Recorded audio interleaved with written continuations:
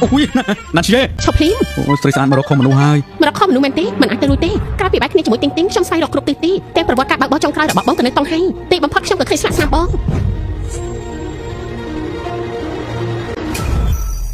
Ê, nơi trong rụng ní, khi ông còn thằng hai đàn ta, ai thua về tọ. Bạn hai mà nó mới chán na để sao? Lẹ khăn phong thế. Bóng pro. Ơi, bạn, mà nó mới chán na, để sao lẹ khăn phong thế. Nè nãy khi mưa trong phải cọp này cái tranh. Bóng. Hai ấy là luôn bóng miền khăn mình say. Bóng miền mình say hay ấy. Miền thế, miền màu nào? បងប្រាលុយទិញមែនទេខ្ញុំប្រាប់បងច្រើនដងហើយថាមនុស្សស្រីតាមផ្លូវមិនស្អាតបាត់ទេបើបងត្រូវការខ្ញុំអាចរកឲ្យបងបានបានហើយមកធ្វើស្អីទៀតហើយខ្ញុំលំបាកចិត្តធ្វើសត្វទៅហើយគឺមនុស្សស្រីតកូលឈិននោះអីស្គាល់នេះណាទេតកូលឈិនជាតកូលនំមុខថែមទាំងបំរើតកូលហាងទៀតផងបងហេតុអីនៅសុកសុកបានសួរបាត់នេះឬមួយមានមនុស្សតកូលឈិនធ្វើឲ្យបងមិនពេញចិត្តមិនអញ្ចឹងខ្ញុំធ្វើតកូលឈិនលេងបានបញ្ហាតែងទួយទេមិនចាំបាច់ហៅដល់ថ្នាក់ទេណាក៏បានបងប្រកាសចិត្តណាថាមិនត្រូវការជំនួយពីខ្ញុំប្រកាសចិត្តណាខ្ញុំអាចកាយខ្លួនឯងបានអូខេហើយខុសកំណត់ខ្ញុំស្អែកនេះបងត្រូវតែមកណាដល់ពេលហ្នឹងខ្ញុំនឹងចាត់ការគ្រប់យ៉ាងជំនួសបងស្អែកនេះខុសកំណត់នេះមែនទេខ្ញុំហើយបងខ្ញុំស្វែងរកបង3ឆ្នាំពេញណាកុំចិត្តអាក្រក់ពេកអីអូក៏បានទៅក៏បានដែរអូខេស្អែកនេះខ្ញុំឲ្យមនុស្សយកកាន់ចេញទៅឲ្យបងណាបានណាបងស្អែកនេះជួបគ្នាអត្តសញ្ញាណខ្ញុំពេលនេះជារឿងមកចាត់នៅកន្លែងដែលមិនគួរបង្ហាញខ្លួនចាត់ការខ្ញុំផងណាចាបាននាងហាន់ចាំទុកណាបញ្ជារបស់បងគឺជាបញ្ជារបស់ខ្ញុំនាងត្រូវធ្វើតាមគ្រប់យ៉ាងចាត់ដឹងហើយ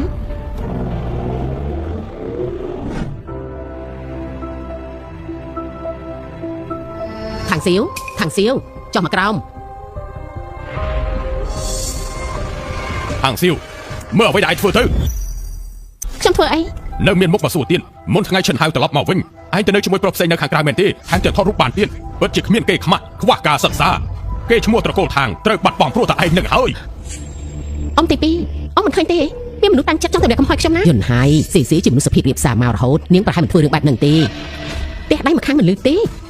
បើនាងមិនបានធ្វើពិតមែនមកត្រូវអ្នកដទៃមួយបង្កាច់បានយ៉ាងម៉េចឃើញច្បាស់ថានាងកំពុងជាប់តាក់ខ្លួនឯងហើយខ្ញុំជាប់តាក់ខ្លួនឯងមែនទេ20ឆ្នាំនេះខ្ញុំធ្លាប់និយាយជាមួយអ្នកណាធ្លាប់តាក់ទងជាមួយអ្នកណាខ្លះបើចង់ឲ្យនិយាយទោះបីជាខ្ញុំធ្វើវាជាសេរីភាពរបស់ខ្ញុំគ្មានអ្វីតាក់ទងជាមួយអ្នកណាទេវាមិនមែនជារឿងងាយស្រួលទេដែលយើងត្រូវទៅអង្វរផ្ដល់ឱកាសឲ្យឯងរៀបការជាមួយត្រកូលឈិនតែបើព្រោះតែរឿងនេះធ្វើឲ្យការរៀបការខកខាននោះរឿងនឹងមានបញ្ហាដល់ត្រកូលហានណាទទួលខុសត្រូវតែអ៊ំទី2ខ្លាចព្រោះរឿងនេះមែនហើយខ្ញុំភ្លេចទៅសារធាតុដែលបញ្ញាប់ឲ្យខ្ញុំរៀបការចូលគ្រួសារត្រកូលហានលឿនដល់ថ្នាក់ហ្នឹងក៏ព្រោះតែខាងឈិនក៏របស់អ៊ំសវឹងស្រាធ្វើឲ្យត្រកូលហានមិនពេញប្រទេសដែរបើឯងគ្មានគេខ្មាស់ទោះបីត្រកូលហានជួបបញ្ហាក៏ដោយតែយើងក៏នៅតែខ្វល់ពីត្រកូលឈិនបើឲ្យយើងនិយាយបញ្ញាប់បញ្ជូនមនុស្សទៅរកលោកម្ចាស់ឈិនឆាប់ទៅសុំទូគេទៅម៉ែឈៀននិយាយត្រូវឥឡូវនេះត្រកូលឈិនខ្លាចជាមហាសេដ្ឋីនៅក្រុងតុងហៃថែមទាំងត្រកូលហាននៅពីក្រោយខ្នងទៀតនេះជារឿងបន្ទាន់បញ្ញាប់បញ្ជូនមនុស្សទៅកន្លែងហ្នឹងទៅថងសៀវបញ្ហានេះអញជាអ្នកបង្កគួរតែកែប្រែដោយខ្លួនឯងផ្ទាល់ក្រោយពីទៅកន្លែងហ្នឹងក៏បញ្ញាប់ទៅទទួលកំហុសជាមួយលោកម្ចាស់ឈិនហើយសូមឲ្យគេអញ្ជើញយើងទៅកម្មវិធីខួបកំណើតត្រកូលហានអញលឺហើយនៅបញ្ហាកាត់ឡើងព្រោះតែខាងឈិនហេតុអីខ្ញុំត្រូវរៀបការជាមួយឈិនហើយណាដើម្បីកែបញ្ហាត្រកូលយើងសម្ដីលយខ្លាំងណាស់អញមិនស្ដាប់យើងឯងជឿថាឯងកុំភ្លេចឲ្យសោះគ្រប់យ៉ាងដែលឯងមានគឺត្រកូលថាជាអ្នកឲ្យឯងកន្លងមកគ្មានអ្នកណាចាប់អារម្មណ៍សុខភាពឬអារម្មណ៍របស់ខ្ញុំទេគ្រប់គ្នាចាប់អារម្មណ៍តែខ្លួនឯងបើវាខ្លាំងទៅជាបែបនេះហើយហេតុអីក៏ខ្ញុំត្រូវបោះបង់ក្តីសុខខ្លួនឯងដើម្បីគ្រប់គ្នានោះឈប់និយាយទៅឯងគឺជាអ្នកណាសម្រុកចូលទីនេះបានយ៉ាងម៉េចខ្ញុំឈ្មោះវ៉ាន់តុងការពិតឯងជាអ្នកបើកឡានម្នាក់នឹងតើមែនហើយឯងពិតជាប្រហែលខ្លាំងណាស់ហ៊ានចូលមកយ៉ាងនេះសមត្ថភាពត្រកូលທາງมันអាចមានសមត្ថភាពមកគាត់ខ្ញុំបានទេនេះឯងលោកមកទីនេះក្រែងខ្ញុំប្រាប់ឲ្យលោកកិច្ចចេញឯងខ្ញុំប្រាប់ហើយថាខ្ញុំជាអ្នកទទួលខុសត្រូវបើសិនជាមានអ្នកណាម្នាក់ហ៊ានសាងបញ្ហាឲ្យនាងពិបាកនោះខ្ញុំមិនទុកមុខអត់ទេលោកអាចជួយខ្ញុំបានយ៉ាងម៉េចលោកគ្រាន់តែជាអ្នកបើកឡាននឹងអាចជួយខ្ញុំកែបញ្ហាបានដែរលោកអាចចាត់ការជាមួយឈិនហើយណានបានមែនទេឈប់បដិបត្តិទេព្រោះតែឯងអាក្មេងសុំទៀនឯងបំផ្លាញភាពបរិសុទ្ធកូនស្រីយើងម៉ាក់រឿងនេះមិនតាក់ទងនឹងគេទេណែបញ្ញាប់ដល់ថ្នាក់ហ្នឹងអីយប់មិញពួកឯងទាំងពីរនៅមិនទាន់មានអីជាមួយគ្នាទេមែនទេហាសៀវប្រាប់ការពិតដល់ម៉ាក់មកនិយាយមកទាំងអស់គ្នាបានដេញដោលឲ្យខ្ញុំទទួលយកយ៉ាងគ្មានគេខ្មាស់បានឲ្យវាទៅតាមគ្រប់គ្នាត្រូវការទៅមែនហើយខ្ញុំនឹងវ៉ាន់តុងគឺជារឿងពិត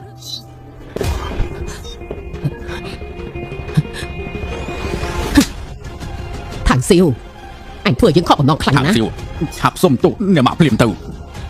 ថងសៀវអញក៏ជាដូចម្ដាយឯងមែនចរិតមិនចេះអភិវឌ្ឍខ្លួនឯងទេមីស្រីរមិលគុណមីទូរយុះស្រីគ្មានគេខ្មាស់ខ្លួនឯងមានចំណងហើយនៅហ៊ានតាក់ទងជាមួយអ្នកបើកឡានហេតុអីនៅមិនទាន់លុបជង្គង់សុំទោសទៀតអ្នកបើកឡានតើវាយ៉ាងម៉េចមនុស្សដែលអ្នកគ្រប់គ្នានិយាយដល់និយាយតែពីអនាគតផលប្រយោជន៍ចាប់អារម្មណ៍តែខ្លួនឯងគ្មានម្នាក់ដែលក្រោកឡើងជួយខ្ញុំទេខ្ញុំមិនខ្វល់ថាគេជានរណាទេគេជាមនុស្សរបស់ខ្ញុំកូនឈិនត្រឡប់មកហើយលោកប្រឈិនលោកមកបានយ៉ាងម៉េចហ្នឹងលោកប្រឈិនលោកមកហាន់ជិញអង្គុយសិនមកជិញអង្គុយប្រកបណាខ្ញុំមករកគូដណ្ដឹងរបស់ខ្ញុំថងសៀវមិនកំប្រមើលថៃអ្នកប្រឈិនទៅហេតុអីក៏មិនធ្វើខ្លួនឯងទៅនាងហេតុអីគូដណ្ដឹងរបស់ខ្ញុំមិនរួមដៃជាមួយអញ្ចឹងរឿងនេះគិតថាយើងទើបតែត្រឡប់មកប្រទេសចិនរឿងជុំមិនគិតថាខ្ញុំមិនដឹងទេលោកប្រឈិនពួកយើងអាចអធិប្បាយបានខ្ញុំនឹងឲ្យអ្នកស្រីបកស្រាយបើបកស្រាយមិនត្រឹមត្រូវប្រកាសជាទទួលផលដែលតាមមក គឺវាត្រឹមតែជាអ្នកបាក់ឡានល្ងងម្នាក់ដែលរកផលប្រយោជន៍ពីកូនស្រីខ្ញុំពីកំពង់ស្វឹងទើបធ្វើរឿងបែបហ្នឹងមែនហើយរឿងទាំងអស់នេះព្រោះតែអាម្នាក់ហ្នឹងគ្មានអីពាក់ព័ន្ធនឹងស៊ីវយើងទេជឿខ្ញុំចោះណា ការពិតជាឯងហ៊ានប៉ះពាល់មនុស្សស្រីរបស់សិនហៅណាន រឿងនេះមិនតេតតនឹងគេទេមានអីនិយាយជាមួយខ្ញុំមក ខាងសៀវនេះឯងចង់ធ្វើស្អីឯងចង់យកអាអ្នកបើកឡានលើកើម្នាក់ហ្នឹងឯងចង់សម្លាប់ពួកយើងមែនទេ ខាងសៀវនេះឯងមិនព្រមឈប់ទៀតមែនទេវាគ្រាន់ជាអ្នកបើកឡានបើវាស្លាប់ក៏លេងឲ្យវាស្លាប់ទៅមិនបាច់ទាំងវល់លោកឈិនឲ្យដោះលែងវាទេលោកឈិនជាមនុស្សមានចិត្តមេត្តាតែវាហ៊ានប៉ះពាល់កូនស្រីយើងនឹងសម្លាប់វាជាបំណាច់បំណែក នាងចង់ការពារវា គ្រប់យ៉ាងកាត់ឡើងព្រោះតែខ្ញុំបើលោកឈិនចង់សម្លាប់ឬកាប់ជាបំណាច់បំណែកខ្ញុំក៏ព្រមមិនពាក់ព័ន្ធនឹងគេទេ ល្អណាស់តែនាងគិតថាការដែលគូដណ្ដឹងរបស់ឈិនហៅណានហ៊ានចូលមនុស្សប្រុសចូលមកដោយចាយតម្លៃនេះវាសមមែនទេអត់ទេយើងនឹងជីកត្រកូលរបស់នាងហើយទម្លាក់ចូលរំដៅជាមួយគ្នា ឯងមានសិទ្ធិអីមកកាត់សក្តិឲ្យតកោខាងនោះ សិទ្ធមែនទេយើងប្រាប់ឯងទៅចុះក៏ព្រោះតែត្រកូលឈិនយើងជាអ្នកដឹកនាំនៅក្នុងក្រុងតងហៃត្រូវលោកតាហានពេញចិត្តបំផុតទាំងអស់នេះបានដែរទេខាងសៀវពីដំបូងនាងចង់រៀបការជាមួយខ្ញុំហើយនាងក៏ពេញចិត្តធ្វើជាមនុស្សរបស់ខ្ញុំអ្នកប្រជជនធ្វើឲ្យត្រកូលហានមិនពេញចិត្តយើងជួយបានតែបើនាងត្រូវការបាននេះវាពិតជាគួរឲ្យខ្មាស់អៀនខ្លាំងណាស់ហាងវាងជឺនេះជាកូនស្រីដែលនាងចិញ្ចឹមមក ខាងសៀវមិនថាឯងទទួលយកឬអត់តែអ្វីដែលឯងមានពេលនេះគឺជារបស់តកូលខាងទាំងអស់បើឯងនៅមើលឃើញថាយើងជាម៉ាក់ឯងឆាប់សុំទោសលោកឈិនឥឡូវនេះភ្លាមទៅ សៀវម៉ាក់ឯងធ្វើដើម្បីផលប្រយោជន៍ឯងទាំងអស់នឹងសូមកុំធ្វើឲ្យម៉ាក់ឯងលំបាកអីណា សុំទោស ថាម៉េច សុំទោស នាងគិតថាប៉ុណ្ណឹងគ្រប់គ្រាន់មែនទេ ចុះលោកត្រូវការអី ដល់ខោឯងចេញហើយលុតជង្គង់របស់ខ្ញុំបើមិនចេញខ្ញុំនឹងហែកវាចោលម៉ានេះគឺជាលិខិតអញ្ជើញទៅកម្មវិធីខួបកំណើតត្រកូលហានយើងត្រូវតែបានវាមកទើបមានឱកាសទៅសុំទោសត្រកូលហានណាម៉ា យើងដឹងសម្រាប់តកូលឈិនដើម្បីថ្ងៃអនាគតរបស់តកូលខាងយើងត្រូវបានការអញ្ជើញមួយនេះខាងសៀវឯងនៅធ្វើអីទៀតឆាប់ដោះចេញទៅលោកប្រឈិនកូនស្រីខ្ញុំជាគូនឹងដឹងរបស់លោកនេះជាកន្លែងសាធារណៈ មិនចង់រៀបការឲ្យមែនទេរហូតមកខ្ញុំគ្រាន់តែចាត់ទុកនាងជារបស់លេងតែប៉ុណ្ណោះ ឈិនណាវ៉ាន់ បានទុំលោកធ្វើអីហ្នឹង យើងសុំប្រាប់ទៅចុះរឿងនេះខាងសៀវជាអ្នកខាត់បងបំផុតពេលនេះគួរតែបញ្ចប់ពិធីភ្ជាប់ពាក្យតម្រូវទៅឯងធ្វើឲ្យនាងអាប់អោននៅក្នុងពិធីនេះចាំមិនមែនទេនេះសមត្ថភាពកូនប្រុសនៅតកោឈិនមែនទេ ចាំឯងមានសិទ្ធិស្អីមកប៉ះជើង បើយើងប៉ះឯងចង់ធ្វើស្អីយើងប្រាប់ឯងទៅចុះឯងចង់ធ្វើអ្វីជើងធ្វើអ្វីក៏បានប៉ុន្តែយើងប្រាប់ឯងមិនត្រូវប៉ះពាល់នាងជាដាច់ខាត ឯងចង់ឲ្យយើង អាសម្បត្តិអញ្ជើញឯងចង់យកទៅគម្រាមណា ឯង មនុស្សអាក្រក់ឯងគិតចង់សម្រាប់ត្រកូលខាងមែនទេមិនទៅលិខិតចេញតែឯងហែកមិញនេះទោះបីជាឯងដេកនៅក្នុងគុករាប់ជីវិតមិនអស់ក៏វាមិនគ្រប់ដែរ លោកប្រឈិនមិញនេះលោកឃើញផ្ទាល់ភ្នែកខ្លួនឯងហើយថាវាហែកកាត់អញ្ជើញដែលគ្មានការអនុញ្ញាតពីយើងវានៅតកូលខាងគ្មានអីតាក់ទងគ្នាទេ មិនហើយលោកឈិនជួយរកយុត្តិធម៌ឲ្យពួកយើងផងទៅ បានទុំមុនពេលដែលលោកធ្វើលោកផ្លាប់ទៅដល់លទ្ធផលដែលលោកត្រូវទទួលដែរទេដឹងទេថាឲ្យស្លាប់បានណាហេតុអីក៏ធ្វើទៀត គ្រាន់តែសម្បត្តិអញ្ជើញមួយស្លឹកមានន័យធំដុំទៅ តែនេះសម្បត្តិមកពីតកូលហាន់កដាស់មួយស្លឹកមានតម្លៃជាងនេះទៅទៀតអាចកំណត់ការស្លាប់របស់តកូលនៅក្នុងតង់ហែកបាន អូអញ្ចឹងហ៎យាយសុំផ្ញើសម្បត្តិព្រីននៅតកោខាងឲ្យខ្ញុំតែមកខ្ញុំត្រូវការប្រើ លោកធ្វើបែបនេះនៅមកខ្ញុំសប្បាយណាស់មែនទេ ជឿខ្ញុំទៅសម្បត្តិអញ្ជើញមិនយូរទេមកដល់ហើយ លោកនឹងនិយាយបែបនេះដល់ពេលណាទៀតសំបីតកូលខាងក៏គ្មានគុណសម្បត្តិគ្រប់គ្រាន់ដែលបានកាត់អញ្ជើញដែរលោកគ្រាន់តែជាអ្នកបាក់ឡានអាចទៅរួចដែរ ហើយអ្វីក៏មិនបាន នេះអាចចង់មានន័យថាបន្តិចទៀតនឹងមានមនុស្សយកសម្បត្តិអញ្ជើញមកទីនេះមែនទេ មែនហើយ និយាយស្ដីអត់ប្រយោជន៍វាងតុងបើឯងមានសមត្ថភាពធ្វើបានដល់ថ្នាក់ហ្នឹងឯងត្រឹមតែជាអ្នកបើកឡានទេ អ្នកបើកឡានតើប្រយ៉ាងម៉េចខ្ញុំដឹងថាគ្រប់គ្នាមើលងាយខ្ញុំតែខ្ញុំក៏មិនពេញចិត្តអ្នកប្រមាថដែរ បានហើយលោកមិនបាននិយាយទៀតទេអរគុណសម្រាប់ទឹកចិត្តណាខ្ញុំនឹងសូមឲ្យលោកឈិនដោះលែងលោកចាប់ពីថ្ងៃនេះទៅយើងមិនបាច់ជាពាក់គុណគ្នាទៀតទេ សំបោះឲ្យវាមែនទេវាមកពាក់ព័ន្ធជាមួយនឹងស្រីរបស់យើងមុនថែមទាំងហែកសម្បត្តិអញ្ជើញចោលទៀតទោះបីជាមានទេវតាមកទីនេះក៏ដោយក៏មិនអាចជួយវាបានដែរចូលមកកាត់ដៃកាត់ជើងវាបញ្ជូនទៅត្រកូលហានដើម្បីកាត់ទោសត្រកូលហានតង់ហៃមកដល់ហើយ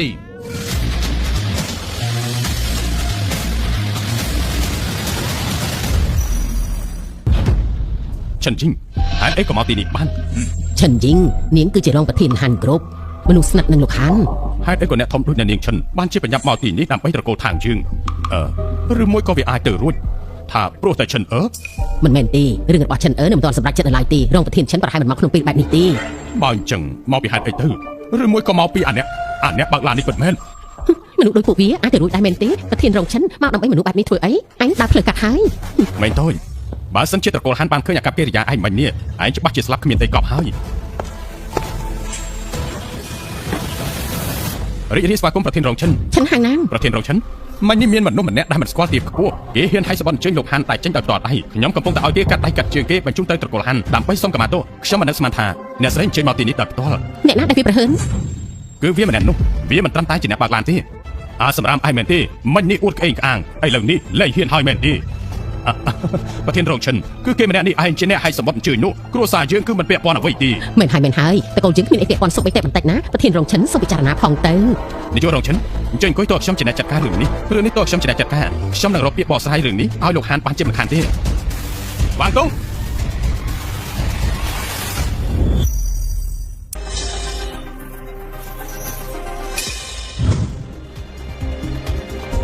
អរុននេះសង្ហាដែនតានេះ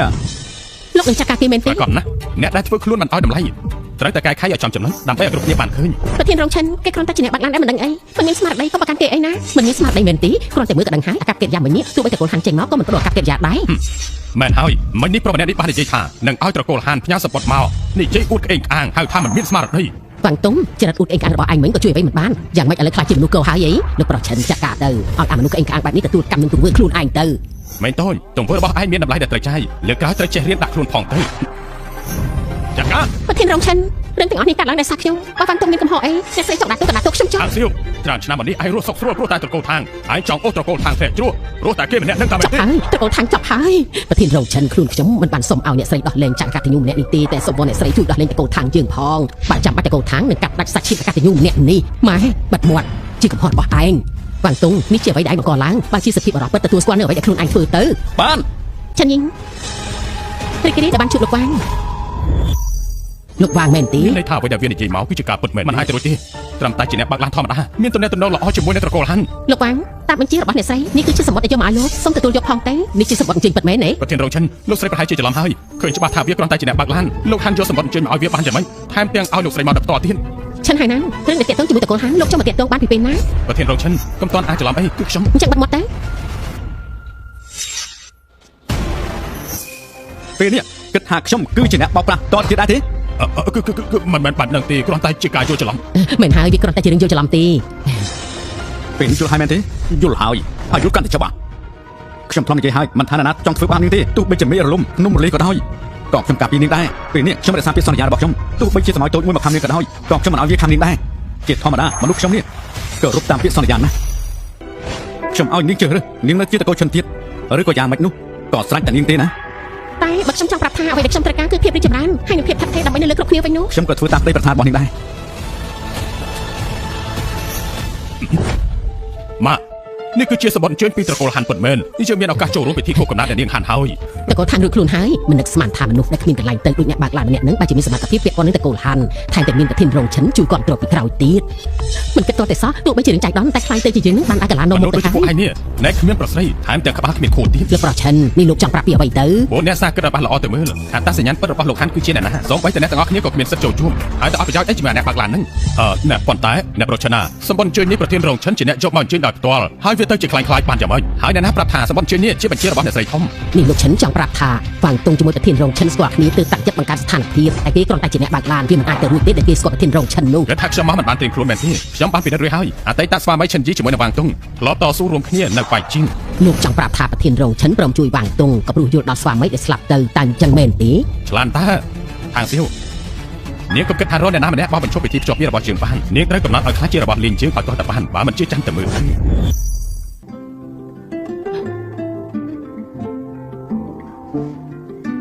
ម៉ាក់ធ្វើបែបនេះធ្វើអីទៅកូនសម្លាញ់ប្រាប់ម៉ាក់មកកូនសម្លាញ់វ៉ាងតុងម្នាក់នឹងមែនទេអត់ទេ អញមិនបាច់កុហកម៉ាក់ទេមនុស្សប្រុសដូចគេណាទាំងក្លាហានទាំងមុខមុតទាំងស្មោះត្រង់មនុស្សបែបនេះអ្នកណាមិនចិត្តទុនទៅម្យ៉ាងវិញទៀតម៉ាក់ជឿថាបើគេមានពេលគ្រប់គ្រាន់ប្រកាសជាអាចបង្កើតអភិនិហាបានមិនខានទេតែថាកូនមិនអាចនៅខាងគេបានទេតកូលខាងរបស់យើងមិនអាចចាំបានទៀតទេម៉ាក់នឹងមិននិយាយឈិនហើយណាជាមនុស្សយ៉ាងម៉េចទេវ៉ាងតុងម្នាក់នឹងមិនអាចប្រៀបនឹងអ្នកប្រឆិនបានទេតែគេទទួលបានសម្បត្តិអញ្ចឹងណានឹងគ្រាន់តែជាសម្បត្តិអញ្ចឹងមួយសន្លឹកប៉ុណ្ណោះម៉ាក់មិនខ្វល់ទេថាវ៉ាងតុងនិងប្រធានរងឈិនមានតែអ្នកតំណងអីនឹងគ្នាតែតកូលរបស់នាងគឺឈិនមិនមែនហានទេបើគេមិនមានតកូលហានឲ្យពឹងពាក់ក៏គ្មានអ្វីដែរតែឈិនហើយណាខុសពីគេជាចាស់ប្រុសច្បងរបស់តកូលឈិនជាមនុស្សដែលមានតកូលឈិនបណ្ដុះបណ្ដាលមកច្រើនឆ្នាំហើយដូច្នេះហើយការជ្រើសរើសឈិនហើយណាគឺជារឿងដែលស័ក្តិសមបំផុតម៉ាក់ខ្ញុំគ្មានសិទ្ធិជ្រើសរើសទេមែនទេតកូលខាងខំចិញ្ចឹមឲ្យបាច់ឯងមកទាំងកិត្តិយសហើយនឹងភាពរុងរឿងដូច្នេះហើយរឿងនេះជាភាពទទួលខុសត្រូវដែលឯងមិនអាចគេចបានលុះត្រាតែវ៉ាងតុងមានប្រយោជន៍ច្រើនជាងឈិនហាងណានខ្ញុំយល់ហើយកូនសម្លាញ់ស្ដាប់ម៉ាក់ណាកាត់ចិត្តពីវ៉ាងតុងទៅហើយក៏ត្រឡប់ទៅត្រូវគ្នាជាមួយនឹងលោកប្រុសឈិនតែបើខ្ញុំចង់ប្រាប់ថាអ្វីដែលខ្ញុំត្រូវការគឺភាពរុងរឿងហើយនឹងភាពថិតថេរដើម្បីនៅលើគ្រប់គ្នានោះ ខ្ញុំនឹងធ្វើតាមក្តីប្រាថ្នារបស់នាងចុះ វ៉ាងតុង នឹងមានពេល2ម៉ោងទៀតមុននឹងកម្មវិធីចាប់ផ្ដើមមកទទួលខ្ញុំទៅលោកហ៊ានទេ តើនេះចង់ទៅណា តាមចិត្តលោកចុះតែក្រៅពីនេះខ្ញុំសូមឲ្យលោកចេញពីជីវិតខ្ញុំ ចេញទៅមែនទេ លោកព្យាយាមរត់ថ្នាក់នេះក៏ព្រោះចង់បានខ្ញុំមិនចឹងទេតែចុងក្រោយលោកក៏សួរជាមួយឈិនហៃណាមិនបាន2ម៉ោងនេះគឺជាឱកាសចុងក្រោយរបស់លោកហើយ នាងទៅចុះទៅធ្វើជាកុំសាគ្រួសារឈិនទៅ វ៉ាន់តុងក៏ថាខ្ញុំមិនបានដាស់តឿនណាហើយនេះខ្ញុំមិនមានសេរីភាពខ្ញុំចង់ប្រកួតខ្លួនប្រាណហើយនឹងចិត្តឲ្យតែអ្នកណាក៏ជារឿងរបស់ខ្ញុំតែក្រោយពីយប់នេះទៅពីអ្នកយើងគ្មានអ្វីពាក់ព័ន្ធគ្នាទៀតទេលោកត្រូវការនេះជាឱកាសចុងក្រោយរបស់លោកហើយមែនទេ នាងគិតថាខ្ញុំមិនហ៊ានមែនទេ អញ្ចឹងធ្វើទៅតែបើគិតថាការទៅសន្តាគារពីលោកបាត់នោះធ្វើនៅត្រង់នេះក៏បា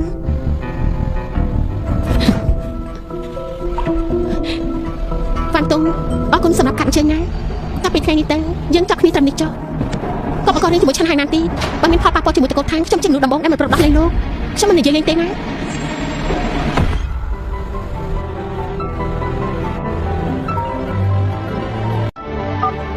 ហៅឡូ លោកអាំងខ្ញុំចាំនៅសន្តាគារណាលោកអាំងនេះឈុតសម្រាប់ទៅញ៉ាំបាយល្ងាចនេះគឺឆ្នៃឡើងសម្រាប់លោកជាពិសេស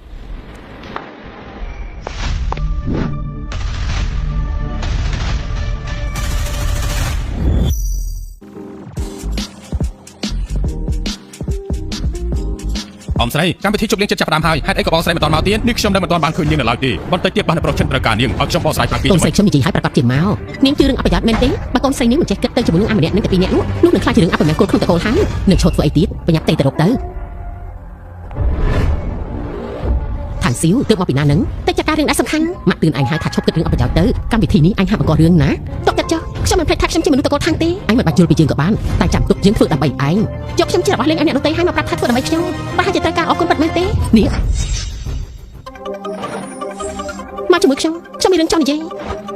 ឆាន់ហើយណាខ្ញុំនឹងព្រមស្ដាប់លោកតែរឿងខាងឆាន់ត្រូវតែចាត់ការរួចរាល់នៅយប់នេះហើយម្យ៉ាងទៀតលោកត្រូវហាក់ពាក់ព័ន្ធជាមួយនឹងវ៉ាន់តុងទៀត មិននឹកស្មានថាមកដល់ពេលនេះហើយនាងនៅតែធ្វើដើម្បីម្នាក់នឹងទៀតយកក្រុមតែបន្ទប់ទឹកជាមួយខ្ញុំហើយធ្វើខ្ញុំពេញចិត្តខ្ញុំនឹងធ្វើអ្វីតាមដែលនាងសុំ ឆាន់ហើយណាក៏បង្ខំខ្ញុំណាតកូលឆាន់រងងាប់ពិតមែនតែខ្ញុំមិនមែនកូនវ៉ាន់នៅក្នុងកណ្ដាប់ដៃរបស់អ្នកណានោះទេ ខាងស៊ីវពេលនេះខ្ញុំកាន់តែចាប់អារម្មណ៍នាងហើយតែបើពេលនេះបើសិនជាខ្ញុំបង្ខំនាងតើនាងអាចធ្វើអ្វីបានទេ កុំភ្លេចណាខ្ញុំនៅតែជាគូដណ្ដឹងរបស់លោកបើលោកគៀបសង្កត់ខ្ញុំរឿងយប់មិញខ្ញុំនឹងបកអាក្រាប្រាប់អ្នកទាំងអស់គ្នាឲ្យដឹងទាំងក្រុមទាំងហើយខ្ញុំខាងស៊ីវអាចនឹងខូចកេរ្តិ៍ឈ្មោះតែលោកឈិនហើយណានឹងខ្លាចជាទូកំ pl ែង ខាងស៊ីវខ្ញុំពិតជាវាតម្លៃនាងទៀតពិតមែន បើខ្ញុំមិនបានកើតក្នុងតកូលខាងតែខ្ញុំមានផ្លូវជ្រើសរើសច្រើនជាងនេះទេលោកគិតមែនទេថាខ្ញុំនឹងព្រមរៀបការជាមួយលោកបើខ្ញុំអាចជ្រើសបានខ្ញុំនឹងជ្រើសយកវ៉ាន់តុង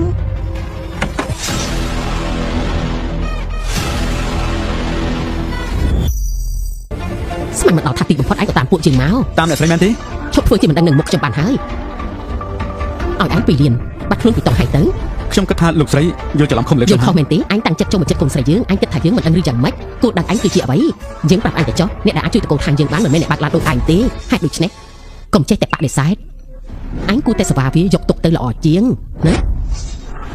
យ៉ាងម៉េចវាតិចពេកមែនទេបើមិនមែនដោយសារកូនស្រីយើងមុខមាត់ដូចអញនេះគ្មានតម្លៃសុបអីតែបន្តិចខ្ញុំសុំដាក់ទឿនណាកុំមកធ្វើមុខក្រាស់ខ្លាំងពេកប៉ាំងតុងអ្វីដែលខ្ញុំនិយាយក្នុងឡានលោកមិនយល់ទេមែនទេ ខ្ញុំយល់អ្នកបើកឡានដូចខ្ញុំនេះមិនគួរស្រមៃដល់នាងជាគូដណ្ដឹងរបស់ត្រកូលឈិននោះទេទុកចិត្តចុះខ្ញុំគោរពការសម្រេចរបស់នាងខ្ញុំមិនមករកខានទៀតទេ អញ្ចឹងបើយល់ហើយមិនក៏មិនឆាប់ចេញទៅទីនេះមិនមែនកន្លែងសម្រាប់លោកទេ មើលទៅនាងដូចជាយល់ច្រឡំខុសលើខ្ញុំហើយខ្ញុំទទួលសម្បត្តិចេញមកនាងនិយាយមួយម៉ាត់ហើយខ្ញុំចេញទៅដូចជាមិនសមទេ ប៉ាំងតុងខ្ញុំនិយាយច្បាស់ហើយយើងនៅឋានៈខុសគ្នាលោកនៅឌឺទៀតទេ យ៉ាងណាបើមិនជឿហើយនិយាយក៏គ្មានប្រយោជន៍ដែរ ជប់លៀមបើឯងហ៊ានដើរមួយជំហានទៀតយើងនឹងបំបត្តិជើងឯងតែសម្រាប់មិននឹកស្មានថាឯងហ៊ានមកទីនេះមនុស្សល្ងងវាប្រហែលជាមិនខ្លាចទេមើលទៅនេះជាកម្មវិធីខួបកំណើតរបស់អ្នកនាងហាន់គ្រប់គ្នាដែលនៅទីនេះសុទ្ធតែជាភ្ញៀវកិត្តិយសដ៏មានកេរ្តិ៍ឈ្មោះការដែលឯងលេចមកទីនេះគឺកំពុងតែមករកកន្លែងស្ងាត់ជាសៀវឲ្យផ្លេចជ្រើសរើសតែឯងក៏ប៉ុន្តែឯងមិនដឹងល្អអាក្រក់ ខ្ញុំសូមនិយាយម្ដងទៀតខ្ញុំបានទទួលសម្បត្តិចេញមក សម្បត្តិអញ្ជើញបើឯងគិតថាចិនជីជាអ្នកឲ្យសម្បត្តិអញ្ជើញតែឯងនោះហើយឯងអាចចិញ្ចូលនៅក្នុងកម្មវិធីស៊ីវិល័យនេះបានអញ្ចឹងឯងគិតខុសហើយ អញ្ចឹងមែនទេ មិនជឿមែនទេបើអញ្ចឹងបើភ្នែកធំៗមើលឲ្យបានល្អញៀវដ៏មានកិត្តិយសគ្រប់គ្នាសុទ្ធតែជាអ្នកមានឥទ្ធិពលនៅក្នុងតង់ហើយមុខមាត់របស់ឯងទៅយកសម្បត្តិអញ្ជើញមកពីណាឃើញដែរទេគ្រាន់តែជាអ្នកបើកឡានតូចតាចម្នាក់មិនស័ក្តិសមសំបីតែបន្តិចម្ នាក់នឹងជាអ្នកណាទៅ មិនដឹងទេប៉ុន្តែវាមកពាក់ព័ន្ធជាមួយនឹងប្រូឈិនយប់នេះប្រហែលជាយប់ចុងក្រោយដែលវាបានបើកភ្នែក មែនហើយអ្នកនាងហាន់ទុកចិត្តលើលោកប្រឆិនខ្លាំងណាស់អត្តពលគេធំមហិមាបានលើមកថាកម្មវិធីជប់លៀងនៅយប់នេះមើលទៅដូចជាកម្មវិធីខុបណាទូទៅតែតាមពិតទៅកម្មវិធីនេះធ្វើឡើងដើម្បីទទួលស្វាគមន៍មនុស្សម្នាក់គិតមើលទៅថាមនុស្សម្នាក់នេះជាអ្នកណាដល់ថ្នាក់អាចធ្វើឲ្យមនុស្សទូទាំងតង់ហើយរងចាំដល់ថ្នាក់នេះតែអ្នកណាទៀតមិនមែនអ្នកប្រឆិនទេថាម៉េចកម្មវិធីជប់លៀងយប់នេះធ្វើឡើងដើម្បីលោកប្រឆិនអញ្ចឹងមែនទេ កម្មវិធីយប់នេះធ្វើឡើងគឺដើម្បីខ្ញុំមែនទេក្រៅពីខ្ញុំក៏គ្មានអ្នកណាអាចធ្វើឲ្យអ្នកនាងហាន់ចាប់អារម្មណ៍ទៀតដែរ វ៉ាងតុងច្រើនដងហើយដែលឯងពាក់ព័ន្ធជាមួយនឹងគូដណ្ដឹងយើងកុំគិតថាយើងមិនហ៊ានឲ្យសោះណាយើងផ្ដល់ឱកាសឲ្យឯងម្ដងទៀតបញ្ញាប់បោះក្បាលចេញទៅ យើងក៏សាមើលទៅ វ៉ាងតុង ហាសៀវខ្ញុំផ្ដល់ឱកាសឲ្យគេហើយតែគេរកផ្លូវងាប់ដល់ខ្លួនឯងក្មេងចាប់ពីពេលនេះទៅគេគ្មានដៃស៊ីបាយទៀតទេពូកែដែនតើប្រហែលជាយើងឲ្យតម្លៃគេទីពេកឯងអាចទប់ទល់ជាមួយនឹងមនុស្ស10នាក់បានតែឯងមិនអាចទប់ទល់ជាមួយនឹងមនុស្ស100នាក់បានទេ ទោះ10ឬ100នាក់ក៏មកតែតម្លៃដែលឯងត្រូវចាយវាថ្លៃខ្លាំងណាស់មិនសមសមត្ថភាពដែលឯងត្រូវចាយទេ ឯងគិតថាយើងនេះមានសមត្ថភាពចាយ សម្ដីលយខ្លាំងណាស់ណអញគិតថាខ្លួនឯងជានរណា ណែអាបងអូនយើងប្រាប់ឯងទៅចុះណាយើងជាមនុស្សត្រកូលឈិនជាត្រកូលមានឥទ្ធិពលខ្លាំងបំផុតនៅតង់ហៃអ្នកស្នងតំណែងតែម្នាក់គត់ដែលជាទីស្រឡាញ់របស់អ្នកនាងធំត្រកូលហាន់មិនថាមើលជ្រុងជ្រោយណាក៏ខ្ពស់ខ្ពស់ជាងត្រកូលដែលនៅត្រង់នេះហើយសំខាន់អីកម្មវិធីជប់នេះដែលអ្នកនាងហាន់ចាត់ចែងត្រៀមដើម្បីស្វាគមន៍យើងយ៉ាងម៉េចនៅមិនយល់ទៀតទេ ដើម្បីស្វាគមន៍អញចឹងមែនទេ មែនខ្លាចហើយមែនទេនៅហ៊ាននិយាយទៀតថាយើងមិនហ៊ានចាត់ការឯងវាយឺតពេលហើយ គ្រាន់តែជាអ្នកបើកឡានហ៊ានប៉ះពាល់អ្នកប្រឆាំងសមនឹងងាប់ហើយឯងនេះ មានអ្នកណាអាចបញ្ឈប់ត្រកូលនេះបានទេសូម្បីតែត្រកូលឋានក៏សូមចុះចាញ់ ឆានហើយណាលោកសន្យាជាមួយខ្ញុំហើយលោកនឹងមិនធ្វើអីវ៉ាងតុង ការដែលនាងចេញមុខមកការពារវានៅចំពោះមុខមនុស្សច្រើនបែបនេះតើត្រកូលឈិនចំមុខទៅទុកនៅណាធ្វើនាងមានសិទ្ធិអីមកបញ្ជាយើងនៅឈរធ្វើស្អីទៀតយ៉ាងការវាទៅ ឈប់ភ្លាមអ្នកណាឲ្យភាពក្លាហានទៅពួកលោកនេះឆាប់ចេញទៅសូមអភ័យទោសផងលោកវ៉ាង អនុប្រធានឈិនអ្នកស្រីមានន័យថាយ៉ាង ឆានហើយណានេះមានរឿងអីទៅ វាគ្រាន់តែជាអ្នកបើកឡានមិនសមមកជាន់ទីនេះទេឥឡូវបែរជាបង្ហាញខ្លួននៅទីនេះព្រោះតែសម្បត្តិអញ្ជើញរបស់អនុប្រធានឈិនខ្ញុំគួរតែដេញវាចេញតែអនុប្រធានឈិនបែរជារារាំងរឿងនេះអនុប្រធានឈិនបកស្រាយឲ្យគ្រប់គ្នាបានស្ដាប់បន្តិចទៅ មែនហើយមនុស្សដូចគេមានសិទ្ធិអីចូលមកកម្មវិធីបែបនេះ មែនហើយគេមិនគួរមកនិយាយបានហ្នឹងទេ ហើយនៅមកឲ្យខ្ញុំអធិប្បាយស្អីទៀត មែនហើយបកស្រាយវាមក បកស្រាយមកបកស្រាយមក ឆានហើយណាលោកកំពុងតែធ្វើរឿងមិនគាត់បីចំពោះភ្ញៀវនៅនាងហាន់ហើយនៅមកឲ្យខ្ញុំអធិប្បាយស្អីទៀតថាម៉េចគេជាភ្ញៀវសំខាន់នៅនាងហាន់មែនទេ អញ្ចឹងមានន័យថាវ៉ាងតុងមានទំនាក់ទំនងជាមួយអ្នកនាងហាន់តែមែនដែរទេខ្ញុំមែនទេអនុប្រធានឈិនដើម្បីការពារមនុស្សប្រុសម្នាក់នេះអ្នកស្រីហ៊ានកុហកអ្នកគ្រប់គ្នាទីនេះផង ក៏ហៅមែនទេ តែគួរឲ្យស្ដាយប្រវត្តិរបស់វាខ្ញុំដឹងគ្រប់យ៉ាងវ៉ាងតុងគ្រាន់តែជាទាហានតែត្រូវគេបណ្តេញចេញឥឡូវនេះវាគ្រាន់តែជាអ្នកបើកឡានស៊ីឈ្នួលវល់ជាន់ក្រោមបាតសង្គមចំណែកអ្នកស្រីបែរជាប្រាប់ខ្ញុំថាមនុស្សដូចជាវាជាភ្ញៀវសំខាន់របស់អ្នកនាងហាន់ទៅវិញអ្នកនាងយីងអ្នកនាងគិតចង់បោកប្រាស់ពួកយើងហើយអ្នកនាងគិតមែនទេថាពួកយើងទាំងអស់គ្នានេះមិនដឹងរឿងអ្វីសោះពីគេនោះ លោកប្រឆាំងនិយាយត្រូវខ្ញុំមិនជឿ ខ្ញុំក៏មិនជឿដែរខ្ញុំមិនជឿអត់ជឿតតសោះប្រធានឈិនអ្នកស្រីបានលឺហើយជីវិតតខ្លួនរបស់អ្នកស្រីចង់ធ្វើអ្វីក៏ស្រេចតែចិនអ្នកស្រីគួរតែដឹងថាថ្ងៃនេះជាកម្មវិធីសំខាន់ឬអ្នកស្រីគិតថាអាចប្រើឈ្មោះត្រកូលហាន់បាន ឆានហើយណាមិនយូរទៀតទេនៅនាងហាន់នឹងមកដល់ទីនេះខ្ញុំសូមណែនាំលោកកុំសាងបញ្ហាទៀតមិនអញ្ចឹងលោករងចាំទទួលកម្ម យក ទៅ អ្នកនាងហាន់មកគម្រាមខ្ញុំផងហ៎ ខ្ញុំនឹងនិយាយម្ដងទៀតនេះជាកម្មវិធីខុសកំណត់នៅនាងហាន់មិនមែនជារបស់តកូលឈិនពួកលោកទេទីនេះមិនមែនជាកន្លែងដែល អ្នកស្រីក៏ដឹងថាកម្មវិធីនេះគឺជាកម្មវិធីដែលអ្នកនាងហាន់ចាប់ផ្ដើមធ្វើឡើងដើម្បីស្វាគមន៍ខ្ញុំត្រឡប់មកវិញឈិនជីងខ្ញុំពិតជាមិនយល់ពិតមែនអ្នកស្រីសុកចិត្តយកតំណែងជាអនុប្រធានដើម្បីមកការពារប្រុសម្នាក់ហ្នឹងអ្នកស្រីហើយនឹងគេប្រហែលជាមិត្តភក្តិតស៊ូនៅកន្លែងផ្សេងទៀតដឹង នេះរមាស់មែនទេអូយគេណាអនុញ្ញាតឲ្យអ្នកស្រីនិយាយអញ្ចឹង នាងធ្វើស្អីនាងរកភ្លើងងាប់នាងជាអនុប្រធានទោះបីជានាងមិនមែនជាតកូលហាន់ក៏មិនមែនជាតប៉ះពាល់គេបានដែរកុំភ្លេចថារឿងរបស់ឈិននៅមិនទាន់ចាត់ការបានឡើយទេមែនហើយស្វាមីអ្នកស្រីបាត់បង់ជីវិតនៅកន្លែងតស៊ូដូច្នេះពេលដែលបានជួបទាហានដែលត្រូវបញ្ឈប់ដូចជាវាប្រហែលជាទ្រាំមិនបានដែលនឹងនឹកឃើញដល់អតីតរហូតដល់កាត់ចិត្តមិនបានអនុប្រធានឈិនបានអ្នកស្រីខ្វះប្រុសមិនបានអ្នកស្រីគ្រាន់តែប្រាប់តាមត្រង់ខ្ញុំនឹងឲ្យអ្នកស្រីស្គាល់សេចក្តីសុខបំផុតរបស់មនុស្សស្រីអ្នកស្រីមិនចាំបាច់មានរឿងជាមួយនឹងអ្នកមានអំណាចដោយសារតែមនុស្សប្រុសថោកទាបដូចជាវានោះទេអ្នកស្រីគិតថាវាត្រឹមត្រូវដែរទេ ឆានហើយណាខ្ញុំសូមដាក់ពីលោកជាលើកចុងក្រោយលោកកំពុងសាងបញ្ហា អ្នកដែលបង្កបញ្ហាគឺជានាងបើនាងមិនជឿអាចសួរអ្នកគ្រប់គ្នានៅក្នុងកម្មវិធីបានតើអ្នកណាម្នាក់ដែលហ៊ាននៅខាងវានោះ ស្វាមីរបស់អ្នកស្រីជាទាហានមែនទេ គេជាមនុស្សរបស់ពើជាងតែ3ខែមុនទេបាត់បង់ជីវិតក្នុងទូនីតិហើយ អស្ចារ្យខ្លាំងណាស់ការដែលបានស្លាប់ដើម្បីអ្នកខ្ពង់ខ្ពស់ដូចជាពួកយើងក៏ចាត់ទុកថាជាការស្លាប់ដ៏មានតម្លៃបាត់មកដល់អីបងឯងទៅរបស់យើង ស្វាមីនៅនេះឈ្មោះអ្វី យូសាប៉ាំង យូសាប៉ាំង ចូលមក ពួកអាត្រាមអាចចាំទុកណាយើងជាអ្នកដឹកនាំទ័ពលំដាប់លេខ1ទទួលស្លាកបញ្ជាពីព្រះអង្គយើងការពារប្រទេសឲ្យឯកភាពរបស់យើងយូសាប៉ាំងយើងនឹងការពារប្រទេសនេះពួកឯងឆាប់ចូលមកការពិតលោកស្រីជាគ្រួសាររបស់សាប៉ាំង លោកបាងលោកស្គាល់ស្វាមីខ្ញុំមែនទេ ខ្ញុំប្រកាសជាស្គាល់ហើយចាំទុកណាគេឈ្មោះថាយូសាប៉ាំងចាប់តាមណានិយាយតាមជើងយូសាប៉ាំងត្រូវចាំទុកឲ្យបានល្អកុំឲ្យភ្លេចអត់សោះ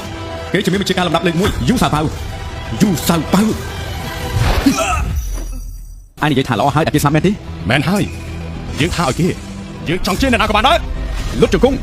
់ដើម្បីសុំទោសភ្លាមទៅ ខ្ញុំស្ដាប់មិនខុសទេមែនទេគេម្នាក់នេះឲ្យយើងលុតជង្គង់ដើម្បីមនុស្សស្លាប់ ដើម្បីសម្ដែងការសុំទោសមែនទេ គួរហើយមែនទេដែលឲ្យលោកប្រុសធ្វើបែបនេះ អញនេះពិតជាមិនស្គាល់សេចក្តីស្លាប់មែនវ៉ាងតុងអញលេងសាច់អីគិតចង់ឲ្យលោកប្រុសទោសសុំទោសអញពិតមែនទេ មើលមកខ្ញុំដូចជាមនុស្សតែលីសាយមែនទេ ពិតជាគួរឲ្យចាប់អារម្មណ៍មែនទែននឹកមិត្តភ័ក្តិស្មានថាទីហ៊ានលេលើគិតថាខ្លួនឯងនេះជាបងប្អូនពិតមែនថ្ងៃនេះយើងនឹងឲ្យឯងស្លាប់នៅទីនេះឯងអាចធ្វើស្អីយើងបាន យើងនឹងធ្វើឲ្យដឹងថាវីរៈបុរសដូចឯងធ្វើអ្វី វ៉ាង បាន តុងបញ្ហាដែលកើតឡើងយុគនេះច្រើនហើយបើលោកនឹងធ្វើបែបនេះបន្តទៀតសូមឲ្យប្រធានរងក៏មិនអាចជួយលោកបានដែរខ្ញុំដឹងថាលោកស្រីមិត្តភ័ក្តិរួមការងារតែមើលកាប់ ជាការអ្វីទៅបើគ្មានគេលះបង់ជីវិតនៅក្នុងសមាគមគ្រប់គ្នាក៏គ្មានជីវិតសុខស្រួលបាននេះដែរជីវិតពួកអ្នកទាំងអស់គ្នាសុទ្ធតែមានតម្លៃប៉ុន្តែពួកអ្នកបានជាជន់ឈ្លីមនុស្សដែលមានកិត្តិយសហ៎ ព្រោះលោកមិនអាចធ្វើឆាន់ហើយណាមានអារម្មណ៍មិនល្អបានទេថ្ងៃនេះបើមិនបានប្រធានរងឆាន់ការពីលោកគិតថាលោកមានគុណសម្បត្តិអីដែលអាចមកឈរទីនេះបានខ្ញុំប្រាប់លោកចុះបើលោកនៅតែធ្វើរឿងបែបនេះបន្តទៀតវាដូចនឹងច្រានខ្លួនឯងធ្លាក់ចុះក្នុងជ្រោះដែលគ្មានទីបញ្ចប់ចឹង អ្នកដែលមិនយល់នោះគឺជានាង កូនស្រីខ្ញុំនិយាយស្អីខុសតាំងតែពីដើមដល់ចប់អញនិយាយតែបែបហ្នឹងអញមានអំណាចស្អី អ្នកស្រីថ្ងៃនេះអ្នកស្រីមិនអាចឈរជើងនៅទីបានទេហើយខ្ញុំក៏មិនអាចពឹងពាក់ប្រធានជនដែរការឧបត្ថម្ភដ៏ធំរបស់ខ្ញុំគឺជាខ្ញុំខ្លួនឯង ការឧបត្ថម្ភដ៏ធំរបស់ឯងគឺជាខ្លួនឯងមែនទេល្អណាស់បើអញ្ចឹងឯងសម្ដែងឲ្យឃើញបន្តិចមកថាឯងមានឫទ្ធិអំណាចមហិមាប៉ុណ្ណា បានហើយឈិនហើយណាលោកកំពុងធ្វើឲ្យលោកវ៉ាងខឹងហើយលោកកំពុងមានកំហុស មានកំហុសឈិនជីងបាទនាងមិនមែនជាមនុស្សរបស់អ្នកនាងហាន់តើនាងមានសិទ្ធិអីមកសម្ដែងអំណាចនៅមុខយើងបែបនេះ យើងមិនខ្វល់ពីប្រវត្តិឬក៏អំណាចនៅក្រៅក្នុងអ្នកណាទេប៉ុន្តែមិញមើលងាយដល់វិញ្ញាណរបស់គេឆាប់សុំទោសខ្ញុំ នេះឯងមករករឿងពិតមែនទេនេះ លោកវ៉ាងរឿងសំទោសស្រេចទៅវិញទៅយ៉ាងណាស្វាមីរបស់ខ្ញុំគ្រាន់តែជាទីហ៊ានជាន់ក្រោមមិនមានអ្នក បាន ណា លឺហើយនៅនាងប្រាប់ថាគ្រាន់តែជាទាហានជាន់ក្រោម លោកយូមិនត្រឹមតែជាទាហានចុងក្រោមទេប៉ុន្តែគេក៏ជាវីរៈបុរសនៃប្រចាំប្រទេសផងដែរទាហានទាំង80000នាក់គ្មាននរណាម្នាក់ស្គាល់លោកមេតបលំដាប់លេខ1មានវិជ្ជាការយូសៅផៅ កុហកបន្តទៀតទៅបើគេមានគេឈ្មោះយ៉ាងហ្នឹងហេតុអីក៏គ្មានមេដៃមាសសោះអញ្ចឹង ជាកំហុសរបស់ខ្ញុំ ឯងនេះពិតជាគួរអស់សំណោចមែនទែនវ៉ាងតុងយើងប្រាប់ឯងទៅចោះការអត់ធ្មត់របស់យើងមានដែនកំណត់កុំគិតថាឈិនជីការពីឯងយើងមិនហ៊ានចាត់ការឯងនោះ ការអត់ធ្មត់របស់យើងក៏មានដែនកំណត់ឱកាសចុងក្រោយរបស់លោកថាលុបកំពុងទៅ គ្រប់គ្នាបានលឺហើយវាបាននិយាយថាផ្ដល់ឱកាសឲ្យខ្ញុំម្ដងទៀតវ៉ាងតុងឯងនៅបែងចែកភាពខុសគ្នារវាងយើងមិនទាន់ច្បាស់ទៀតមែនទេ បែងចែកខុសគ្នាមិនអាចគឺជាអញទៅវិញទេបើមិនមានគេនៅពីក្រៅខ្នងសិតតែជានឹងលះបង់ជីវិតបើពួកគេមិនលះបង់ជីវិតដើម្បីប្រទេសជាតិពួកអស់លោកទាំងអស់គ្នាក៏គ្មានជីវិតសុខស្រួលនៅទីនេះដែរ ហើយវាយ៉ាងម៉េច ហេតុដូច្នេះហើយអញត្រូវតែសុំទោសដល់វិញ្ញាណក្ខន្ធដែលលះបង់ជីវិតដើម្បីជាតិ វ៉ាងតុងអើយវ៉ាងតុងឯងគិតថាខ្លួនឯងខ្ពង់ខ្ពស់ខ្លាំងណាស់មែនទេបើយើងចង់មើលងាយគេយើងជីកសក់គេយកឆ្អឹងរបស់គេមកកិនឲ្យម៉ត់ដូចជាធូលីឯងអាចធ្វើស្អីទៅបានឯងកុំភ្លេចថាយើងជាកូនប្រុសត្រកូលឈិនឯងគ្រាន់តែជាអ្នកបើកឡានថោកទាបតែប៉ុណ្ណោះទៀត មែនហើយយើងត្រឹមតែជាអ្នកបើកឡានប៉ុន្តែយើងមិនព្រមឲ្យឯងមើលងាយដល់ដួងវិញ្ញាណក្ខន្ធដល់អ្នកតស៊ូទេ អាចចឹងអីឆាប់លេងយើងភ្លាមណា ឈួតហើយអញនេះពិតជាឈួតហើយវ៉ាងតុងអញនេះ ខ្ញុំហ៊ាន អាចចឹងអីយើងប្រាប់ឯងបើឯងមិនលេងយើងទេដោយអំណាចត្រកូលរបស់យើងនឹងក្រុងតាសៀឯងនឹងគ្មានកន្លែងកប់ឆ្អឹងរបស់ឯងទេ យើងប្រាប់ឯងហើយថាគ្មានស្អីមករករឿងយើងបានទេបើមិនតែឯងមិនព្រមលុតជង្គង់សុំទោសដួងវិញ្ញាណក្ខន្ធអ្នកតស៊ូដើម្បីជាតិនោះថ្ងៃនេះឯងត្រូវសុំទោសសង្គ្រាមទីងនិងដួងវិញ្ញាណរបស់ទាហានក្រាបលើកទី1ឯងមើលងាយវីរៈបុរសក្រាបលើកទី2មិនគោរពអ្នកដែលលះបង់ជីវិតដើម្បីជាតិគោរពចុងក្រោយដោយសារតែភាពអំនួតនិងឯកការរបស់ឯងបើឯងហ៊ាននិយាយស្ដីជន់ឈ្លីបែបនេះតទៅទៀតមិនសឹមតែប្រាំងទេខ្ញុំសុំទោសសង្គ្រាមលើកទីងអូសបន្លាយយូរណាស់ធ្វើឲ្យអ្នកនៅក្នុងសង្គ្រាមរាប់ពាន់អ្នកត្រូវបាត់បង់ឈ្មោះឲ្យខ្ញុំសុំទោស លោកវ៉ាងខ្ញុំពិតជាអរគុណលោកខ្លាំងណា អ្នក ស់ ស្រីសប្បាយចិត្តចុះខ្ញុំជំពាក់វីរៈបុរសយូរសាទៅខ្ញុំប្រកាសជាសងគេវិញ វ៉ាងតុងតាំងពីដើមមកគ្មានអ្នកណាដែលហ៊ានធ្វើដាក់យើងបាននេះទេចំពោះយើងទូទាំងក្រុងតុងហៃមានអ្នកណាអាចជួយឯងបានទេយើងនឹងហៅមនុស្សទាំងអស់ត្រកូលឈិនចូលមកថ្ងៃនេះខ្ញុំត្រូវការជីវិតរបស់វាយើងនឹងសម្លាប់ឯង ឈិនហើយណាលោកចង់ធ្វើអី ធ្វើស្អីដោយតែនាងបានឃើញនឹងហើយយើងនឹងសម្លាប់វា លោកហ៊ាន ឈិនយិនយើងប្រាប់នាងម្ដងទៀតនាងមិនមាននាមជាត្រកូលហាន់យើងទុកមុខឲ្យនាងដោយសារតែនាងហាន់បើនាងនៅតែមករៀបរៀងទៀតយើងនឹងកញ្ញានាងដល់ឯងយើង ទុកចិត្តចុះគេធ្វើឲ្យខ្ញុំបាន អ្នកឧបត្ថម្ភធំពីក្រោយខ្នងឯងគឺឈិនយិនពេលនេះនាងការពីឯងលែងបានហើយនៅមានមុខមកនិយាយថាយើងធ្វើអីឯងមិនកើតទៀត មែនហើយអាចធ្វើឲ្យខ្ញុំបាន វា ទេ គ្រាន់តែជាខ្យល់ចេញពីមាត់ វាគ្រាន់តែខ្យល់ចេញពីមាត់វាគ្រាន់តែពាក្យកុហកក៏ប៉ុន្តែ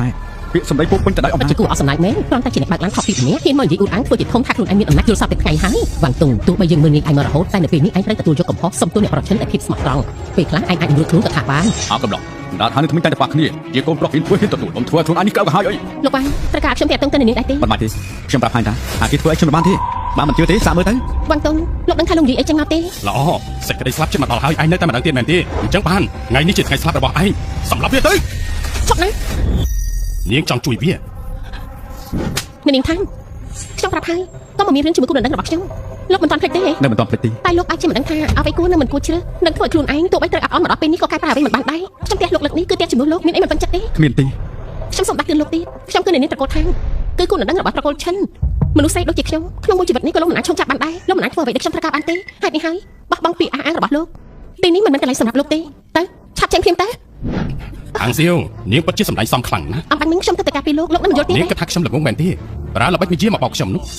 លោកចង់និយាយអីទៀត នាងផ្ទះវាមើលទៅដូចជាបញ្ចេញកំហឹងឲ្យខ្ញុំ នាងកំពុងតែមើលងាយខ្ញុំខ្លាំងណាស់ ខ្ញុំមិនបានធ្វើទេ នាងមិនបានធ្វើខាងសៀវនាងគ្មានសមត្ថភាពអាចជួយវាហើយក៏គ្មានឱកាសថ្ងៃនេះវាត្រូវតែងាប់ ហើយបើខ្ញុំត្រូវការជឿគេមែន នាងកំពុងតែតតាំងជាមួយនឹងខ្ញុំដើម្បីឲ្យមនុស្សរស់ដាច់ដេកជាមួយនាងយប់នោះមែនទេល្អអញ្ចឹងយើងតបស្នងឲ្យនាងដល់ខ្លួនឯងពួកឯងអាប់នាំត្រកូលខាងនេះទៅស្លាប់ជាមួយគ្នាទៅ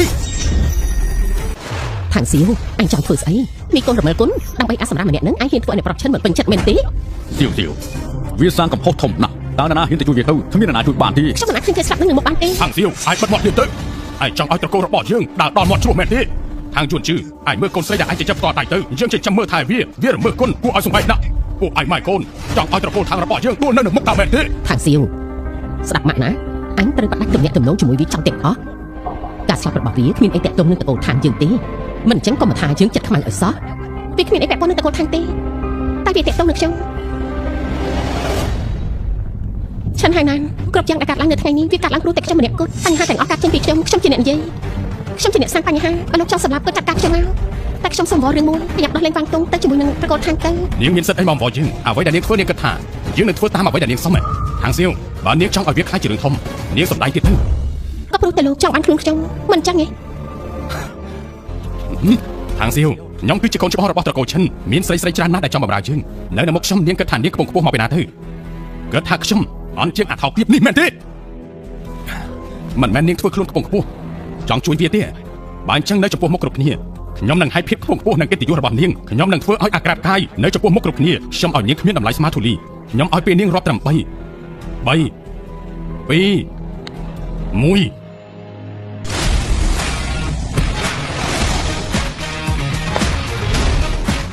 1 រីស្វាគមន៍នាង2 1 ក៏បានខ្ញុំនឹងដោះចេញ រឿងនេះតើខ្ញុំជាអ្នកចាត់ការចុះឈិនហៅណានយើងធ្លាប់ប្រាប់ឯងហើយបើមិនជាឯងនៅធ្វើបាបខាងសៀវទៀតយើងនឹងឲ្យឯងបានដឹងនៅតម្លៃដែលឯងត្រូវចាយ តម្លៃមែនទេយើងដឹងតាមថាឯងបាត់បង់ឱកាសចុងក្រោយរបស់ឯងហើយ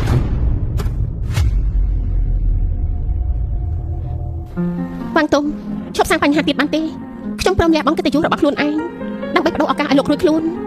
ហេតុអីក៏លោកនៅឌឺដល់ថ្នាក់នេះឈិន ជឿពេលហើយអង្គគ្រាបុត ឈិនហើយណាខ្ញុំនឹងនិយាយម្ដងទៀតលោកអាងគេគឺជាគ្នារបស់អ្នកនាងណាបើលោកហ៊ានធ្វើបាបគេអ្នកនាងនឹងដាក់ទោសលោកទាំងខ្លួនធ្វើមិនខាន ដោយតែគ្រប់គ្នាបានដឹងហើយកម្មវិធីនេះ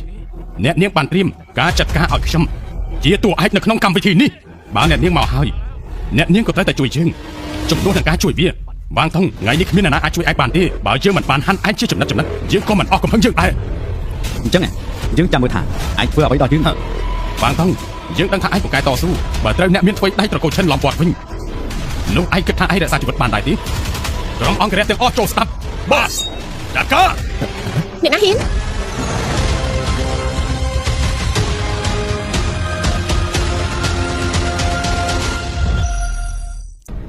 អ្នកនាងមកហើយ នាងខានមកហើយវាស្រស់ស្អាតដល់មែនអត់នាងគិតមែនទេថាអ្នកនាងមកដល់ហើយនាងនឹងរួចខ្លួនវាមើលទៅគួរឲ្យវេទនាច្រើនជាង អញ្ចឹងមែនទេ យើងនឹងបោះអាក្រានថានាងបានការពារវានឹងរាយការណ៍ថានាងធ្វើឲ្យកន្លែងនេះរញ៉េរញ៉ៃពួកឯងរងចាំសេចក្តីស្លាប់ទៅឈិនហៅណានត្រកូលឈិនសូមគោរពអ្នកនាងធំ អ្នកនាងធំ សូមគោរពអ្នកនាងធំ ពួកលោកកំពុងនាំគ្នាធ្វើអី អ្នកនាងធំមិនមានមនុស្សគួរឲ្យស្អប់ខ្ពើមម្នាក់ចូលមកទីនេះរករឿងហើយក៏បង្ករឿងរញ៉េរញ៉ៃនៅក្នុងកម្មវិធីខួបកំណើតរបស់អ្នកនាងខ្ញុំកំពុងតែចាត់ការបណ្ដេញវាចេញក៏ប៉ុន្តែ មនុស្សគួរឲ្យសាប់ពើមែន មែនហើយអនុប្រធានឈិនមានតំណែងស្និទ្ធស្នាលជាមួយនឹងបុគ្គលម្នាក់នេះមិនគិតបញ្ឈប់វាមានតែបង្កភាពរញ៉េរញ៉ៃនាងការពារវាហើយបង្កើតរឿងកុហកនៅមុខគ្រប់គ្នាកុហកថាភ្ញៀវដែលអ្នកនាងជួយមក មែនហើយអ្នកនាងរឿងនេះខ្ញុំអាចធ្វើសាក់សីបានខ្ញុំក៏អាចធ្វើសាក់សីបានដែរអ្នកនាងពួកគេមានកាប់កិរិយាក្រក់បែបនេះមិនស័ក្តិសមនឹងចូលក្នុងពិធីទេ មិនសាសមទេ តកូលតុងហើយមែនទេ មិនហើយ ចាមែនមែនហើយអ្នកនាងតែគាត់អូយសាប់ហើយអ្នកនាងនេះអ្នកនាងគ្រាន់តែកូនលំដាប់ទី3គ្មានគុណសម្បត្តិនឹងអាចចូលកម្មវិធីនេះផងហើយកាន់តែគ្មានសិទ្ធិនិយាយដល់គ្នារបស់ខ្ញុំទេ ថាម៉េច ភ្ញៀវអីទៅមនុស្សបែបនេះហីមែនហើយនេះវាងតុងជាភ្ញៀវរបស់អ្នកនាងមែនទេ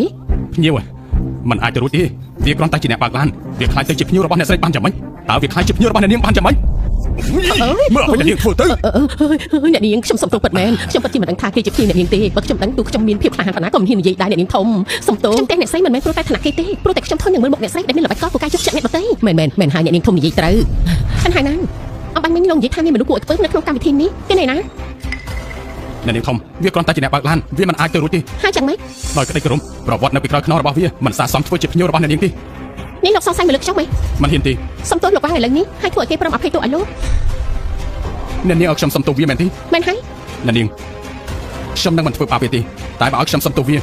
វាដូចជាពិបាកពេកហើយ លោកចង់ក្បត់មែនទេ អ្នកនាងគិតច្រើនពេកហើយខ្ញុំគ្រាន់តែមានអារម្មណ៍ថាត្រកូលឈិនតាមអ្នកនាងច្រើនឆ្នាំមកហើយមានសុខមានទុក្ខរួមគ្នាកាន់តែមិនបាច់ចាំនិយាយរឿងកម្មវិធីថ្ងៃនេះតែអ្នកនាងធ្វើឡើងដើម្បីខ្ញុំអាចគោរពអ្នកនាងបានតែសម្រាប់គេខ្ញុំធ្វើមិនបានទេការតែអ្នកនាងឲ្យខ្ញុំសុំទោសគេមើលទៅដូចជាវាជ្រុលពេកហើយ ជ្រុលពេកការដែលលោកនិយាយអំបញ្ញមិញកុំថាតែសុំទោសការដែលធ្វើឲ្យត្រកូលឈិនចាក់ចេញពីក្រុងតុងហើយក៏ចាត់ទុកថាវាស័ក្តិសមហើយឆាន់ហើយណាកុំឲ្យខ្ញុំនិយាយម្ដងទៀតជាលើកទី2ណា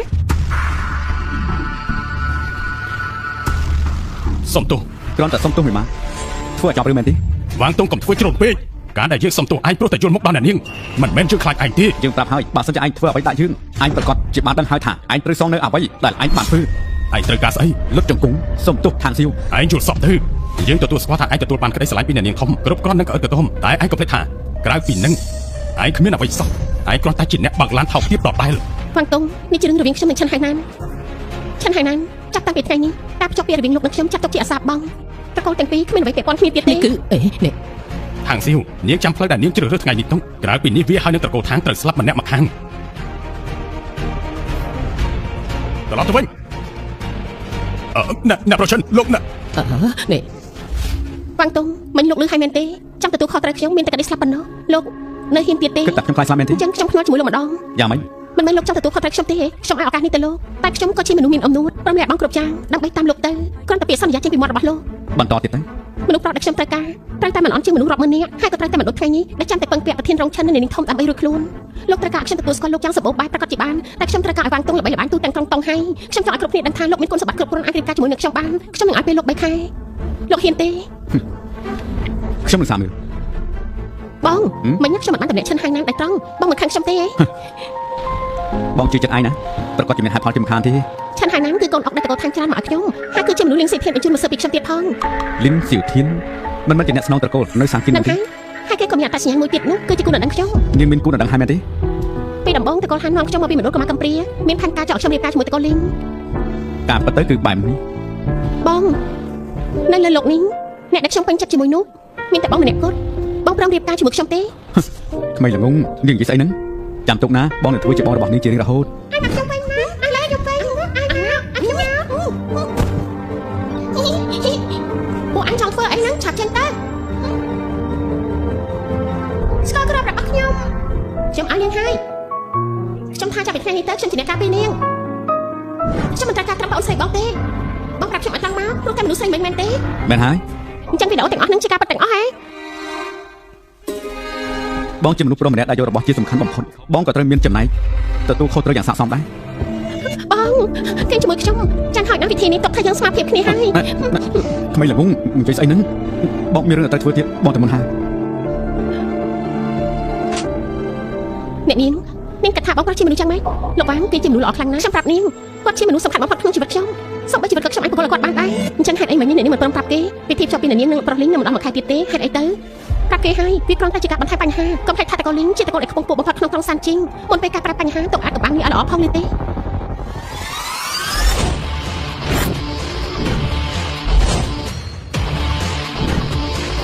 េអ្នកនៅក្រោមអត់បញ្ជាលីយ៉ាង លោកកាប់ខ្វាយមកគុំព្រះអម្ចាស់ ក្រោយឡើងទៅ បាទ ក្រោយពេលដែលខ្ញុំធ្វើពុតជាស្លាប់រយៈពេល3ខែនេះត្រកូលសានជីងមានអ្វីខុសពីធម្មតាទេ ខាងក្រៅមើលទៅដូចជាមិនមានរឿងអីតែខាងក្នុងការរឿងរញ៉ៃហើយ ល្អអញ្ចឹងបន្ថែមភ្លើងចូលបន្ថែមទៀតហើយប្រកាសទៅថាពី3ថ្ងៃទៀតព្រះរាជាដ៏ខ្ពង់ខ្ពស់នៅតំបន់ខាងកើតនឹងត្រឡប់មកវិញ ចាព្រះអង្គម្ចាស់បរិសម្នាក់នេះគឺជាបរិអស្ចារ្យរបស់ក្រុងតុងហៃចៅឈូនបើព្រះអង្គត្រូវការអីប្រាប់គេបន្ទាល់បាន ទូលបង្គំមិនហ៊ានទេបើព្រះអង្គបញ្ជាទូលបង្គំរីករាយ វ៉ាងតុងគ្រាន់តែឆ្លងពីនេះទៅនឹងបានប្រឈមមុខមិនដឹងថាជាមនុស្សត្រកូលខាងឬអត់ទេបើលោកបដិចិត្តនៅពេលនេះខ្ញុំនឹងធ្វើដូចជាមិនមានរឿងអីកាត់ឡើង មិនបាច់បារម្ភទេនាងគឺជាអ្នកដាក់ភ្នាល់ជាមួយខ្ញុំហើយក៏ត្រូវរីថយនោះ ហើយចាប់បាក់គ្រូសាខ្ញុំជំទាស់ការរស់នៅរបស់ពលជៀនវិញនោះ ទោះបីជារឿងដកបាត់ពិសោធន៍នេះពិបាកយ៉ាងណាក៏ដោយក៏ខ្ញុំត្រូវការពេលវេលាពិសោធន៍ដែរ ដរាបណាលោកធ្វើតាមអ្វីដែលលោកនិយាយខ្ញុំព្រមនឹងទទួលផលដែលនឹងត្រឡប់មកវិញខ្ញុំនឹងមិនព្រមឲ្យលោកតស៊ូម្នាក់ឯងទេបើលោកគិតបានល្អហើយពួកយើងចូលទ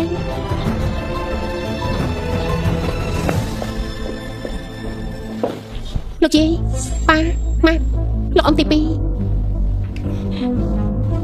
នេះគឺវ៉ាងតុងគាត់យកកាដូមកឲ្យនេះជាស្អីហ៊ានយករបស់ទាំងនេះចូលផ្ទះយើងមែនទេអង្គុយចុះអញគិតថាខ្លួនអញជាអ្នកណាយើងឲ្យអញអង្គុយមែនទេអាអ្នកបើកឡានអញនេះមានសិទ្ធិអីមកអង្គុយដែរនោះគេគ្មានសិទ្ធិអង្គុយអញ្ចឹងខ្ញុំក៏មិនអង្គុយដែរអញជានាងធំរបស់តកូលທາງមើលទៅថ្ងៃនេះអញបានសម្រេចចិត្តហើយដែលនឹងព្រមលះបង់គ្រប់យ៉ាងទៅជាមួយក្មេងសុំទានម្នាក់នេះលោកយាយ គេឈ្មោះវ៉ាងតុងជាមិត្តប្រុសរបស់ខ្ញុំមិត្តប្រុសអីយើងព្រមទទួលស្គាល់វាហើយនៅតែបើអញត្រូវការឲ្យយើងទទួលស្គាល់វាក៏មិនមែនជារឿងពិបាកដែរលុះត្រាតែអញលាឈប់ពីតំណែងគ្រប់តំណែងទាំងអស់លាឈប់ពីតំណែងយ៉ាងបានចំហកាត់ផ្ដាច់តំណែងជាមួយតកូលឋានយើងបើអញធ្វើមិនបានមិនបាច់មកនិយាយជាមួយយើងទេគឺមានតែមួយយ៉ាងលើកលែងតែយើងស្លាប់ខ្ញុំកាត់បងនៅតកូលឋានធំដឹងតែជាមួយតកូលឋានឲ្យខ្ញុំកាត់ផ្ដាច់ជាមួយតកូលឋានប្រកាសជាមិនអាចទៅរួចទេខាងសៀវអញមិនពេញចិត្តនឹងបោះបង់របស់ដែលគ្មានប្រយោជន៍មួយនេះហើយក៏មិនគិតនឹងចាក់ចេញពីតកូលឋានអញគិតថាយើងមិនអាចធ្វើបានអីក្នុងកម្មវិធីគោលកំណត់របស់តកូលឋានខ្ញុំនឹងវ៉ាងតុងក៏ចាប់ដើមនៅកន្លែងសាធារណៈហើយដាក់លក្ខខណ្ឌរយៈពេល3ខែតែពេលនេះលោកយាយឲ្យខ្ញុំត្រឡប់ពាក្យសន្យាលោកយាយចង់ឲ្យគ្រប់គ្នានិយាយតាមតកូលឋានថាខុសពាក្យសន្យាអញ្ចឹងហ៎ខាងសៀវអញប្រើបាយកចង់បោកអ្នកណាទៀតអញប្រាប់ថាជារឿងរបស់ឯងជាមួយនឹងតកូលឋានមានពាក្យប៉ុនអីនឹងគ្នាឥឡូវនេះការដាក់ភ្នាល់បានចាប់ដើមហើយលោកយាយខ្ញុំសង្ឃឹមថាលោកយាយនឹងឲ្យឱកាសខ្ញុំហើយឲ្យឱកាសវ៉ាងតុងផងដែរខាងសៀវបើឯងស្មោះត្រង់ដល់ថ្នាក់នឹងហេតុអីយកមិញបានជាឯងបញ្ចប់ការភ្ជាប់ពាក្យជាមួយនឹងតកូលឈិននេះប្រមាណកងហើយដែលតកូលឋានរបស់យើងត្រូវច្រើនធ្លាក់ជ្រោះនោះមែនហើយមនុស្សរមើលគុណនឹងក៏ព្រោះតែឈិនហើយណានដែរបាត់មាត់បើមិនដោយសារឯងគ្មានកេរខ្មាស់មានរឿងស្អុយឈ្មោះជាមួយនឹងមនុស្សប្រុសអ្នកប្រុសឈិនគេនឹងប្រតិបត្តិចំពោះឯងបែបនេះបានយ៉ាងម៉េចទៅម្សិលមិញខ្ញុំមិនបានបាក់បននិយាយដោយសារតែខ្ញុំមិនចង់បំផ្លាញបរិយាកាសស្ងប់សុខតែពេលនេះខ្ញុំត្រូវការរឿងច្បាស់លាស់អាចឆាប់បិទមាត់ទៅឲ្យវានិយាយទៅយើងពិតជាចង់ដឹងណាស់ចេញពីមាត់ឯងនឹងនិយាយហេតុផលចេញឲ្យអស់ភ្លាមមកលោកម្ចាស់គ្រប់គ្នាខាងទីជាមនុស្សដែលលោកចិញ្ចឹមតាំងពីតូចរហូតដល់ធំនាងជាមនុស្សបានណាមិនដឹងទៀតអ្វីដែលអ្នកគ្រប់គ្នាបាននិយាយមិញធ្វើឲ្យនាងខ្មាស់គេឬមួយក៏ធ្វើឲ្យអ្នកគ្រប់គ្នាបាក់មុខហើយកម្មវិធីជប់លៀមម្សិលមិញហើយការបញ្ឈប់ការរាយការណ៍របស់នាងកាលពីម្សិលមិញមិនមែនឲ្យសារតែនាងឬក៏ខ្ញុំទេប៉ុន្តែដើម្បីតែមុខមាត់អ្នកគ្រប់គ្នាមិនចង់ឲ្យអ្នកគ្រប់គ្នាបាក់មុខនាងធ្វើដើម្បីអ្នកគ្រប់គ្នាប៉ុន្តែអ្នកគ្រប់គ្នាបានជជែកស្អីនាងហើយក៏បណ្ដេញនាងចេញពីត្រកូលខ្ញុំដឹងថាអ្នកគ្រប់គ្នាមើលមកខ្ញុំល្អតែក៏ព្រោះតែខ្ញុំនឹងខាងសៀវបានយល់ព្រមលក្ខខណ្ឌជាមួយនឹងគ្នារួចទៅហើយ3ខែក្រោយរឿងគ្រប់យ៉ាងនឹងចប់សពគ្រប់ប៉ុន្តែមុនដល់ចំណុចនោះខ្ញុំមិនអនុញ្ញាតឲ្យនរណាម្នាក់ប៉ះពាល់នាងចែកខាងគួរអស់សំណោចណាស់កូនចៅត្រកូលឋានត្រូវការអ្នកក្រៅដែលមិនចេះប្រមាថខ្លួនដូចជាឯងនេះលោកនិយាយទៅមុនពេលនេះខ្ញុំមិនបានឆ្លងផុតពីលក្ខខណ្ឌអ្វីទាំងអស់របស់នាងតែពេលនេះនាងគឺជាមនុស្សស្រីរបស់ខ្ញុំតែពេលនេះនាងគឺជាមនុស្សស្រីរបស់ខ្ញុំវ៉ាងតុងត្រកូលឋានរបស់យើងគ្មានថ្ងៃទទួលឯងទេអាមនុស្សសម្រាមមុននឹងតកូលឋានព្រមទទួលឯងបានត្រឹមតែជាក្មេងពីម្សិលមួយថ្ងៃប៉ុណ្ណោះអូយនេះអញហ៊ានវាយយើងមែនទេហ៎ហើយខ្ញុំនេះគឺជាការដាស់តឿនទោះបីជាតកូលឋានមានមោទនភាពមានអំណាចណាក៏ដោយកុំធ្វើជាមនុស្សអាក្រក់នៃចិត្តព្រះថាអីអាក្មេងសម្រាមឯងហ៊ានខ្លាំងណាស់ហ៊ានធ្វើបាបមនុស្សរបស់ត្រកូលឋានឈិនហើយណាខ្ញុំនៅចាការហើយចុះគេជាស្អីបានហើយបើសិនជាលោកស្រីចង់ពិសោធន៍ខ្ញុំតទៅទៀតនោះក៏សូមអញ្ជើញវិធីបែបនេះធ្វើដាក់អ្នកផ្សេងទៅបើធ្វើដាក់ខ្ញុំនាំតែខាត់ពេលវេលានឹងខូចឈ្មោះដល់អ្នកគ្រប់គ្នាទេខាងសៀវបានឯងទៅរកអាប្រុសក្អើកកតុំបែបនេះសូម្បីតែជាក៏គ្មានពាក្យអីនឹងត្រូវនិយាយទៀតដែរពេលនេះយើងនឹងសួរឯងបើនិយាយមិនយល់ស្របជាមួយការដែលឯងទៅតាក់ទងជាមួយនឹងវ៉ាងតុងឯងនៅតែឌឺដាក់យើងទៀតទេខាងសៀវអញត្រូវគិតឲ្យល្អមុននឹងឆ្លើយណាលោកយាយរឿងផ្សេងខ្ញុំអាចនឹងស្ដាប់បង្គាប់លោកយាយប៉ុន្តែរឿងរៀបការជារឿងធំក្នុងជីវិតខ្ញុំត្រូវការសម្រេចចិត្តដោយខ្លួនឯងខាងសៀវបាននិយាយបែបនេះសមហើយតែជាចៅស្រីរបស់តកូលឋានខ្ញុំនឹងមិនបដិសេធចំពោះវ៉ាងតុងមានអ្វីមួយយ៉ាងពិតមែនប៉ុន្តែផ្លូវដែលចូលមកតកូលឋានរបស់ខ្ញុំនៅឆ្ងាយណាស់ហើយយើងក៏មិនព្រមឲ្យឯងដើរតាមផ្លូវចាស់របស់ម្ដាយឯងដែរវាជាភាពអាប់អន់ខ្លាំងណាស់របស់តកូលឋានយើងលោកយាយត្រូវការអីមិនមែនឯងហើយនឹងវ៉ាងតុងខ្នោះគ្នារយៈពេល3ខែទេអញ្ចឹងយើងនឹងដាក់ភ្នាល់ជាមួយនឹងឯងដែរដរាបណាឯងអាចធ្វើបានយើងក៏មិនរៀបរៀងសេរីភាពឯងទៀតដែរឯងហ៊ានទេតែជាអ្វីទៅតកូលឋានរបស់យើងហើយមេការក្រុមនេះគ្រាខ្មៅលីវយ៉ុងជុងនៅមានចំនួន30លានដែលមិនអាចយកមកឯងត្រូវតែយកមកវិញឲ្យបានបើធ្វើបានយើងមិនងាយងាយរឿងឯកជនឯងទៀតទេឯងត្រូវចាំទុកមិនមែនយើងមិនពេញចិត្តវ៉ាងតុងទេតែដើម្បីខ្លួនឯងខាងសៀវបើឯងអាចយកចំនួនលុយនឹងមកបានឯងចង់ជ្រើសអ្នកណាទៅថ្ងៃអនាគតស្រេចលើឯងទេបានខ្ញុំព្រមទទួលឯងមិនចាំបាច់ប្រញាប់ទទួលពាក្យយើងទេរឿងនេះតកូលឋានរបស់យើងនឹងមិនបញ្ជូនជំនួយអ្វីទាំងអស់ឯងត្រូវពឹងខ្លួនឯងហើយប្រកាសណាស់បើឯងមានអារម្មណ៍ថាស្ដាយក្រោយឯងអាចត្រឡប់មកវិញបានគ្រប់ពេលយើងនឹងប្រកល់ឋានៈទាំងអស់ឲ្យតែឯងវិញតែរឿងរៀបការចាប់ពីថ្ងៃនឹងទៅឯងមិនអាចសម្រេចចិត្តខ្លួនឯងបានទេយើងនឹងឲ្យពេលឯង3នាទីគិតមើលទៅមិនចាំបាច់ត្រូវគិតទេខ្ញុំទទួលពាក្យលោកយាយខាងសៀវនឹងជាក្រុមនេះគ្រាខ្មៅណាអ្នកដែលនៅក្រៅក្នុងលោកក្រមទៅរបស់ក្រុមតង់ហៃឯងដឹងទេថាជំរឿនឯងនេះវាយ៉ាងម៉េចខ្ញុំដឹងតែខ្ញុំមិនស្ដាយក្រោយទេឯងចង់ដូចយើងមែនទេមិនឃើញក្តាមឈុំមិនស្រក់ទឹកភ្នែកខ្ញុំមិនដូចជាម៉ាក់ទេហើយវ៉ាងតុងក៏មិនដូចប៉ាដែរឯងមើលវាល្អណាស់មែនទេបានអញ្ចឹងពេលនេះយើងប្រាប់ឯងទៅថាមួយជីវិតនេះយើងមិនអាចឲ្យវាចូលមកនៅក្នុងត្រកូលឋានយើងបានទេឯងដឹងទេអញកំពុងធ្វើកូនស្រីយើងបាត់បង់គ្រប់យ៉ាងហើយអញមិនមានមុខបញ្ឈរក្បែរនាងទៀតទេអ្នកម៉ាក់ទុកចិត្តចុះសំផាំងឲ្យលុយប៉ុណ្ណឹងទោះបីជាត្រូវលឺមនុស្សរាប់ម៉ឺននាក់ក៏ខ្ញុំធ្វើគ្រប់យ៉ាងដើម្បីនាងអាកំឡោះនេះដូចការពីខ្ញុំនៅកំឡោះចឹងវ៉ាងតុងបោះបង់ពីផ្អែមដង្ហែមឯងទៅយើងមិនត្រូវការទេខ្ញុំមិនបាននិយាយព្រះទេដូច្នេះហើយខ្ញុំត្រូវការឲ្យអ្នកស្រីជឿខ្ញុំនឹងប្រើពេលវេលាពិសោធន៍ខ្លួនឯងដើម្បីឲ្យបានដឹងថានាងមិនបានជឿរឿងមនុស្សខុសវ៉ាងតុង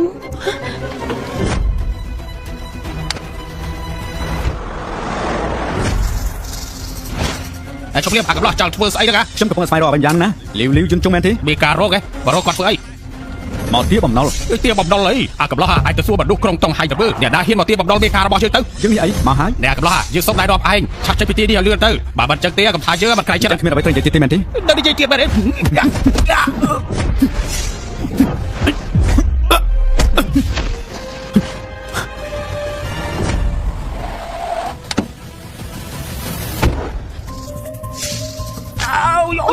សុំទោសខ្ញុំមិនបានតាំងចិត្តទេសុំទោស អូនសម្លាញ់អូនពិតជាអេមែនតើនេះ បងចុងឡានស្ពតដែលខ្ញុំជឿចិត្តបងតែញឲ្យនៅពេលណា បងសម្លាញ់ចិត្តណាបងនឹងទិញអូនភ្លាមតែបងក៏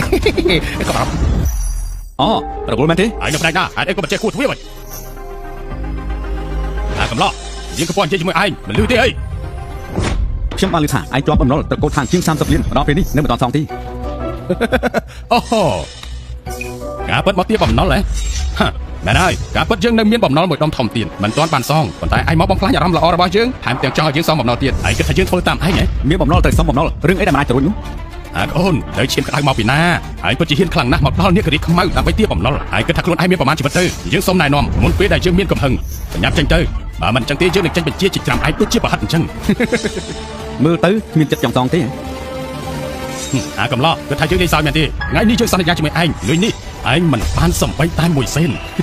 យើងក៏សន្យាដែរថាឯងត្រូវតែសងមិនឲ្យខ្វះមួយកាក់មួយសេនបើមិនអញ្ចឹងទេឯងនឹងត្រូវលុតជង្គង់វល់យើង ឯងចង់ប្រាប់ឲ្យយើងលុតជង្គង់វល់ឯងមែនទេយើងគឺជាលីងជន់ជុងព្រោះជាអ្នកលេងនៅក្នុងក្រុងតុងហៃ30ឆ្នាំហើយមិនធ្លាប់មានមនុស្សណាដែលអួតក្អេងក្អាងដូចជាឯងទេ ថ្ងៃនេះឯងនឹងបានទូ ព្រោះចាប់អារម្មណ៍មែនចាប់អារម្មណ៍ពិតមែនមិញនេះឯងធ្វើឲ្យយើងសោចហើយពីនេះយើងនឹងធ្វើឲ្យឯងបាត់ដៃមកខាង ថ្ងៃនេះចាត់ទុកថាជាកាដូទៅចុះប៉ុន្តែថ្ងៃក្រោយមិនស្រាលដូចពេលនេះទេ ឯងដឹងងាប់ទៅ ឈប់ភ្លាមណាលោកចាំមិនថៃមិនអីទេ ខ្ញុំមិនអីទេខ្ញុំជាអ្នកធ្វើដាក់គេទៅវិញ អ្នក ដែរ ឲ្យលោកមកទីនេះម្នាក់ឯងដើម្បីទាលុយ នាងគឺតុងហៃដែលមានហាសនាមខាងសៀដែលស្អាតបំផុតជួបគ្នាថ្ងៃនេះពិតជាមិនធម្មតាពិតមែន លោកអ៊ីវគេមិនយល់ពីច្បាប់ទម្លាប់ទេដោះលែងគេទៅបំណុលមួយនេះយើងមិនត្រូវការទៀតទេ ដោះលែងមែនទេនាងចង់លេងសើចនាងគិតថាកន្លែងនេះករីខ្មៅនេះចង់ចូលក៏ចូលចង់ចេញក៏ចេញអញ្ចឹងអីហ៎ ខ្ញុំតាំងចិត្តនឹងមកសុំទោស សុំទោសខាងសៀវនាងគិតថាបានល្អទៅអាបារម្ភម្នាក់នេះមិនធ្វើឲ្យយើងឈឺខ្លាំងណាស់នាងគិតថាសុំទោសមួយម៉ាត់អាចនឹងចប់រឿងអញ្ចឹងមែនទេ លោកត្រូវការអី យើងចង់បានអី លើកលែងតែនាងព្រមមិននៅជាមួយនឹងយើងបើមិនអញ្ចឹងទេពួកនាងទាំងពីរនាក់មិនអាចឈានជើងចេញពីទីនេះបានទេលេងយើងបើសិនជាឯងមិនលេងយើងនឹងហៅមនុស្សយើងមកពួកឯងនឹងងាប់ជាមិនខានទេលេងយើងលេង មិនអីទេសាហា ហ្វា មក ងតុងលោកលែងគេទៅ លែងគេមែនទេ ខាងសៀវនាងម្នាក់នឹងវ៉ាងទុំម្នាក់ទៀតល្អណាស់ពួកឯងហ៊ានមកកអឺកតមនៅកន្លែងនេះករីខ្មៅរបស់យើងពួកឯងទាំងពីរនាក់កុំគិតថារួចខ្លួនណាសោះហាប់ចូលមក លោកលីវមុននឹងមកដល់ក្រុមនេះគ្រាខ្មែរខ្ញុំបានរៀបការរឿងនេះទៅប៉ូលីសហើយលោកប្រកាសចិត្តមែនទេថានឹងធ្វើរឿងនេះ នាងគិតថានៅក្នុងក្រុងតុងហៃនេះមានអ្នកណាហ៊ានមករញ៉េរញ៉ៃជាមួយនឹងក្រុមនេះករីខ្មៅរបស់យើងក៏ប៉ុន្តែយើងបានឮថាកុលាបដ៏ស្រស់ស្អាតដូចជានាងតែងតែមានចរិតឌឺខ្លាំងណាស់មិនដែលអន់ក្បាលឲ្យប្រុសណាទេសូម្បីតែអ្នកស្នងមរតកត្រកូលឈិនក៏ព្រមចាញ់ដែរថ្ងៃនេះយើងចង់សាកមើលថានាងពុះកញ្ជ្រោតដល់កម្រិតណាទៅថ្ងៃនេះយើងនឹងចាំមើលថានាងនឹងពុះកញ្ជ្រោតដល់កម្រិតណាអើយអាចចង់ធ្វើស្អី នាងចេញសិនទៅស្ថានភាពនេះវាមិនថាសមនឹងនាងទេ ដល់អញ្ចឹងមិនអាចរួចទេអីកុំចិត្តជា ចេញទៅ ខ្ញុំមិនទៅទេបើចឹងទៅយើងទៅជាមួយគ្នា នាងទុកចិត្តចុះគេខកខ្លួនខ្ញុំមិនបានទេដោះលែងនាងទៅ បានលែងទៀត ចាក់គេជាចំណាប់ខ្លាំងទៅមនុស្សរបស់គេមិនហ៊ានធ្វើបាបលោក អើយមិនមែនទេមិនមែនទេ យ៉ាប់ចេញទៅ លោកទុកចិត្តចាំណាខ្ញុំនឹងត្រឡប់មកជួយលោកវិញខ្ញុំប្រកាសជាត្រឡប់មកជួយលោកមិនខាន អ្នកចិត្តជាសិនទៅអើយអើយឡើងឆាប់សម្រាប់វាទៅសម្រាប់វាទៅហេ លោកជីខ្ញុំសំវទៅជួយវាងតុងផងទៅសំវអីលក្ខខណ្ឌមិនសិនមិញនេះឯងជាអ្នកទទួលយកចេញពីមាត់របស់ឯង គ្រួសារທາງយើងក៏មិនដែលហ៊ានទៅទាបបំណុលមួយនេះវាគិតថាវាមានតម្លៃខ្ពស់ពេកហើយវាសំតែងាប់ តែលោកជីធ្លាប់និយាយថាខ្ញុំអាចត្រឡប់មកវិញបានរហូតយើងធ្លាប់និយាយពិតមែនតែអ្វីដែលយើងសន្យាគឺឲ្យឋានៈទៅឯងទាំងអស់មិនបានរួមដោយការចូលទៅជួយអ្នកបាក់ឡានម្នាក់នឹងទេលុះត្រាតែឯងតឹងវអ្នកប្រុសឈិនបានខ្ញុំយល់ហើយ បាទហើយបានជាម៉ាក់មិញនេះមិនព្រមទទួលនាងជួយ ឯងគិតថាការជួយនោះចេញពីដៃក្រុមនេះគ្រីខ្មែរនេះដល់ថ្នាក់នឹងអីហើយម្យ៉ាងទៀតបាក់អ្នកបាក់ឡានម្នាក់នឹងងាប់អាចធ្វើឲ្យការគិតរបស់សៀងត្រឡប់មកវិញក៏ថាបាន ម៉ាក់វិធីខ្ចីដៃអ្នកសម្លាប់បែបនេះគឺពិតជាអស្ចារ្យមែនទែន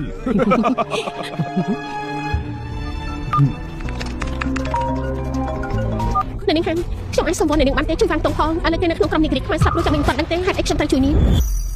អ្នកនាងលោកបានកំពុងជួបគ្រោះថ្នាក់ហេតុអីក៏នាងមិនជួយគេបងប្រាប់ខ្ញុំជិះតែហ៊ានលុបដាក់ពោះមកពីសិនជាងនាងគិតថានៅកន្លែងដូចជាក្រុមនេះខ្មែរគាត់ខ្លួនគេបានដែរអញ្ចឹងនាងកំពុងចង់សួរថាហេតុអីធ្វើជាមិនចាប់អារម្មណ៍មែនទេ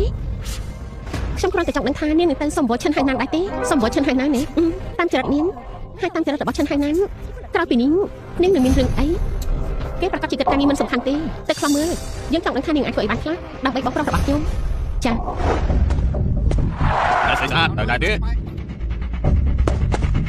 តែស្អីស្អាតចង់តាណាដែរហ្នឹង តកោឈិន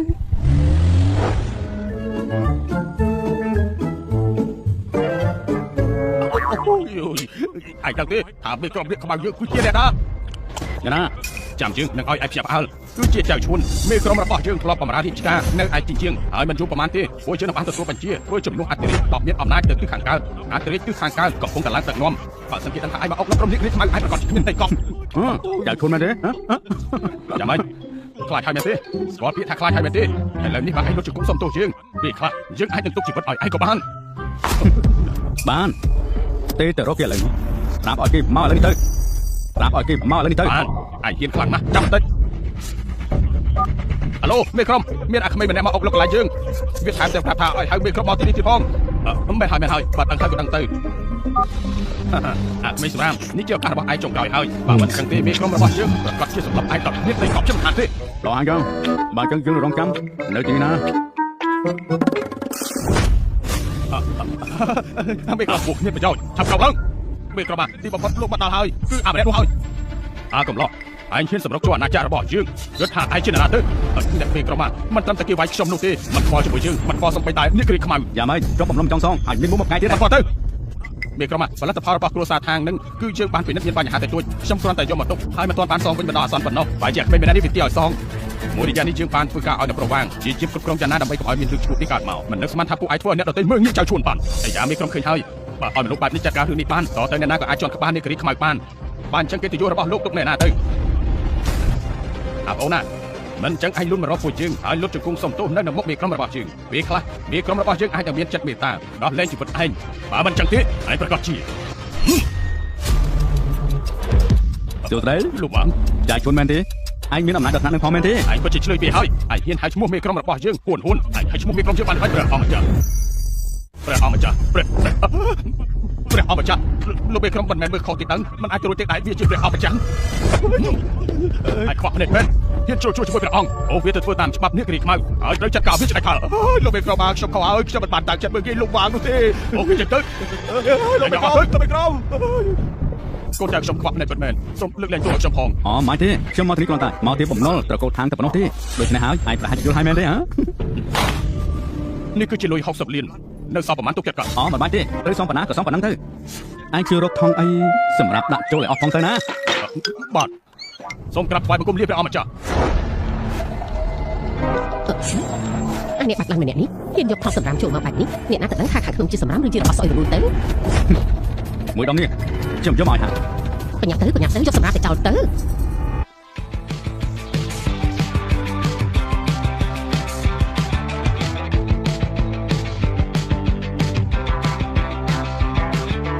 អូនេះគឺលុយតាតែលុយ ក៏មកអួតខ្លាំងពេកអីបើស៊ីមិនបានទៅវល់លោកឈិនអញគិតថាអាចចេញពីក្រុមនេះខ្លាំងបានយ៉ាងសុវត្ថិភាពដែរទេក៏មិនធ្វើខ្លួនឯងអួតនោះ ជាស៊ីត្រជិនហើយណាមែនទេតិច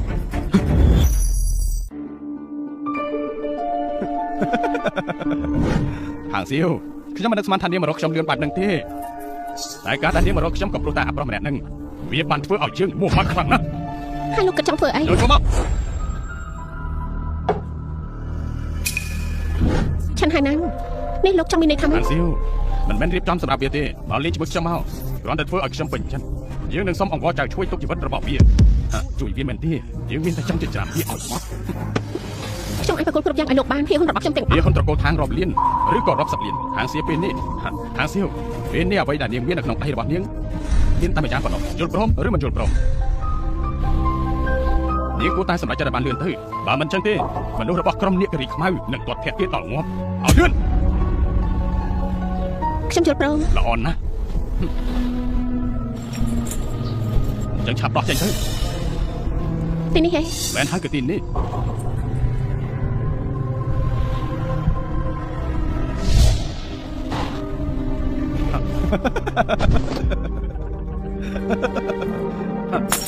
ឆាប់ពាក់វាភ្លាម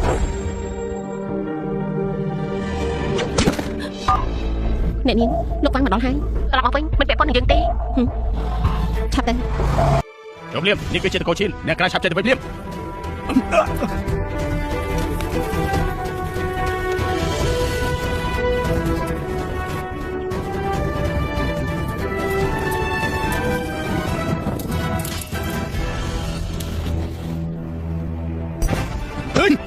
ฉันหานั่นไอ้ยอมว่าไม่ได้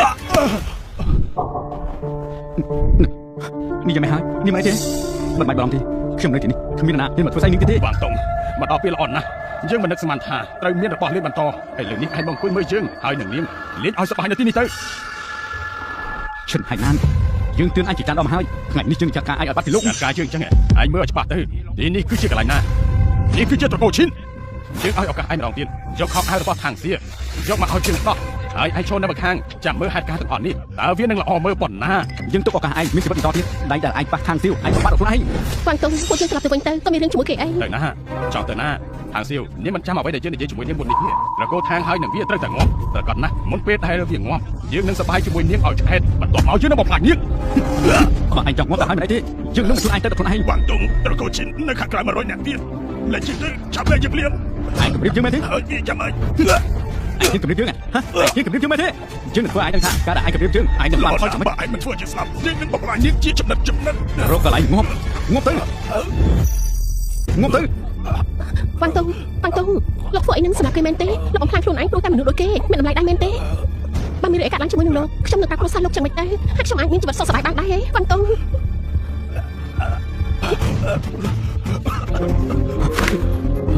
ខ្ញុំសុំទោសខ្ញុំគ្រាន់តែមិនអាចទប់អារម្មណ៍ខ្លួនឯងបាន មិនបាច់ប៉ះខ្ញុំទេមិនមែនលោកមានអំណាចខ្លាំងណាស់ទេមែនទេឥឡូវនេះលោកសម្រាប់គេទៅដោយសាររឿងនេះធ្វើឲ្យលោកចាប់គុកកុំសង្ឃឹមថាខ្ញុំរងចាំលោកណាកុំមកប៉ះខ្ញុំចាំខ្ញុំសិនណាឈិនហើយណាថ្ងៃនេះយើងទុកជីវិតឯងត្រូវចាំទុកឯងចាំណាបើមិនចាឯងនៅតែប្រាប់ចោលពីខាងទៀតបានទៀតយើងនឹងស្បឯង សម្រាប់យើង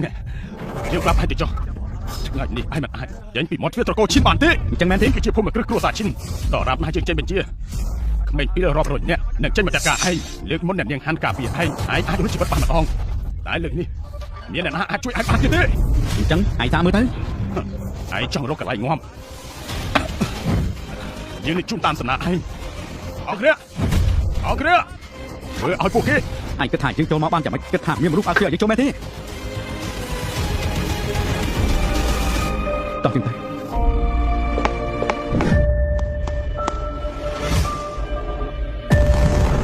ៅឈិនហើយណាត្រូវចាំទុកណានឹងគ្មានលើកក្រោយទៀតទេ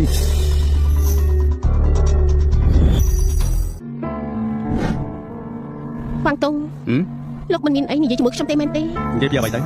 ត់បាញ់មានលោកជួយខ្ញុំតែខ្ញុំមិនមានសុំអីទៅពីអរគុណហើយទាំងសុំឲ្យលោកដោះលែងឈិនហើយណាទីលោកមិនគិតថាវាមិនសមហេតុផលទេខ្ញុំដឹងថានាងបារម្ភពីខ្ញុំហើយទំនាប់របស់នាងតែងតែនិយាយបែបនេះមិនអីទេខ្ញុំយល់ណាហើយចង់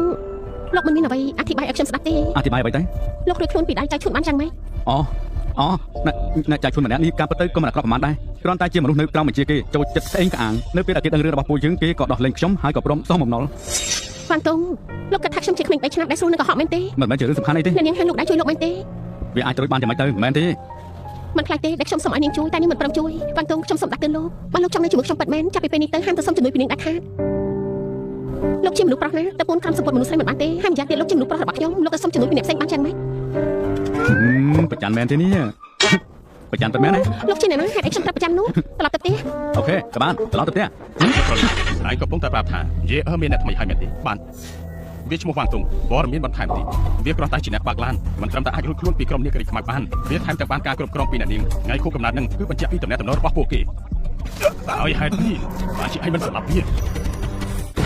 សំទុកផងលោកវាជាអតីតទាហានវាមានសមត្ថភាពក្នុងការតស៊ូវាមានសមត្ថភាពតើវាមានសមត្ថភាពប៉ុណ្ណាទៀតវាតែម្នាក់អាចសម្រុកចូលគ្រួសារឈិនដោយកម្លាំងគ្មានអ្នកណាអាចរារាំងវាបាននោះទេសិនទៅឲ្យក្រុមតុងហៃយើងមិនត្រូវការឲ្យពិធីរៀបការរបស់យើងជាមួយនឹងគេមានការផ្លត់អ្វីកើតឡើងបាទលោករត់ទុកចិត្តចោលដោយកម្លាំងអធិរាជតស៊ូនៅក្រុងតុងហៃគ្មានអ្នកណាអាចយកឈ្នះបាននោះទេអធិរាជគឺជាមនុស្សដែលអស្ចារ្យបន្ទាប់ពីទេពសង្គ្រាមអ្នកតស៊ូដោយខ្លាំងបំផុតម្ដងនេះឯងប្រកាសជាងាប់មិនខានទេអ្នកនាងបានដំណើរទីក្រុងហើយលោកលីងបានចាប់ដើមហើយទៅផ្ទះតកូលខាងអ្នកនាងខ្ញុំដឹងថាលោកវ៉ាងសំខាន់ជាមួយអ្នកនាងខ្លាំងណាស់តែបានអ្នកនាងទៅពេលនេះដូចជាអ្នកនាងកំពុងតែប្រាប់លោកលីងពីចម្ងាយពីរឿងនេះអញ្ចឹងរឿងនេះជាការពិតស្រាប់ហើយលើលោកនេះក្រៅពីបងប្រុសខ្ញុំនឹងរៀបការជាមួយអ្នកណាទាំងអស់ក៏ប៉ុន្តែមិនបាននិយាយទៀតទេខ្ញុំត្រូវទៅឲ្យបានអ្នកនាងនៅផ្ទះតកូលខាងលោកបានទៅហើយឥឡូវនេះតកូលលីងឆ្លៀតចូលឱកាសនេះវាយឆ្មក់អ្នកនាងទៀតផ្លូវអ្នកនាងកាត់តែលោកបាន100ដង1000ដងហើយខ្ញុំដឹងច្បាស់ណាស់តែនាងគិតថាការដែលខ្ញុំអាចឈរជើងនៅតកូលខាងបានព្រោះតែសាច់ឈាមមែនទេអ្នកនាងមានកម្រងហើយហ៎អ្នកដែលបាត់ទៅរយៈពេល3ខែហើយអាចតែងតាំងធ្វើជាម្ចាស់ដឹកនាំក្រុមពលជាងហើយថែតែចាត់ការវិធីទទួលស្វាគមន៍អ្នកក្រុមតុងហៃនេះជាឱកាសរបស់ខ្ញុំ វ៉ាងតុងអញធ្វើបានមកប្រឈិញណី មែនហើយ អញនេះពិតមែនហើយរឿងដែលសំខាន់អញធ្វើមិនបានសម្រេចសុំអីតែមួយតែរឿងសាងបញ្ហានេះអញធ្វើបានល្អខ្លាំងណាស់នេះជាអ្វីដែលអញប្រាប់ថានឹងពិសោធន៍ឲ្យយើងឃើញមែនទេរឿងនេះមិនតាក់ទងនឹងគេទេអញមិនបាច់មកការពារទេយើងដឹងថាអញមិនមែនជាមនុស្សដែលគ្មានហេតុផលប៉ុន្តែមនុស្សបែបនេះទាំងឆ្លើយតែគ្មានការសិក្សាមានតែយកកម្លាំងមកដោះស្រាយបញ្ហាពេលហ្នឹងយើងធ្លាប់ប្រាប់អញហើយថាវាមិនស័ក្តិសមនឹងអញហើយពេលនេះយ៉ាងម៉េចលើកមុនការដែលបង្ករឿងជាមួយនឹងឈិនហៅណានក៏នឹងមិនទាន់ដោះស្រាយបាននៅឡើយទេនឹងមកសាងបញ្ហាថ្មីទៀតកូនស្រីឯងគិតតាមប្រុសម្នាក់នេះពិតមែនទេអ្នកដែលបំផ្លាញក្តីសុខអស់មួយជីវិតរបស់ឯងនោះហ៎ឯងគិតថាសមទេម៉ាក់លើកមុនដែលមានរឿងបើមិនមែនវ៉ាងតុងជាអ្នកជួយខ្ញុំប្រហែលត្រូវហៅណានចន់ឆ្លីកិត្តិយសបានហើយដោយសារតែមនុស្សគ្មានសមត្ថភាពទេអីបើពេលហ្នឹងអញនៅជាមួយនឹងឈិនហៅណានពេលនេះអញត្រូវសុំជំនួយពីអ្នកដទៃដែរទេទោះបីម៉ាក់មើលតែគេជាមនុស្សយ៉ាងម៉េចក៏ដោយពេលនេះគេជាអ្នកយកលុយពីក្រុមអ្នកក្រីខ្មៅបានមិនអញ្ចឹងទេបានយើងមិនប្រកែកជាមួយឯងទេយើងគ្រាន់តែចង់ដឹងថាបញ្ហាលើកនេះវានឹងកែប្រែយ៉ាងម៉េច ម៉ាក់មិនចាំបាច់បារម្ភទេដរាបណាឈិនហៅណាមិនតាន់ចង់ស្លាប់ខ្ញុំធានាថាគេមិនហ៊ានមករករឿងតកូលខាងគេទេ មុខមកនិយាយគេខាងទៀត ទាំងតកូលខាងកំពុងត្រូវពួកឯងបំផ្លាញហើយម៉ាក់នេះម្សិលមិញវាវាយធ្វើបាបអ្នកប្រឆិនឯងមិនដឹងទេខ្ញុំដឹងហើយឯងដឹងពេលនេះអ្នកប្រឆិនបានចេញបញ្ជាឲ្យមនុស្សទាំងក្រុងតង់ហើយមិនឲ្យធ្វើអាជីវកម្មជាមួយតកូលខាងយើងទេចាប់ពីថ្ងៃនេះតទៅនឹងគ្មានការបញ្ជាទិញដូរអីទៀតទេជាមួយនឹងតកូលខាងយើង ខាងសួយជឺអាចមើលកូនឯងចិញ្ចឹមទៅហើយចុះឯងខាងសៀវត្រកូលសៀវចិញ្ចឹមឯងមើលថែឯងបានល្អឯងមិនសងគុណបែរជារុញច្រានត្រកូលសៀវឲ្យចូលទៅក្នុងជ្រក់ទៅវិញ ម៉ាទោះបីតកូលឈិនមានអំណាចខ្លាំងពិតមែនតែបើគេរួមតកូលធំទាំងក្រុងតង់ហើយបញ្ឈប់អាជីវកម្មរបស់យើងមកធ្វើបាបពួកយើងបែបនេះឯងមិនចាប់អារម្មណ៍នឹងរឿងយើងអីមិនមែនចឹងទេ ពុតធួឲ្យម៉ាក់នៅនិយាយច្រើនជាមួយពួកគេធ្វើស្អីទៀតត្រកូលលីងបានមកដល់តង់ហើយរឿងដែលសំខាន់បំផុតនោះត្រូវតែប្រញាប់យកមេបញ្ហាពីរនាក់នេះទៅសុំទោសគេភ្លាមទៅ តកូលលីងពីសាន់ជីងរឿងនេះទៅតាក់ទងនឹងតកូលលីងបានយ៉ាងម៉េចព្រោះអ្នកដែលនៅក្រៅក្នុងតកូលឈិនគឺតកូលលីងមកពីសាន់ជីងខាងសៀវបើឯងចង់ធ្វើដើម្បីតកូលរបស់យើងអញគួរតែធ្វើឲ្យវាឆាប់ស្លាប់ទៅដើម្បីទទួលនៅកំហុសរបស់វា មែនហើយបើយើងអាចរងាប់អារម្មណ៍ខឹងរបស់លោកឈិនបានពួកយើងនឹងត្រកូលខាងទើបអាចរួចជីវិតបាន បា ម៉ាក់ នតុងពេលនេះឯងពេញចិត្តហើយនៅឯងសប្បាយចិត្តទេមិនត្រឹមតែបំផ្លាញជីវិតយើងហើយនឹងកូនស្រីទេតែជីវិតនាងក៏ត្រូវឯងយកមកបំផ្លាញដែរ រឿងនេះខ្ញុំជាអ្នកធ្វើខ្ញុំជាអ្នកទទួលមិនថាឈិនហៅណានឬមកពីតកូលលីងពីសានពីស្អីទេបើមិនចិត្តគេហ៊ានខ្ញុំនឹងមិនដោះលែងឲ្យគេមានជីវិតត្រឡប់ទៅវិញទេ ល្អនេះឯងពិតជាអស្ចារ្យខ្លាំងណាស់វ៉ាងតុងចឹងថ្ងៃនេះអាចគិតបានល្អទៅថាគួរស្លាប់បែបណា ឈិនហៅណានឯងនេះពិតជាមិនចាំមែននៅហ៊ានមករករឿងទៀតមែនទេយើងធ្លាប់ប្រាប់ឯងហើយថាមិនមានពេលក្រោយទៀតទេ ទៅវិញទៀតដែលគ្មានលើកក្រោយទៀត យ៉ាងម៉េចអាចធ្វើអីទៀត វ៉ាងតុងយើងដឹងថាឯងពូកែខ្លាំងណាស់បន្តិចទៀតអ៊ំស៊ីនមកពីត្រកូលលីងកំពុងតែមកជិតដល់ហើយក្រោយពេលដល់មកដល់ឯងគួរតែធ្វើជាក្មេងល្អស្ដាប់បង្គាប់យើងតាមសម្រួលទៅ អ៊ំទីមែនទេគេពូកែខ្លាំងណាស់មែនទេ ឬមួយគេជាមនុស្សដែលតស៊ូជាមួយនឹងមនុស្សរាប់ពាន់បានហើយរហ័សនាមសម្រាប់មនុស្សមិនប្រព្រឹត្តលីងវ៉ាងស៊ីនមែនហើយគេជាលីងវ៉ាងស៊ីនគេគឺជាម្នាក់ដែលមានឈ្មោះថាសម្រាប់មិនរើសមុខគ្រប់កន្លែងដែលគេរស់នៅគឺពោពេញទៅដោយឈាម សម្រាប់មនុស្សរាប់ម៉ឺននាក់ពិតជាគួរឲ្យខ្លាចមែន អាបងសង្ឃឹមថាឯងនឹងសោចនៅពេលដែលគេមកដល់អូស៊ីនគឺជាទេពសង្គ្រាមដែលគ្មានដៃគូតស៊ូមានគេឈ្មោះខ្លាំងណាស់ក្នុងឋានៈស្ដេចសង្គ្រាមមនុស្សទាំងអស់នៅតង់ហៃមានអ្នកណាអាចប្រៀបបានទេ ឈិនហៅណានយើងមិនบอกថាថ្ងៃនេះជាស្ដេចសង្គ្រាមម្នាក់ណាឬក៏ឆ្កែមួយក្បាលណាទេយើងដឹងត្រឹមតែម្យ៉ាងគត់ថ្ងៃនេះជាថ្ងៃងាប់របស់ឯង ម្នាក់ណាហ៊ានយកជីវិតនៅក្នុងលីនវ៉ាងស៊ីនលោកស៊ីនលោកមកដល់ហើយកាលមុននេះអ្នកណាជាអ្នកនិយាយ គឺខ្ញុំ និយាយមិនចូលត្រចៀកមិនតូចធម្មតាដល់ងាប់ទៅ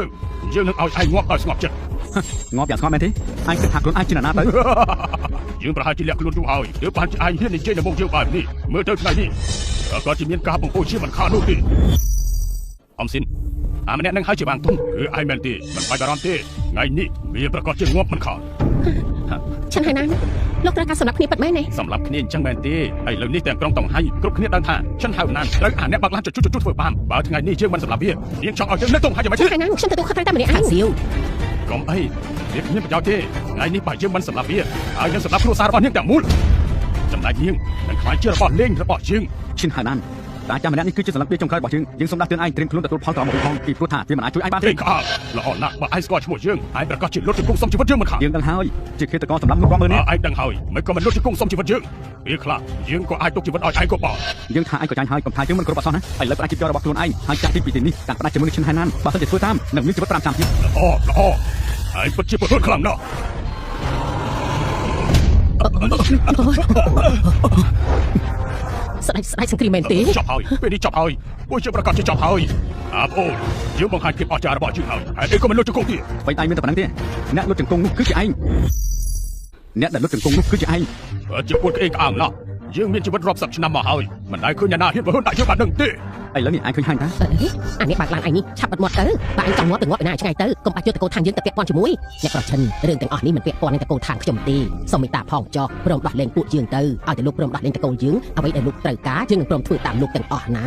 អ្នកប្រជិនលោកដោះលែងគ្រួសាររបស់ពួកខ្ញុំទៅចំណែកអាអ្នកបើកឡានហើយនឹងខាងសៀវចង់សម្លាប់ឬក៏ចង់ធ្វើយ៉ាងម៉េចក៏សាច់ទៅលោកយើងនឹងបំបត្តិឆ្អឹងឯងម្ដងមួយឲ្យទាល់តែអស់បានទុំ ឯងនៅសោយបានទៀតដែរទេកុំថាយើងមិនផ្ដល់ឱកាសឲ្យឯងឲ្យសោះមិនមែនឯងទេដែលបះបោះមនុស្សស្រីរបស់យើងហើយមិនគិតខ្លះទេថានេះជាចំណុចខ្សោយឥឡូវនេះយើងផ្ដល់ឱកាសឯងម្ដងទៀតឆាប្រជុំនេះមកឲ្យយើងដល់ខោអាវនឹងចាញ់ឲ្យអស់សោះតែខ្លួនទៅទេដូច្នេះហើយ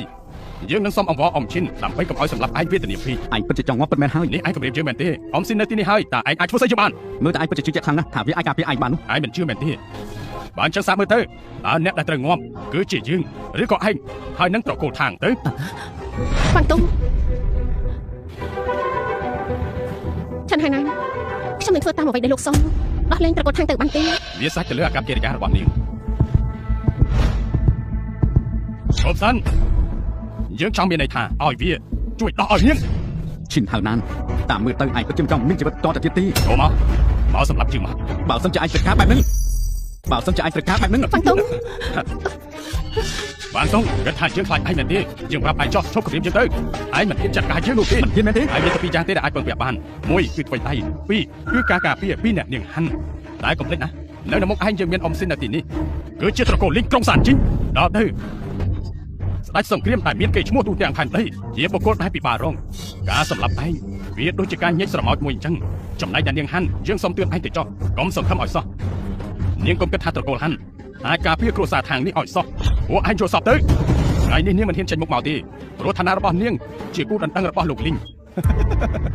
វ៉ាងតុងពេលនេះសន្លឹកវាចុងក្រោយឯងជិះបាក់ហើយទោះបីជាឯងមានភាពក្លាហាន8ដងទៀតក៏ឯងមិនហ៊ានចាត់ការយើងដែរ ឥឡូវនេះនៅតែថាយើងមិនហ៊ានចាត់ការឯងទៀតទេ យើងទឿនឯងហើយបើមិនចឹងទេយើងនឹងឲ្យអ៊ំស៊ីនស្លាប់តកូលທາງល្បីទូទាំងដែនដីហើយឯងនឹងងាប់យ៉ាងវេទនាលែងគេទៅយើងទឿនឯងបើមិនចឹងទេយើងនឹងធ្វើឲ្យឯងស្ដាយក្រោយដែលបានកើតនៅលើផែនដីនេះ យើងចាំមើលថាឯងនឹងធ្វើឲ្យយើងខូចចិត្តបានយ៉ាងម៉េច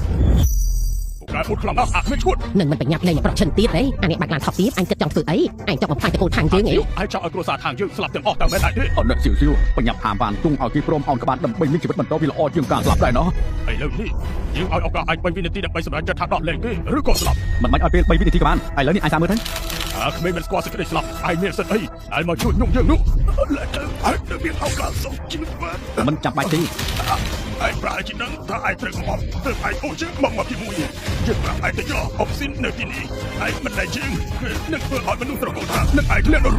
នេះឯងនៅតែគិតថាវាអាចជួយឯងបានពិតមែនទេ ឯងចាំមានន័យថាម៉េចស្ដេចសង្គ្រាមនៅមុខមិនអាចជួយទេបានតើមែនដែរទេ បើមិនជឿក៏សាកមើលទៅយើងក៏ចង់ឃើញដូចគ្នាថាឯងជួយវាបានយ៉ាងម៉េចថាជួយវាបានយ៉ាងម៉េច អបស៊ីនសម្លាប់វាចោលទៅ មើលទៅដូចជាវាទុកចិត្តខ្លាំងណាស់ក៏ល្អដែរយើងក៏ចង់ឲ្យឃើញដែរថាសន្លឹកវាចុងក្រោយរបស់វាអាចទុកចិត្តបានទេ ទូទាំងផែនដីមានតែឯងម្នាក់ទេដែលប្រហែលយើងក៏ចង់ដឹងថាថ្ងៃនេះអ្នកណាអាចជួយឯងបាន ជាខ្ញុំប៉ុណ្ណឹងគ្រប់គ្រាន់ទេគ្រប់គ្រាន់ទេអ្នកនាងហាន់ អ្នកនាង គេប្រាប់ថាអ្នកនាងហាន់មិនមកទេមិនអញ្ចឹងអីវ៉ាន់តុងម្នាក់នេះនិងអ្នកនាងហាន់ត្រូវជាស្អីនឹងគ្នាទៅ លីងវ៉ាន់ស៊ីងសូមគោរពអ្នកនាងហាន់ លោកចង់តដៃជាមួយខ្ញុំមែនទេ មិនហ៊ានទេតែអ្នកនាងជួយប្រាប់ហេតុផលផង ខ្ញុំត្រូវមានហេតុផលដែរហ៎ អត់ទេ ដឹងល្អហើយតែកុំគិតថាខ្លួនឯងជាមនុស្សរបស់នាងសាច់ឆាំងហើយហ៊ានមកកេងកាំងនឹងមុខខ្ញុំទោះបីថ្ងៃនេះគេមកដល់ខ្លួនឯងខ្ញុំក៏អាចចាត់ការលោកបានដូចគ្នា បាទអ្នកនាងមកបានចាំមិន លោកចង់បានន័យថាខ្ញុំមិនគួរមកមែនទេ មិនមែនទេមិនមែនបាត់នឹងទេ អញ្ចឹងលោកចង់មានន័យថាម៉េចឆានហៃណានខ្ញុំប្រាប់លោកណាខ្ញុំហាន់ស៊ីយេខ្សែតែមួយម៉ាត់ក៏អាចធ្វើឲ្យតកូនរបស់លោកឆេះខ្លាំងទៅជាធូលីដែរសូម្បីតែនាងសាច់ឆាំងក៏មិនអាចជួយបានលោកជង្គង់ចុះហើយសុំទោសលោកវ៉ាងព្រីមទៅចំណែកលោកលីនវ៉ាន់ស៊ីន អ្នកនាងខ្ញុំធ្វើតាមបញ្ជាគ្រប់យ៉ាងតែបញ្ជានេះដូចជាជ្រុលពេកហើយ លោកគិតថាខ្ញុំគ្មានសិទ្ធិមែនទេ ខ្ញុំមិនហ៊ានទេខ្ញុំជ្រុលជ្រុលរឿងអ្នកនាងខ្ញុំលុតជង្គង់ដោយគ្មានបញ្ហាតែសម្រាប់វាដូចមិនសមទេ លោកក៏គិតអញ្ចឹងដែរមែនទេ អាណារបស់ពួកយើងបើប្រៀបជាមួយនឹងអ្នកនាងវាទៀតខ្លាំងណាស់តែបើឲ្យយើងប្រៀបជាមួយនឹងអាអ្នកបាក់ឡានត្រូវលុតជង្គង់សំទោសនោះមិនមែនជាការមើលងាយពួកយើងទេតែជាលោកនេះ លោកលីងមែនទេហើយពួកលោកមានសិទ្ធិអីគិតថាការសុំទោសគឺជាការមើលងាយនោះ ឋានៈជាន់ក្រោមរបស់វាគឺច្បាស់ណាស់នេះហើយគឺជាអ្វីដែលមិនអាចបង្កើតបានលើកលែងតែវាសុទ្ធឯងថាវាអាចមានសមត្ថភាព ខ្ញុំប្រាប់តែចុះគេគឺជាមនុស្សដែលសំខាន់របស់ខ្ញុំហាន់ស៊ីយេប៉ុណ្ណឹងគ្រប់គ្រាន់ទេ អ្នកនាងហាន់សូមបញ្ជាក់បញ្ចេញឋានៈរបស់អ្នកនាងផងអ្នកនាងជាគូដណ្ដឹងរបស់អ្នកប្រុសលីនេះសំដីខ្លះក៏គួរតែបញ្ជាក់បញ្ចេញ អ្នកបម្រើត្រកូលនេះពិតជាធ្វើទូនីតិបានល្អពិតមែនខ្ញុំដឹងថាលោកមកទីនេះធ្វើអីហើយក៏ដឹងដែរថាពួកលោកកំពុងតែគិតអីតែថ្ងៃនេះការដែលខ្ញុំមកទីនេះដើម្បីប្រាប់ពួកលោកថាអ្នកក្រីកមានសកាដែលត្រូវហាមអ្នកណាហ៊ានប៉ះពាល់គឺត្រូវស្លាប់ហងភ្លើងមានតាមស្រួយស្ដាងអ្នកណាហ៊ានប្រហិនតែស្លាប់ត្រឡប់ទៅប្រាប់នាងសេភៀនវិញទៅបើមិនទាន់គ្រប់មួយឆ្នាំត្រឹម1នាទីក៏កុំគិតនឹងមករញ៉េរញ៉ាជាមួយនឹងខ្ញុំអី បើអ្នកនាងនៅតែបកកាយបែបនេះខ្ញុំនឹងត្រឡប់ទៅវិញនឹងរាយការណ៍ឲ្យលោកលីងបានដឹង ឈប់សិនពីដែលខ្ញុំនិយាយមិនបានមិញលឿងមិនច្បាស់ទេមែនទេ សូមទោស នៃរបស់ខ្ញុំគឺចង់ឲ្យលោកជង្គង់ចុះ ចឹងម៉េចចង់ជិតតបជាមែនទេ អ្នកនាងតាចាំម្នាក់នេះជាស្ដេចសង្គ្រាមសូមអ្នកនាងនឹងជួបជុលឲ្យខ្លះ គ្រាន់តែជាស្ដេចសង្គ្រាមបើគ្មានឋានៈរបស់តកូលីងលោកប្រកាសជាគ្មានសិទ្ធិសុំអីតែសម្លឹងមើលមកខ្ញុំហើយមិនគួរមកតវ៉ាជាមួយនឹងខ្ញុំទេខ្ញុំនឹងនិយាយម្ដងទៀតលោកជង្គង់ចុះ បងអូនថ្ងៃនេះព្រោះតែស្ថានភាពបង្ខំទើបយើងសុំទោសឯងសង្ឃឹមថាថ្ងៃក្រោយឯងនឹងធ្លាក់នៅក្នុងកណ្ដាប់ដៃ បើសិនជាយើងអាចនៅក្នុងកម្រិតដៃរបស់ឯងយើងប្រកាសជាសប្បាយចិត្តណាស់បើមិនមែនព្រោះតែហាន់ស៊ីទេប្រហែលជាពេលនេះឯងខ្លាចជាសពបាត់ហើយ យើងជឿនេះចាំមើល ឆាន់ហើយណាត្រូវធ្វើអីបន្តទៀតចង់ឲ្យខ្ញុំប្រាប់មែនទេ អ្នកនាងខ្ញុំដឹងខុសហើយ ខ្ញុំធ្លាប់ឲ្យឱកាសលោកហើយ អ្នកនាងសូមពិចារណាទំនាក់ទំនងគ្រួសារជាតិនិងគ្រួសារហាន់ច្រើនឆ្នាំកន្លងមកមិនតែមានរឿងជំទាស់នឹងគ្នាសូមអ្នកនាងពិចារណាមើលម្ដងទៀត លោកវ៉ាងលោកគិតយ៉ាងម៉េច យើងធ្លាប់ប្រាប់ឯងហើយតាថាគ្មានលើកក្រោយទៀតទេ លោកបានខ្ញុំដឹងខុសហើយខ្ញុំគ្រាន់តែធ្វើតាមបញ្ជារបស់លោកលីងគេបង្ខំឲ្យខ្ញុំធ្វើតាមបញ្ជាគេខ្ញុំគ្រាន់តែធ្វើតាមបញ្ជាគេ យើងនឹងចម្រាស់ជាមួយឯងដល់ខ្លួនឯងតែឯងធ្វើឲ្យមនុស្សស្រីរបស់យើងអាប់អោនឯងគិតហើយមែនទេឯងគិតចង់បំផ្លាញគ្រួសារខាងគ្រួសារនិងបាក់ពួករបស់យើងធ្លាក់នៅក្នុងផ្លុកឈាមឯងគិតហើយមែនទេ ឆាន់ហើយណាអញនេះហ៊ានខ្លាំងណាស់ចាប់ពីថ្ងៃនេះតទៅលោកជ្រើសរើសផ្លូវស្លាប់តែខ្លួនឯងតកូលឈិននឹងត្រូវបណ្ដឹងចេញពីសងហើយព្រះអម្ចាស់កម្មវិធីទទួលស្វាគមន៍បានរៀបចំរួចហើយនឹងមានមេក្រុមពីតកូលធំៗមកចូលរួម ល្អណាស់ខ្ញុំនឹងបញ្ជាសត្វល្អិតទាំងនេះចេញមកកំចាត់ម្ដងម្ដងសងសឹកឲ្យតែហ៊ានរបស់ជាម្កាញ់ណា ទីបំផុតថ្ងៃនេះក៏មកដល់បើមិនមែនដោយសារមនុស្សពួកនេះសង្គ្រាមលើកនឹងក៏មិនបានខាត់បងដល់ថ្នាក់នឹងដែរ 3សែននេះ3សែនជីវិត ព្រះអម្ចាស់នេះគឺការចេញក្នុងកម្មវិធីទទួលស្វាគមន៍ការត្រឡប់មកវិញសម្បត្តិចេញដែលមានមេឃរាជ4ក្បាលបញ្ជាក់ពីឋានៈដ៏ខ្ពង់ខ្ពស់ដែលគ្មាននរណាប្រៀបបានលោកនឹងទទួលបានកិត្តិយសដ៏ខ្ពង់ខ្ពស់លើតកូលទាំងអស់ ល្អចេញទៅសិនទៅ ចា៎អ្នកនាងនេះការចេញពិធីទទួលស្វាគមន៍ការត្រឡប់មកវិញបើបរាជ័យខ្ញុំនឹងព្រមស្លាប់អ្នកនាងមិនសាកយកទៅទឹកម្ដងទៀតទេមិនបាច់ទេតាំងពីថ្ងៃដែលខ្ញុំដើរចូលតកូលហើយជោគវាសនាបានកំណត់រួចហើយក៏ប៉ុន្តែខ្ញុំបាច់ចង់ដើរចូលតាមផ្លូវរបស់ខ្លួនឯងចូលមកលីងសេធីន យេមិនបានជួបគ្នាយូរហើយ លីងសេធីនហេតុអីលោកមានពេលមកតង់ហើយ ខ្ញុំគ្រាន់តែមកជួបគូដណ្ដើររបស់ខ្លួនឯងនោះអីមានអ្វីមិនល្អមែនទេ រយៈពេលសម្ដីលោកផងទំនាក់ទំនងពួកយើងលោកប្រហែលជាដឹងច្បាស់ណាស់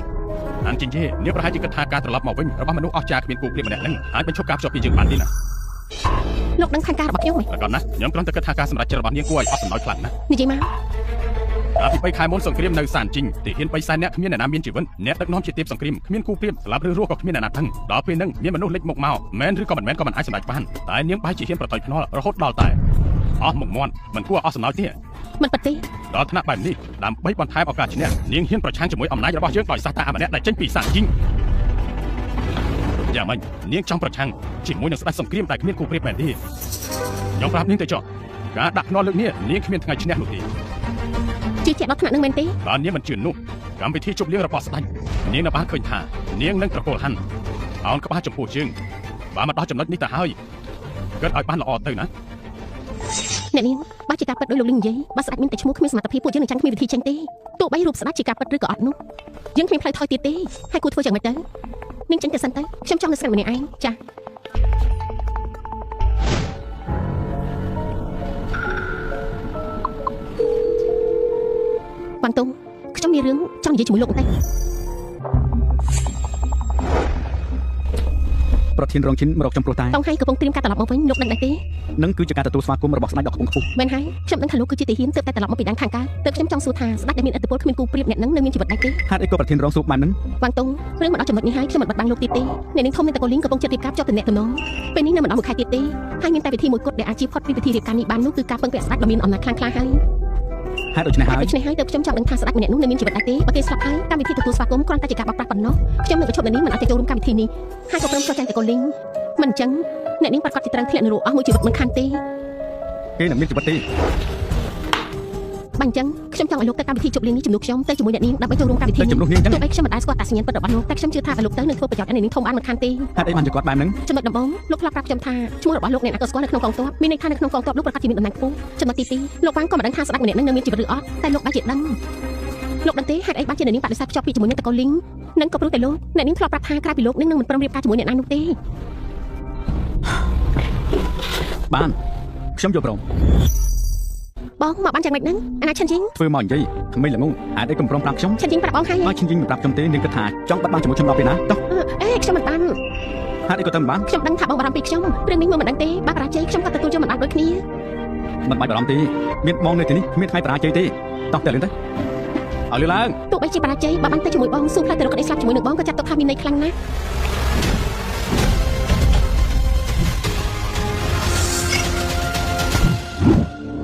់បងម្នាក់នេះគឺរៀងស សាធីនអ្នកនៅខាងគឺជាណានមកពីតកូលជីងហើយក៏យ៉ាងថៃមកពីតកូលយ៉ាង3អ្នកនេះបើ3តកូលនេះរួមជាមួយតកូលខ្ញុំហើយថាតកូលធំទាំង4ខ្ញុំមិនដឹងថាតកូលជីងនិងតកូលយ៉ាងចូលរួមដែរទេតែលីងសាធីនធ្វើគ្រប់វិធីដើម្បីមិនឲ្យខ្ញុំមានបន្ទុកជាមួយនឹងស្ដេចទេ ទុកចិត្តចោលគ្មានអ្នកណាប្រជុំនេះបានទេ លោកសាន លោកលីងមានអីមែនទេ ជាអ្នកបើកឡានម្នាក់មែន គេឈ្មោះវ៉ាងតុង វាមានឈ្មោះអីវាមិនសំខាន់ទេអ្វីដែលសំខាន់វាមិនសមមានមុខនៅទីនេះហើយក៏មានសិទ្ធិដែរ គ្រប់គ្នាសុទ្ធតែកាន់កាត់អញ្ជើញមកហេតុអីពួកលោកមកបានតែគេមកមិនបាន អ្នកនេះហានអ្នកនេះនិយាយបាត់នេះក៏មិនត្រូវដែរវាគ្រាន់តែជាអ្នកបើកឡានយកមកប្រៀបធៀបជាមួយនឹងពូជើងវាចាំមិនដូចជាមើងងាយពូជើងពេកហើយវាដឹងមែនហើយព្រោះហានប្រយ័ត្នពីសម្ដីបន្តិចទៅ មានន័យថាខ្ញុំគ្មានសិទ្ធិមកប្រៀបជាមួយនឹងពួកលោកមែនទេ នៅទីនេះហើយគ្មានសិទ្ធិនិយាយនោះទេ ការគិតរបស់ខ្ញុំពួកលោកទៅវិញទេតែគ្មានសិទ្ធិមកប្រៀបជាមួយខ្ញុំបាន ឥឡូវហានឯងហ៊ាននិយាយបែបនេះផងឯងដឹងពីឋានៈរបស់ជើងដែរទេលោកយ៉ាងវាគ្រាន់តែជាមនុស្សថោកទាបឋានៈយើងហើយនឹងវាខុសគ្នាឆ្ងាយណាស់ទោះបីជាយើងបង្ហាញអត្តសញ្ញាណក៏វាមិនយល់ដែរថាមានន័យយ៉ាងម៉េចបងអូនគួរតែចេះប្រមាណខ្លួនផងហើយចេញពីទីនេះទៅអាចនឹងមានពេលប្រើជីវិតបន្តចាត់ទុកថាមានពេលប្រើជីវិតបើមិនអញ្ចឹងទេថ្ងៃនេះអាចប្រកាសជាស្លាប់ហើយ លីងសេធីនទីនេះលោកគ្មានសិទ្ធិមកបញ្ជាទេបើពួកយើងអាចចូលមកយ៉ាងត្រឹមត្រូវមានន័យថាពួកយើងមានសិទ្ធិនឹងចូលមកហើយ ខ្ញុំដឹងថានាងមានសិទ្ធិចូលរួមអ្នកដែលគ្មានសិទ្ធិចូលរួមគឺជាវា ប៉ុណ្ណឹងអាចបញ្ជាក់ថាគេមានសិទ្ធិចូលរួមហើយមែនទេ មើលទៅនាងមិនយល់ណាអ្វីដែលយើងនិយាយអ្វីដែលក្នុងកម្មវិធីនេះត្រូវការមិនត្រឹមតែជាការអញ្ជើញគឺជាគុណសម្បត្តិដែលស័ក្តិសមតែសម្រាប់វាមានមែនទេគ្រាន់តែជាអ្នកបើកឡានធម្មតាទូទាមទោះបីជាឯងមានការអញ្ជើញនឹងក៏គ្មានគុណសម្បត្តិគ្រប់គ្រាន់ក្នុងការចូលរួម លោកប្រុសលីងនិយាយពិតជាត្រឹមត្រូវហើយ ដល់រាប់ណាឲ្យវាចូលរួមដូចជាទាញពួកយើងឲ្យកាន់តែទៀបខ្ញុំធ្លាប់បានប្រាប់វាហើយឲ្យវាបញ្ឈប់មហិច្ឆតាបែបនេះហើយទីនេះមិនមែនជាកន្លែងសម្រាប់វាគួរតែបោះខ្លះត្រឡប់ទៅវិញទៅ ត្រូវឲ្យអត់ស្បែកជិះទៅ កូនគួរតែបញ្ញាត្រឡប់ទៅវិញទៅមានតែអ្នកដែលមានឋានៈគង់គួរប៉ុណ្ណោះដែលមានសិទ្ធិនៅទីនេះអស់លោកទាំងអស់គ្នាតើអស់លោកគិតថាវាអាសមនៅទីនេះដែរទេមិនស្របទេមិនស្របទេមិនស្របទេខ្ញុំគ្រាន់តែចង់ឲ្យវាបានឃើញការពិតបានឃើញអាកប្បកិរិយាគ្រប់គ្នានៅទីនេះឯងនៅចង់នៅបន្តទៀត អត់ប្រយោជន៍លោកនិយាយទៅទីនេះមិនមែនជាកន្លែងរបស់ខ្ញុំទេ បើឯងទៅខ្លួនទៅហើយនោះបើអញ្ចឹងក៏បញ្ញាត្រឡប់ទៅវិញ កុំអាចច្រឡំអីខ្ញុំចង់បានន័យថាអ្នកគ្រប់គ្នាពិតជាគួរឲ្យស្បែកខាងណាពួកឯងមានគុណសម្បត្តិគ្រប់គ្រាន់នឹងមកធေါ်ស្បែកជាងទេប្រពន្ធយប់នេះអ្នកគ្រប់គ្នានៅទីនេះចាត់ទុកពួកយើងគឺជាអ្នកដឹកនាំត្រកូលទាំងអស់នៅក្នុងជីវិតទោះហើយអ្នកណាមកក៏មានឋានៈខ្ពង់ខ្ពស់ជាងឯងហើយចំណែកឯងត្រឹមតែជាអ្នកសុំបុណ្យកុសលពីអ្នកដទៃមានសិទ្ធិនៅទីនេះហ៎ មិននេះឯងប្រាប់ថាពួកយើងគ្មានគុណសម្បត្តិគ្រប់គ្រាន់ឈរក្បែរឯង មែនហើយ បើអញ្ចឹងយើងចង់ដឹងពីតំណែងរបស់ឯង ប្រកបណាត្រូវនៅលើគ្រប់ត្រកូលក្នុងតំណែងដែលមើលឃើញច្បាស់គ្រប់កន្លែងរួមទាំងរិទ្ធបលាំងនឹង ឯនេះពិតជាហ៊ានខ្លាំងណាស់ឯងដឹងតែទេតំណែងតែខ្ពង់ខ្ពស់បំផុតគឺជាអ្វីហើយបង្ហាញដល់អ្វីឯងមានសិទ្ធិស្អីបានជាមកនិយាយបាត់នេះចេញមក លោកប្រកាសក្នុងចិត្តមែនទេថាតំណែងនឹងមិនបានព្រៀបឲ្យខ្ញុំនោះ ឯងនេះពិតជាមិនដឹងស្អីមែនទើបបានជាហ៊ាននិយាយបែបនេះទីនេះជាកន្លែងដែលតំណែងខ្ពស់បំផុតរបស់ចក្រភពដែនខាងកើត មែនហើយតំណែងខ្ពស់បំផុតមានន័យថាដល់ចំណុចខ្ពស់បំផុតរបស់អំណាចលើមនុស្សគ្រប់គ្នាគេទៅយុបែបនេះឯងបានមើលឃើញក៏ចាត់ទុកថាគេទៅយុរបស់ឯងទៅហើយលោកជឿជាក់បានយ៉ាងម៉េចថាខ្ញុំមិនអាចទៅដល់ចំណុចដ៏ខ្ពង់ខ្ពស់បំផុតរបស់អំណាចនៅលើមនុស្សគ្រប់គ្នានោះ នេះពិតជាផ្ដាស់ខ្លាំងណាស់ហើយមនុស្សមកខ្ញុំចាំបានឯងឈ្មោះថាបាំងតុងមែនទេ មែនហើយ ឯងចង់ប្រាប់ថាគឺជាមនុស្សទូទាំងផែនដីគោរពស្រឡាញ់ស្ដេចគឺខាងកើតដល់ខ្ពស់ខ្ពស់មែនទេ វាក៏អាចនឹងទៅ ឯងប្រហែលជាបានដឹងពីដំណឹងរបស់ស្ដេចសង្គ្រាមមិនដែលបង្ហាញមុខទើបឯងយកមកអាងធ្វើឲ្យយើងពលដើម្បីយករួចខ្លួនតែឯងបានបង្ហាញចំណុចផ្លត់ស្ងៀតមកហើយ អញ្ចឹងឯង ព្រោះការពិតទៅមានតែស្ដេចសង្គ្រាមប៉ុណ្ណោះដែលមានសញ្ញាពិសេសនៅក្នុងសម្បត្តិអញ្ជើញដែលមាននាគរាជ9ក្បាលតែបើឯងចង់ប្រាប់ថាឯងជាស្ដេចសង្គ្រាមនោះបើអញ្ចឹងយកសម្បត្តិអញ្ជើញនោះមកពិសោធន៍អំពីអត្តសញ្ញាណទៅ ត្រូវហើយការអញ្ជើញចេញមកមិនអញ្ចឹងទេណាក៏ចាត់ទុកថាជាការមើលងាយដាក់ទុកយ៉ាងធ្ងន់ធ្ងរណាស់ យកការអញ្ជើញចេញមក យកការចេញមក យកចេញមកយកចេញមកមែនហើយបើសិនជាឯងយកចេញមកមិនបានទេដោយពាក្យសម្ដីឯងមិននេះត្រូវមានទោសប្រហារជីវិតទាំងត្រកូល បានអញ្ចឹងក៏បើកភ្នែកឲ្យធំមើលអានេះទៅនេះតែនេះជាអ្វី អូ សារមួយស្លឹកនេះគឺរឿងពេលនេះខ្ញុំសួរអ្នកគ្រប់គ្នាថាខ្ញុំមានសិទ្ធិដែរទេមកអង្គុយនៅក្នុងតំណែងដ៏ខ្ពង់ខ្ពស់លើមនុស្សគ្រប់គ្នានៅក្នុងចំណុចខ្ពស់បំផុតនៅក្នុងត្រកូលនោះ មិនអាចរួចទេមិនអាចរួចទេគឺមិនអាចរួចទេ បងនេះវាចាំមិនហ្នឹង ចាំពេលដល់ត្រឡប់ទៅផ្ទះវិញចាំបងនិយាយប្រាប់ជឿបងទៅចាំមើលការសម្ដែងបន្តទៀតកាន់សិនទៅ ថាប្រាប់ជិះពីមកហើយយកលិខិតអញ្ជើញនេះមកពីណា អញគិតថាវាមកពីណា យើងធ្លាប់ប្រាប់ឯងហើយលិខិតអញ្ជើញនេះមានតែស្ដេចសង្គ្រាមដ៏ខ្ពង់ខ្ពស់ប៉ុណ្ណោះឯងមានសិទ្ធិស្អី ព្រោះយើងគឺជាសាច់សង្គ្រាមដ៏ខ្ពង់ខ្ពស់ម្នាក់នោះឯង បើឯងគិតថាយកលិខិតអញ្ជើញនេះមកសម្ដែងវាក៏មានចំណុចគួរឲ្យជឿខ្លះដែរហើយឯងចង់បញ្ជាក់ថាឯងជាស្ដេចសង្គ្រាមឯងគិតថាពួកយើងជាមនុស្សល្ងងមែនទេបានជាឯងមកបោកប្រាស់ពួកយើងបែបនេះ លោកនិយាយទៅអ្នកបើកឡានធម្មតាដូចជាឯងនេះណាហ៊ានមកអួតថាខ្លួនឯងជាស្ដេចសង្គ្រាមធ្វើបែបនេះគឺអ្នកងាយដល់ស្ដេចសង្គ្រាមហើយមានបញ្ញាបានតែប៉ុណ្ណឹងហេតុអីបានជាខ្លាចតែជាត្រកូលដ៏ខ្ពង់ខ្ពស់ទាំង3បានមិញលោកប្រាប់ថាស្ដេចសង្គ្រាមមិនបានបង្ហាញមុខទេ ហើយដូច្នេះហើយបានជាឯងឆ្លៀតឱកាសមកឈរនៅកន្លែងនេះ បានលោកប្រាប់ថាមានតែស្ដេចសង្គ្រាមប៉ុណ្ណោះតែមានការសម្ដែង មែន នេះ ហើយលិខិតអញ្ជើញនេះគឺបញ្ជាក់ពីឋានៈ អញ្ចឹងខ្ញុំសុំសួរលោកបន្តិចណាហេតុអីបានជាខ្ញុំកាន់ការស្លឹកមាសនេះហើយលោកបានជាជឿជាក់ថាខ្ញុំជាមនុស្សខ្លាំងខ្លាយលោកធ្លាប់ឃើញស្ដេចសង្គ្រាមពីមុនមកមែនទេឬមួយលោកជឿជាក់ថាគេមិនអាចត្រឡប់មកវិញទៀតទេ គេមានន័យថាយ៉ាងម៉េចហ្នឹង សង្ស័យថាវិធីស្វាគមន៍ជុំនេះមានអ្វីមិនធម្មតាហើយមិនដឹងតែក្រោយពីសង្គ្រាមកំណត់ជោគវាសនាហើយបានឮថាស្ដេចសង្គ្រាមបានសូនឈឹងមានដំណឹងថាគេបានស្លាប់ទៅក្នុងសង្គ្រាមមើលតែឯងធ្វើដូចជាការពិតណាស់បើគ្រប់គ្នានៅទីនេះមិនដឹងពីអត្តសញ្ញាណពិតរបស់ឯងពួកយើងប្រហែលជាត្រូវជឿហើយមន់ស្រែមិនអាចខ្លាចជាកងោកគិញពួកខ្នងដងមិនអាចខ្លាចទៅជាអ្នកដែលមានអំណាចទេទាំងមានជាតិនិងរូបសម្បត្តិរបស់ឯងតើមានអ្វីស័ក្តិសមជាស្ដេចសង្គ្រាមខ្លះទៅ ហើយការត្រឡឹកមាសនេះអាចច្បាស់ចាំមិនទេ មិនបាច់បោះស្រាយឯងប្រកាសជាលួចមិនខានដោយឋានៈរបស់ឯងពេលនេះមិនទាំងមានលិខិតត្រឡឹកមាសនេះបានចាំមិនលោកតាតែឯងបញ្ជាក់ថាឯងមិនបានលួចទេបើមិនចឹងទេទីនេះគ្មាននរណាជឿឯងម្នាក់ មិនហើយបញ្ចេញផុសតាមមកបើមិនចឹងយើងមិនជឿទេ ក៏មិនជឿដែរឯងអាចបញ្ជាក់បានឬក៏អត់ឆាប់តាមមកអានជឿយេនាងព្យាយាមចាក់ចេញពីខ្ញុំប្រហែលជារកគ្រប់វិធីហើយពិតជាព្យាយាមខ្លាំងណាស់តែខ្ញុំសម្រាប់តែចុះថ្ងៃនេះនាងប្រកាសជាចាញ់គ្រប់គ្នាវាគ្រាន់តែជាមនុស្សធម្មតាតែវាបែរជាហ៊ានលួចសន្លឹកមាសយកមកអាងខ្លួនឯងថាជាស្ដេចសង្គ្រាមយាយយានធ្វើខ្លួនខ្ពស់ជាងយើងគ្រប់គ្នាវាស័ក្តិសមនឹងផ្ដន់ទីទោស ចាត់ទុកថាជាការកុហកបោកប្រាស់អ្នកដែលមានអំណាចប្រហែលជាជីវិត1000ដងទៀត មិនហើយស្លាប់ប្រហារជីវិត1000ដងប្រហារជីវិត1000ដងដល់ទីទោសស្លាប់ប្រហារជីវិត1000ដងដល់ទីទោសស្លាប់ឯងចង់លីមបន្តទៀតមែនទេយកមនុស្សចូលមក ប្រហើនអ្នកណាហ៊ាន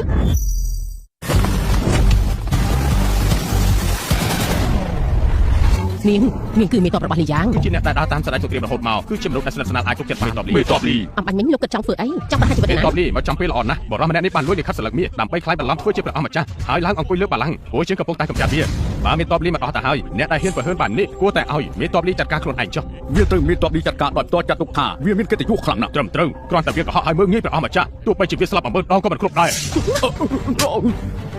រអើយមេតបលីកើតស្អីដឹងអត់សុំជើញ បងមេតបនេះគឺជាមនុស្សស្និទ្ធស្នាលដែលអាចទុកចិត្តបានរបស់ស្ដេចសង្គ្រាម អញជឿទេខន្តិគេលោកកូនគូបង បងឈប់លេងសើចបានហើយ បើអញ្ចឹងអាចចាំទៅមើលទៅ ខ្ញុំម្ចាស់លីយ៉ាងសូមក្រាបថ្វាយបង្គំព្រះអង្គម្ចាស់ ថាមិនគឺស្លាច់ទៅមើលណា គេគឺស្ដេចពិតមែនទេ ក្រោយឡើងទៅ ដាក់ខ្លួន ព្រះអង្គម្ចាស់កម្មវិធីទទួលស្វាគមន៍ចិត្តចាប់ដើមហើយសូមជឿព្រះអង្គម្ចាស់ទៅក្រៅរាជបល្ល័ង្ក ឲ្យព្រះអង្គទៅក្រុងបល្ល័ង្ក បងគឺស្ដេចពិតមែនដែលមានអំណាចខ្ពង់ខ្ពស់បំផុតនៅដែនខាងតាម មិនដូចមែនទេ ពិតជាមិនគួរឲ្យជឿទេ អញ្ចឹងពេលនេះយើងនឹងទៅអង្គុយលើដំណាក់ដ៏ខ្ពង់ខ្ពស់បំផុតអ្នកណាមានបញ្ហាទៀតទេ មិនអាចទៅទេមិនអាចទៅទេគេមិនអាចរួចជីវិតមកបាន អញ្ចឹង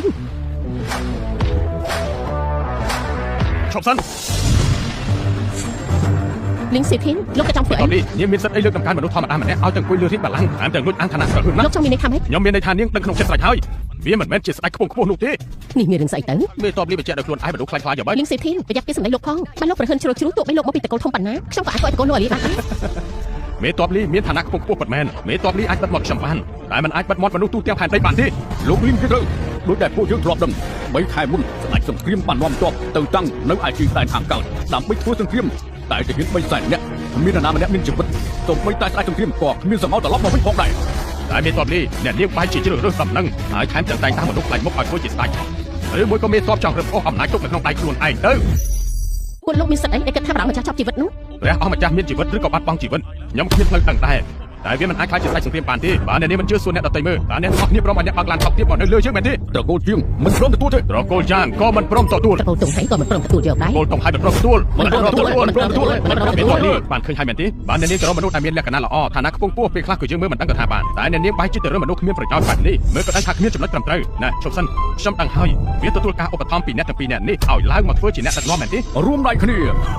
អ្នកឧបត្ថម្ភពីស្ដេចសង្គ្រាមដើម្បីឲ្យផុតពីការរៀបការពីត្រកូលម្នាក់ទៀតត្រូវការគេឈ្មោះរបស់ស្ដេចសង្គ្រាមដើម្បីគ្រប់គ្រងកងទ័ពទូទាំងផែនដីផែនការរបស់ពួកនាងគឺស៊ីគ្នាបានល្អណាស់ការពិតគឺបែបនេះសោះ ការពិតគឺបែបនេះឯងមេតបពលីអ្នកនាងហ៊ានរឹបអូសកងទ័ពមកគ្រប់គ្រងមែនទេអូអ្វីដែលពួកលោកនិយាយវាគ្រាន់តែជាពាក្យសម្ដីមួយខាងតែប៉ុណ្ណោះ ចង់បានផតតាមែនទេបានជឿនឹងឲ្យដឹងតែទេអ្នកដែលមានអំណាចគេមានអំណាចយ៉ាងម៉េចព្រោះតែគេមានសតិបញ្ញាតែគេខ្ពង់ខ្ពស់ជាងហើយមានកម្លាំងគ្មានអ្នកណាប្រៀបបានខ្ញុំមានវិធីពិសោធន៍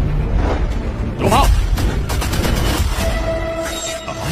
ស្អីគេចេះទៅមើល តើហ៊ានតស៊ូជាមួយនឹងស្ដេចក្រជនទាំងពួកទេ នឹងគឺស្ដេចប្រយុទ្ធទាំង4 ស្ដេចប្រយុទ្ធតែមានកម្លាំងខ្លាំងក្លានៅកន្លែងណាហូរឈាមដូចទឹកឥឡូវអ្នកទាំង4នៅទីនេះបើគេមិនមែនជាស្ដេចសង្គ្រាមខ្ញុំក្រែងថាមិនសល់ឆ្អឹងផងមើលទៅ អំណាចនិងកិត្តិយសរបស់ស្ដេចសង្គ្រាមមិនអាចជ្រុលជ្រួបានទេអ្នកណាហ៊ានចូលមកមួយជំហានយើងសម្រាប់តែគ្មានការអភ័យ មេតបលីបារម្ភអីដល់ថ្នាក់ មេតបលីបើនេះជាហាគីជាស្ដេចសង្គ្រាមអ្នកនាងនឹងខ្លាចធ្វើស្អីទៀតទៅហ៎ ថ្ងៃនេះគឺកម្មវិធីទទួលស្វាគមន៍ស្ដេចសង្គ្រាមពួកលោកតែចិត្តមកបង្កបញ្ហាបាត់ទេពួកលោកត្រូវការអី មេតបលីនិយាយតាមត្រង់ចុះខ្ញុំបានដំណឹងមកពីព្រះអង្គម្ចាស់បានបាត់បង់ជីវិតនៅកន្លែងប្រយុទ្ធទៅហើយហើយទីអ្នកនៅមុខនេះមិនមែនជាមនុស្សពិតទេ អស់សំណាក់ខ្លាំងណាស់ខ្ញុំតាមស្ដេចសង្គ្រាមមកជាច្រើនឆ្នាំព្រះអង្គម្ចាស់ជារបស់ពិតឬខ្លាំងខ្លាចខ្ញុំនឹងច្បាស់ណាស់ អ្នកនាងព្យាយាមរៀបរៀងច្រើនដងហើយតែគ្មានផតតាអ្វីមិនគិតខ្លះទេអីវាអាចនឹងការពិតក៏ថាបានឬក៏អ្នកនាងដឹងស្រាប់ទៅហើយថាគេជាមនុស្សខ្លាំងៗទើបមិនហ៊ានលីយ៉ាងឥឡូវនាងមានជំរឿនតែពីរតែប៉ុណ្ណោះទី1ត្រូវតែពិសោធន៍បានច្បាស់ថាវាជាមនុស្សខ្លាំងៗទី2នាងរួមដៃជាមួយនឹងមនុស្សបន្លំជាស្ដេចសង្គ្រាមមានចេតនាមិនបរិសុទ្ធនាងកំពុងតែខ្ពត់វ៉ាងតុងយើងមិនដឹងថាពួកគេឲ្យឯងដល់កម្រិតណាទេបានជាអ្នកបើកឡានធម្មតាហ៊ានមកបន្ថយបាននេះហ៊ានមកឈរនៅក្នុងបន្ទប់នេះតែឯងមិនដឹងទេថានឹងធ្វើឲ្យឯងប្រហារជីវិត9ចំនួន ទីយ៉ាងមើលពួកលោកដូចជាខ្លាំងណាស់ថាខ្ញុំមិនមែនជាស្ដេចសង្គ្រាមចាប់ដើមទៅយើងនឹងបានបំបិតមាត់ដកអីរបស់ពួកឯង នៅឈរមើលធ្វើស្អីចាត់ការវាទៅអាអូនយើងធ្លាប់ប្រាប់ឯងហើយថាកុំឲ្យយើងចាប់ឯងបាន មើលទៅដូចជាមិនអាចគេចផុតពីសេចក្តីស្លាប់បានទេ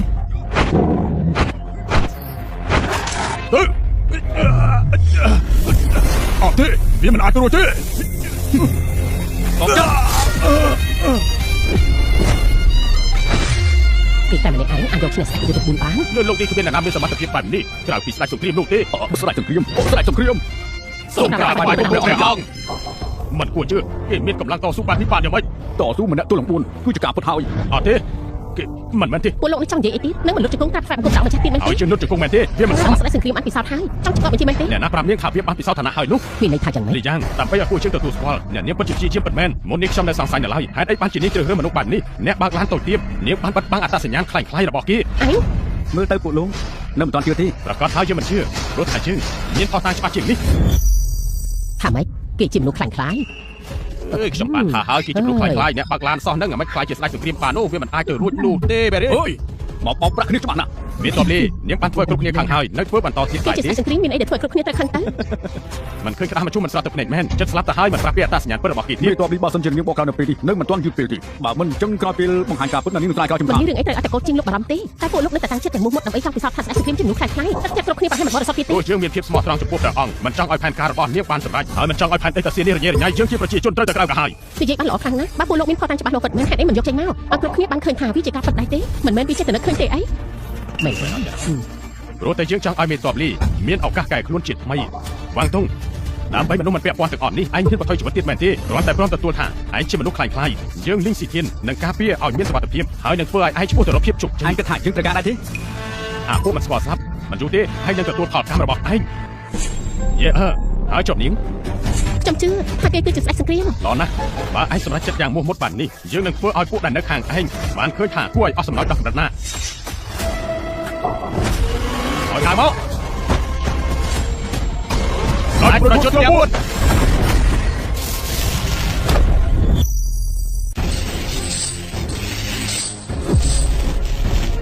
អេនេះគឺ ដៅនាគរីរបស់តាសៀមែនហើយនេះគឺជាដៅនាគរីរបស់តាសៀអ្នកគ្រប់គ្រងរបស់ពើជីងបានតែងតាំងស្ដេចសង្គ្រាមខាងកើតដៅនេះមានអំណាចខ្លាំងបំផុត ព្រះអង្គម្ចាស់ដៃនេះគ្រីបង្ហាញខ្លួនហាងតកូនលីងប្រកាសជាក្បត់នឹងខាងខ្ញុំនឹងជាផងតតែ ចាំបាច់ញ៉ាំពេកទេខ្ញុំត្រូវការចាក់រិទ្ធដកទាំងគុលរបស់ពួកវាអស់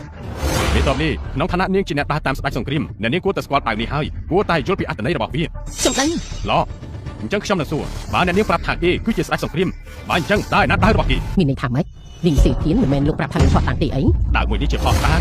បានលើកថាក្រោយពីប្រគល់ហើយដៅនេះមិនដែលឃ្លាតពីកាយរបស់ស្ដេចសង្គ្រាមនោះទេនឹងនៅជាមួយរហូតហើយដៅនេះមានតែស្ដេចសង្គ្រាមទេទើបអាចដកបានមានតបនេះហេតុអីក៏នាងស្ងាត់ទៅហើយ ប្រកាសហើយប្រកាសជាដឹងថាអ្វីដែលខ្លួនឯងនេះអស់ហើយបន្តទៅមុខលែងរួចហើយមែនទេ លោក មិនបាន មើលអាកប្បកិរិយារបស់នាងទៅនាងប្រហែលជាដឹងខ្លួនថាដើរមកដល់ចំណុចតានតឹងហើយយើងសួរមួយម៉ាត់ដៅរបស់តាសៀឯងហ៊ានតបដៃក៏អត់អាបងប្រែងថាខ្លួនឯងជាស្ដេចសង្គ្រាមហេតុអីក៏មិនដល់ចេញមកដើម្បីពិសោធន៍ខ្លួនឯង ត្រូវហើយឬមកឯងដឹងថាខ្លួនឯងជាមនុស្សខ្លាំងខ្លាយទើបមិនហ៊ានបញ្ចេញនោះ យ៉ាងម៉េចមុននេះនៅនិយាយអួតក្អេងក្អាងទៅហើយទេឥឡូវនេះខ្លាចហើយមែនទេមានតបនេះដើរមកឆ្ងាយដល់ថ្នាក់នេះហើយគ្រប់ត្រកូលធំអាចធ្វើជាសាស័យបានទាំងអស់បន្លំខ្លួនធ្វើជាស្ដេចសង្គ្រាមត្រូវផ្ដំទៀត ត្រឹមត្រូវខ្ញុំក៏អាចធ្វើសាក់សីបាន ខ្ញុំអាចធ្វើសាស័យខ្ញុំក៏ធ្វើបានដែរ នាងនឹងមិនព្រមចូលតែចិត្តមែនទេនាងត្រៀមខ្លួនទទួលផលកម្មទៅ យិនការព្យាយាមរបស់នាងពិតជាគ្មានប្រយោជន៍ខ្លាំងណាស់សូម្បីតែត្រកូលហាន់នាងក៏មិនអាចគេចផុតពីការដាក់ទុក លី បាន ងស៊ីធានអ្វីដែលធ្វើលោកជឿជាក់បានថាដើមមួយនឹងគឺជាដើមរបស់រាជវង្សតាសៀ យើងដឹងថាពួកឯងប្រកាសជាសួរបែបនេះតែយើងក៏អាចប្រាប់បានថាវាជាផ្លោះតែមួយគុណប្រកាសណាស់អាចពិសោធន៍បានថាវាជារបស់ ដល់ណាថានិយាយមកយើងចាំស្ដាប់ ចំណុចដំបូងក្រោយពីបញ្ចប់សង្គ្រាមខ្ញុំក៏បានបញ្ជូនមនុស្សឲ្យទៅព្រំដែនដើម្បីស្វែងរកវាចំណុចទី2ដៅរបស់តាសៀដៅស្គាល់ម្ចាស់មានតែស្ដេចសង្គ្រាមទេទើបអាចដកចេញមកបាន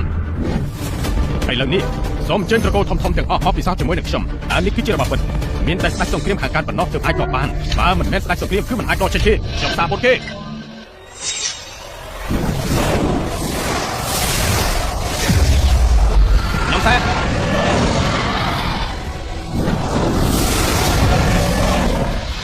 នេះថាជួបបាក់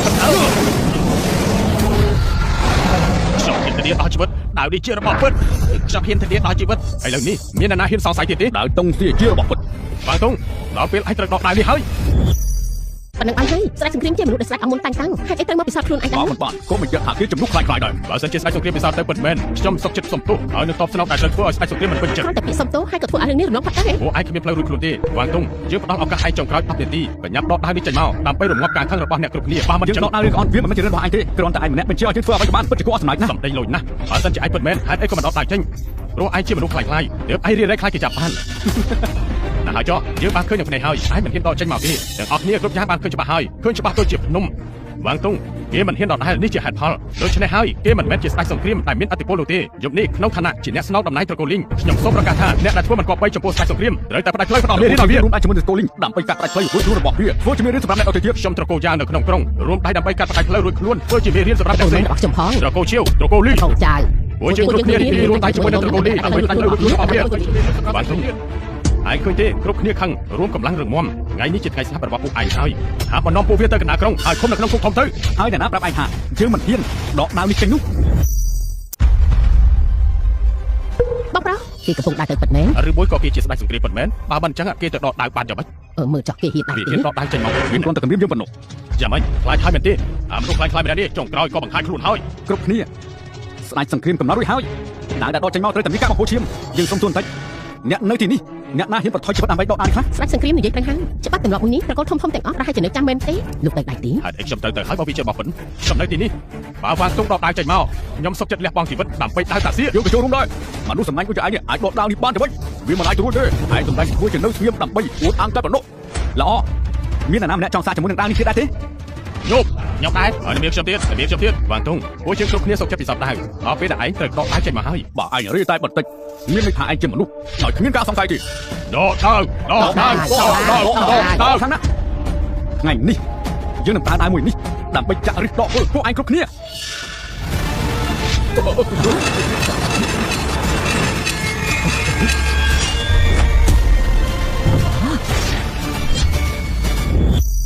ដាច់ដកទាំងហើយ ថ្ងៃនេះយើងនឹងប្រើដាវមួយនេះដើម្បីបណ្ដេញពួកឯងឲ្យទាស់ទៅអស់ដើម្បីជាដង្វាយថ្វាយក៏ទៅហ៊ានរាប់សែនអ្នកនឹងវិញ្ញាណវិរៈបុរសហើយអីបានជាបែបនេះហើយអី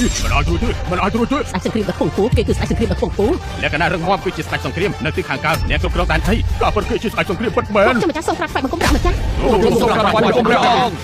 លីងសៀធានជីវចំណានពួកឯងមានអ្វីត្រូវនិយាយទៀតដែរទេត្រកូលជាងពួកយើងត្រូវចោះអើយ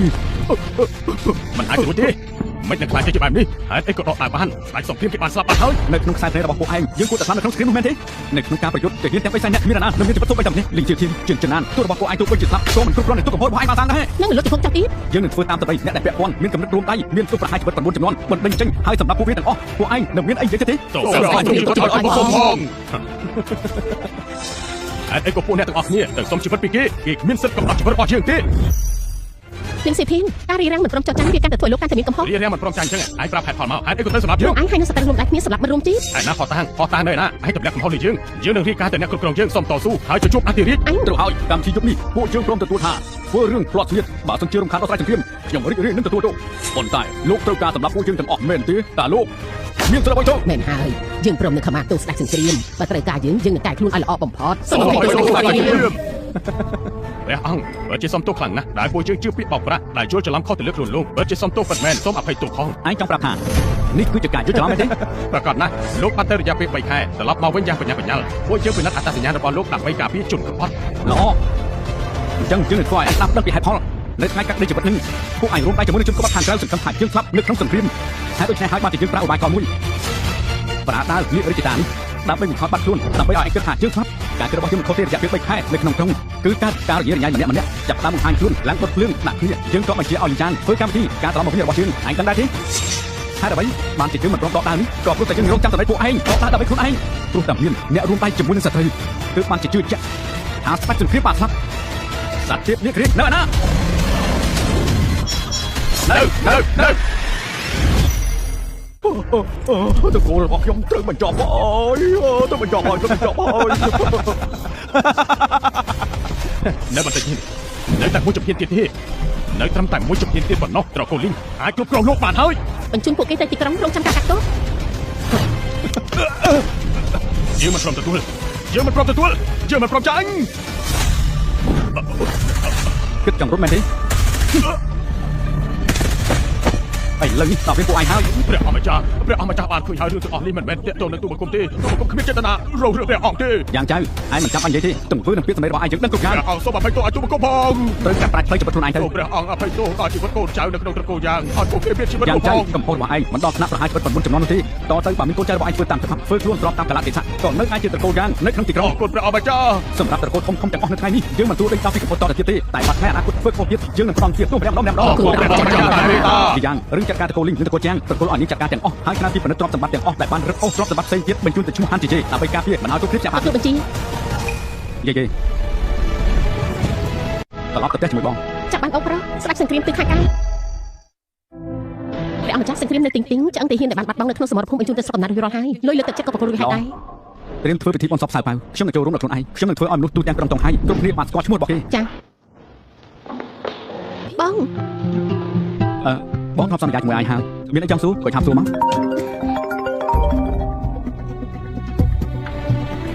មានអីកាលឡើង តាក់ទងនឹងឧស្សាហកម្មរបស់តកូលជៀនហើយនឹងតកូលលីវដែលត្រូវបញ្ជូនមកតកូលហាន់អ្នកដឹកនាំបញ្ជាខ្ញុំមើលការខុសត្រូវ ហើយឯងចង់ទៅទី ប្រកាសណាស់ចង់ទៅទោះបីពេលនេះមានការពឹងពាក់តំណែងរបស់បងធ្វើឲ្យមនុស្សក្នុងតកូលហាន់មិនមានអ្នកណាហ៊ានធ្វើបាបខ្ញុំតែការពឹងពាក់របស់អ្នកដទៃមិនមែនជាចរិតខ្ញុំទេ នាងខ្លួនឯងមិនប្រោសសុំបីតែបន្តិច តែខ្ញុំមានរឿងចង់សំវមួយ ជាអ្វីទៅ តែចាំខ្ញុំត្រឡប់មកវិញបងត្រូវរៀបការនឹងខ្ញុំណា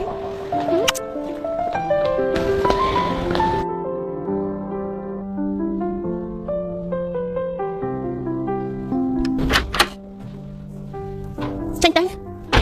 នាងមានបុណ្យអត់ថានេះមែនទេ ខ្ញុំប្រាប់ថាចេញទៅ ខ្ញុំជួយលៀបថ្នាំឲ្យនាងព្រមទេអត់ខ្ញុំធ្វើតែក្មេងល្អអត់ធ្ងន់តែណា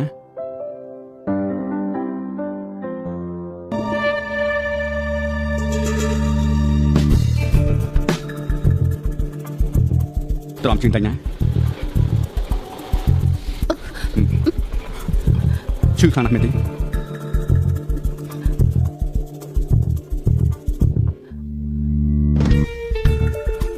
ហើយនៅ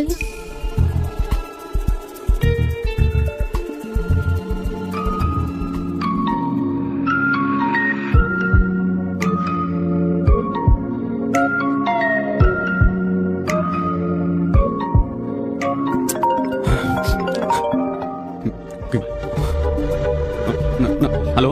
លោកបានតកូលសាន់បាក់កំពុងមានរឿងហើយនៅទីនេះហាន់ជួយមិនបាននៅហាន់ក្នុងខូចគេឈ្មោះក្រោយពីនិតទៀតក៏បានចេញមកបកការរឿងនេះតែតកូលហាន់មានអំណាចរឹងមាំរួមទាំងសារព័ត៌មានទាំងអស់ក្នុងក្រុមតងហើយដើម្បីមកបង្កើតហាន់មួយធំប្រាប់ថានេះជាយាមតាំងតកូលអ្នកមានតែមិនបានសម្រេចទៅជាយាមមកបង្កើតហាន់ជូហ្វឺ នេះហ៎ណាគេហៅថាតកូលអ្នកមាន លោកចង់ទៅណា ទៅតកូលជូ ឈប់សិនខ្ញុំទៅដែរ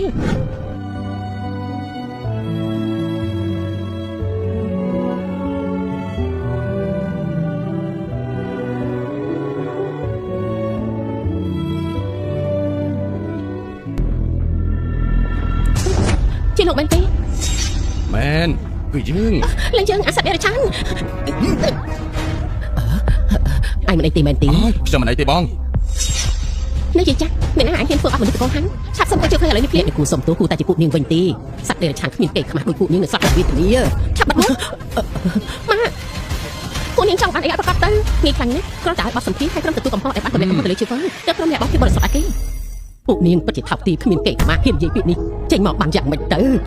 នេះតែចាស់ខ្ញុំនិយាយជាការពិតណាជាងហ្វឺរបស់យើងជាសភាពបរិសុទ្ធហើយមានវិញ្ញាណថែមទាំងមានចំណេះដឹងតាំងពីក្មេងមានមនុស្សស្រីប្រភេទណាដែលមិនមករកគេនោះគេមកខាត់ពេលជាមួយមនុស្សស្រីដូចយើងឯងមិនសមនឹងតម្លៃគេទេគេធ្វើអីដឹងក្នុងចិត្តគេច្បាស់ហើយគេធ្វើអីទៅនាងជាអ្នកអត់ដៃគេមុនព្យាយាមតាំងតកូលអ្នកមានជាងហ្វឺយើងនិយាយត្រូវ និ ទេ យាយទៅខាងណាបងថ្ងៃហ្នឹងនាងគឺជាអ្នកបង្អកស្រាខ្ញុំមុនតែពេលដែលមានរឿងបោះក្រាននាងបែរជាបកមកខាងខ្ញុំ ឃើញទេការពិតវាច្បាស់ណាស់ទៅហើយខុសតាំងគ្រប់គ្រាន់ក៏បានឃើញពួកនាងឆាប់ចេញភ្លាមទៅចេញឲ្យអស់ទៅចេញទៅខ្ញុំចង់ឃើញមកអ្នកទាំងពីរទៀតទេចង់ឲ្យពួកខ្ញុំត្រឡប់ទៅវិញក៏បាននាងយកព្រមតាមអ្នកខាងពួកយើងសិនទៅហេតុអីនាងមិនព្រមដោះលែងខ្ញុំទៀតអត់ទេនាងនឹងហាជាអ្នកបោកបាក់ខាងពួកយើងធ្វើឲ្យតកូលហាន់ខូចគេឈ្មោះទើបចង់ឲ្យនាងចេញមកបំភ្លឺខ្ញុំមិនចង់ឲ្យអ្នកដទៃយល់ច្រឡំថាតកូលពួកយើងជាតកូលអ្នកមានតែគ្មានសិលធម៌តែចុងក្រោយពួកយើងគឺជាអ្នកខាត់បងតកូលហាន់មិនបានទាមទារការខុសត្រូវពីនាងទេសំខាន់តែនាងចេញមកបំភ្លឺទុកខាងជាការលើកលែងទោសឲ្យហើយកុំធ្វើខ្លួនជាមនុស្សមិនដឹងគុណបុណ្យណាបើមិនអញ្ចឹងមិនត្រឹមតែនាងទេរួមទាំងបងប្រុសនាងដែលចាក់ចេញទៅនេះនឹងមិនបានស្ងប់ទៀតផងគិតមើលឲ្យច្បាស់ទៅគិតឲ្យស្រួលបុតទៅយល់ព្រម ឬក៏មិនយល់ព្រមភាពយុត្តិធម៌នៅទីណាពួកនាងធ្វើបែបនេះមិនខ្លាចមានកម្មពៀតទេអីឆាប់បាត់មកទៅទោះបីស្លាប់ក៏ខ្ញុំមិនយល់ព្រមដែរលោកខ្លាំងណាស់ដូចជាការធ្វើបន់បូជាទូប្រាសាទបានបាត់ពិតមែនអង្គរៈអ្នកដែលមិនពាក់ព័ន្ធឆាប់ចេញពីទីនេះទៅឈប់សិនរឿងនេះបើខ្ញុំបានលឺនៅខាងក្រៅគេនិយាយសុំឲ្យតែបន្តិចបាត់ក៏ជាបាត់ជួយគ្នាទៀតចាក់កាទៅពួកលោកចង់ធ្វើអីខ្ញុំប្រាប់នាងហើយមិនត្រឹមតែនាងទេខ្ញុំនឹងធ្វើឲ្យបងប្រុសនាងដែលសោកទៅខាងនេះនឹងមិនបានស្ងប់ទៀតដូច្នេះហើយអស់ខ្លាចកន្លែងបនសពនេះចោលទៅកុំអីកុំធ្វើយ៉ាងអីកុំណាជប់ទៅជប់ទៅលោកសាច់ចូលពេកហើយកាត់បានហើយ ហើយនឹងឥឡូវនេះយល់ព្រមដែរទេនៅតាន់ពេលណាមិនយល់ព្រមអញ្ចឹងក៏តិចបន្តទៀតកុំអីណាកុំអីជប់ទៅខ្ញុំសុំបងជប់ទៅកុំអីបងប្រុសនេះយកអត់តាមនឹងមកនេះមកកុំអីណាកុំអីយើងសួរនាងជាលើកចុងក្រោយយល់ព្រមឬក៏មិនយល់ព្រមយកធាតុបងប្រុសខ្ញុំមកវិញមកនិយាយបែបនេះមានន័យថាយល់ព្រមហើយមែនទេកុំតិចទៅកុំអីឈប់ភ្លាមថយចេញម៉ែគ្រប់គ្នាមិនអីទេមិនអីទេប៉ុន្តែសោះបងប្រុសសៅប៉ាគេប្រកាសទីរកផ្លូវមកផ្ទះវិញមិនឃើញទេយើងគួរធ្វើមិនល្អទៅម៉ែមិនបាច់បាត់នឹងទេទូយ៉ាងនាងចង់ធ្វើអីប្រធានរងឈិនការពិតពួកនេះជាគ្រួសារតែមួយទេអញ្ចឹងរឿងនេះក៏ស្រួលដែរហើយបងអូនស្រីរបស់នាងព្យាយាមតាមអ្នកមានតែមិនបានសម្រេចទើបងាកមកមុតបង្កាត់ជើងហ្វេធ្វើខូចគេឈ្មោះគេនាងត្រូវតែជួយលុំគេបន្តិចណាឲ្យគេចេញមកភ្លឺមកសារព័ត៌មានដើម្បីពិសោធន៍ថាជើងហ្វេបរិសុទ្ធអត់ទេបងថ្លៃមិនមែនអញ្ចឹងទេគឺគេហាន់ជើងហ្វេព្យាយាមបញ្ច្រកសារហើយក៏ចាប់រំលោភខ្ញុំទេទូយ៉ាងខ្ញុំសុំទឿននាងរឿងនេះបញ្ចប់ត្រឹមនឹងចុះប្រធានរងឈិនមើលតែអ្នកនាងចង់ឲ្យជើងហ្វេត្រូវគេជាប្រមាថហើយនឹងធ្វើឲ្យតកូលហាន់លក់មុខទៀតការពិតរឿងនេះពួកនាងដឹងច្បាស់ក្នុងចិត្តណាលោកហាន់ជាកូនប្រុសតែត្រូវភាពក្លាហានរឿងខ្លះធ្វើហើយក៏ត្រូវតែហ៊ានទទួលខ្ញុំនិយាយអត់ប្រយោជន៍ទៅនាងជាអ្នកឲ្យដៃខ្ញុំទេខ្ញុំនិយាយដាក់លោកមែនទេមែនហើយមនុស្សដូចជានាងដើម្បីរៀបការចូលតកូលអ្នកមានរើសយកគ្រប់វិធីខ្ញុំឃើញមកច្រើនហើយប្រធានរងឈិនខ្ញុំសូមដាក់ទឿនណាអ្នកស្រីជាជំនួយការរបស់អ្នកនាងធំចំណាក់ជឿធ្វើជាបងជាដូនមួយរបស់អ្នកនាងធំខ្ញុំបានទទួលបញ្ជាពីមេក្រុមតកូលហាន់ឲ្យមកទីនេះខ្ញុំដាក់ទឿនទុកមុនណាត្រូវធ្វើខ្លួនឲ្យល្អខ្ញុំក៏សូមដាក់ទឿននាងរឿងមួយទៀតដែរតកូលយូគឺគ្រួសារវិរៈបរោះមិនបាននិយាយដាក់តកូលហាន់មកពីតុងហើយទេទោះបីតកូលហាន់មកពីសាំងជីងអត់មានផតតាំងក៏មិនហ៊ានធ្វើតាមចិត្តដែរនាងគិតថានាងជាអ្នកណាវិរៈបរោះមែនទេឈិនជីងនាងនេះពិតជាអួតបានល្អមែនខ្ញុំបានស៊ើបប្រវត្តិតកូលយូរួចហើយស្វាមីដែលបាត់បង់ជីវិតរបស់នាងគ្រាន់តែជាទាហានធម្មតានៅក្នុងក្រសួងការពារជាតិនៅក្នុងពៃជីងមិនបាននិយាយដល់អ្នកដែលស្លាប់ទៅហើយទេទោះបីមានជីវិតគាត់ធ្វើអ្វីមិនបានដែរគិតថាគេនឹងនាំទាហានមកពាន់អ្នកម្ដងតង់ហើយបានមែនទេអ្នកដែលមកគោរពសមនៅមានមុខមកនិយាយថាវិរៈបរោះទៀតកំពុងតែកុហកអ្នកណានឹងកំពុងតែមកហើយពេលដែលគេមកដល់ហើយពួកនាងនឹងដឹងពីគេឈ្មោះស្វាមីរបស់ខ្ញុំនាងចង់ប្រាប់ថាបន្តិចទៀតនឹងមានអ្នកមានអំណាចនៅពីក្រៅក្នុងនាងមកដល់មែនទេអញ្ចឹងសូមប្រាប់ទៅចុះនៅទីនេះគ្មានតកូលណាមានអំណាចធំជាងតកូលហាន់ទៀតទេអញ្ចឹងមែនទេខាងស៊ីវអញគឺអាអ្នកដែលបាក់ឡានគ្មានប្រយោជន៍ហ្នឹងហ៎លោកវាងអ្នកនាងថាឆាន់ជីងមនុស្សសំខាន់ដែលនិយាយដល់ប្រហែលមិនមែនជាពួកវាទេណោះមែនហើយគឺលោកវាងនៅនឹងមុខហើយវាថាលោកវាងទៀតវាគ្រាន់តែជាអ្នកបាក់ឡានធម្មតាប៉ុណ្ណោះនេះជាអ្វីដែលនាងបានធ្វើមែនទេមែនហើយខ្ញុំជាអ្នកធ្វើខ្លួនឯងមើលងាយវិញ្ញាណខណ្ឌវិរៈបរោះនាងសំតែទទួលបានមានបាត់ការបាននិយាយអត់ប្រយោជន៍បានទៀតនាងកាន់តែត្រូវខ្លួនជាងនេះខាងស៊ីវនេះអញជួយគ្រប់គ្រងវាមែនទេត្រូវហើយចាំមើលល្អខ្លាំងណាស់រឿងដែលមិនទាន់ដោះស្រាយថ្ងៃនេះយើងនឹងមកដោះស្រាយជាមួយឯងគិតថាអាចដោះស្រាយបានមែនទេឃើញមនុស្សនៅក្បែរយើងនេះទេនេះគឺអ្នកស្រុកអំណាចរបស់តកូលហាន់មកពីតុងហើយយើងទទួលបានបញ្ជាពីល្អមកទីនេះនាងលើសលុបមកលើយើងដូចលើសលុបទៅលើតកូលហាន់អញ្ចឹងចាំមើលខ្លាចហើយមិនមែនយើងអភ័យមិនបានទេណាតែនាងត្រូវជង្គង់ទទួលឥឡូវនេះអញ្ចឹងយើងមិនដោះលែងនាងទេអញ្ចឹងយើងសូមប្រកាសពួកឯងធ្វើគ្រប់យ៉ាងត្រឡប់មកការសុំទោសវិញឲ្យពួកឯងគោរពដួងវិញ្ញាណខណ្ឌ99ដងទើបយើងព្រមលើកលែងពួកឲ្យហើយគ្រាន់តែជាអ្នកបាក់ឡានហេតុអីក៏ជឿចិត្តដល់ថ្នាក់ហ្នឹងយើងទុកពេលឲ្យ3នាទីបើមិនអញ្ចឹងទេប្រកាសជាទទួលបានផលយ៉ាងស័ក្តិសមហាមចិត្តដាក់ខាត់ណាតកូលហាន់ពេលនេះជាតកូលអ្នកដឹកនាំនៅសាន់ជីងតកូលហាន់នៅឯសាខាផ្សេងទៀតក៏កាន់តែមានអំណាចពួកគេមានអំណាចគ្រប់កន្លែងណាដឹងល្អហើយឥឡូវលោកសានិយាយឲ្យយើងស្ដាប់ពីពាក្យដែលនិយាយអញមិញម្ដងទៀតមើល3នាទីអញល្អណាស់នេះអញមិនឃើញក្តារបញ្ឈុំស្រក់ទឹកភ្នែកទេយើងពិតជាចង់ដឹងថាឆ្អឹងអញនេះឬក៏មាត់អញរឹងជាងចាត់ការវា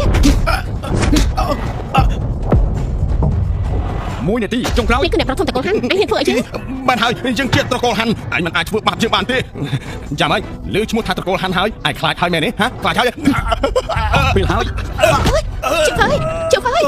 យអញអ្នកបាក់ឡានឈ្មោះយើងត្រូវអត់មិនចង់គិតតែមិនដែរអញត្រូវមិនខាត់ទេអញត្រូវមិនខាត់ចង់ឲ្យវាងាប់បន្ទោហេតុអីក៏លោកចិត្តខ្លាចដល់ថ្នាក់នេះឬមួយក៏មិនត្រូវសบายចិត្តទៅអ្នកដែលត្រូវខ្លាចរហូតដល់ងាប់ទៅគឺពួកវាទៅនេះ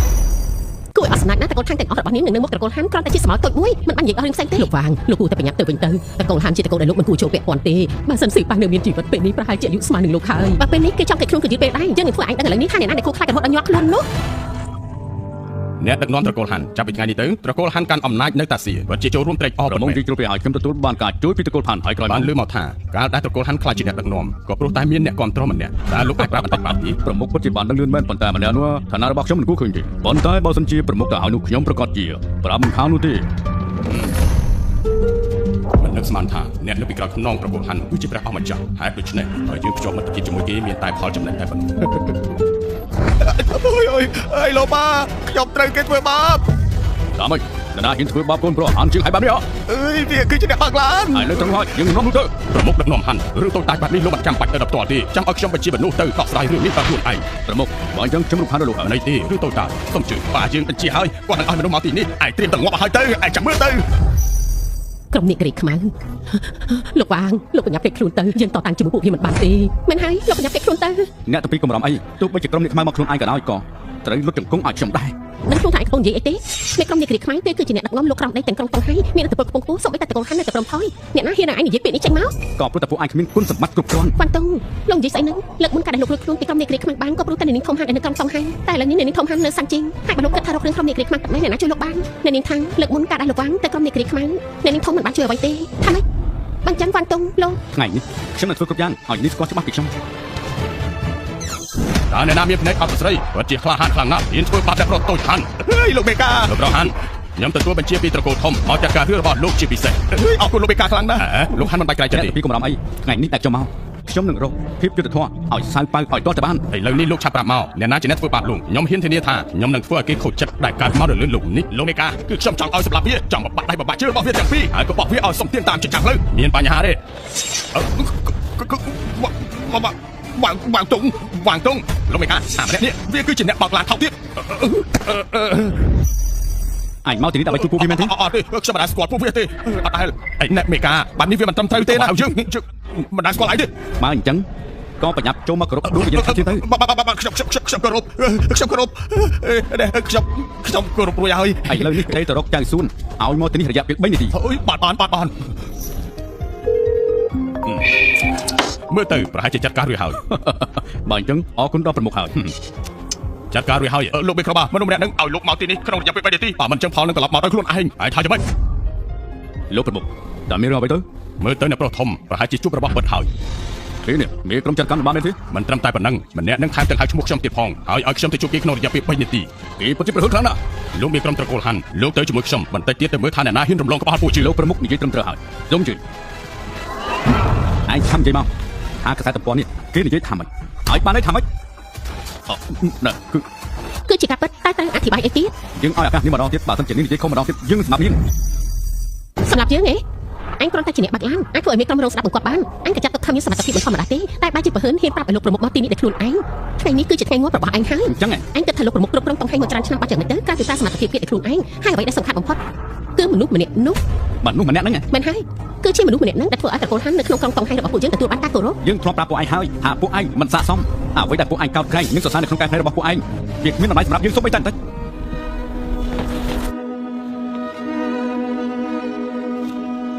អ្នកណាឯងក៏ហ៊ានដល់ថ្នាក់នឹងមកនិយាយអួតក្អេងក្អាងនៅមុខយើង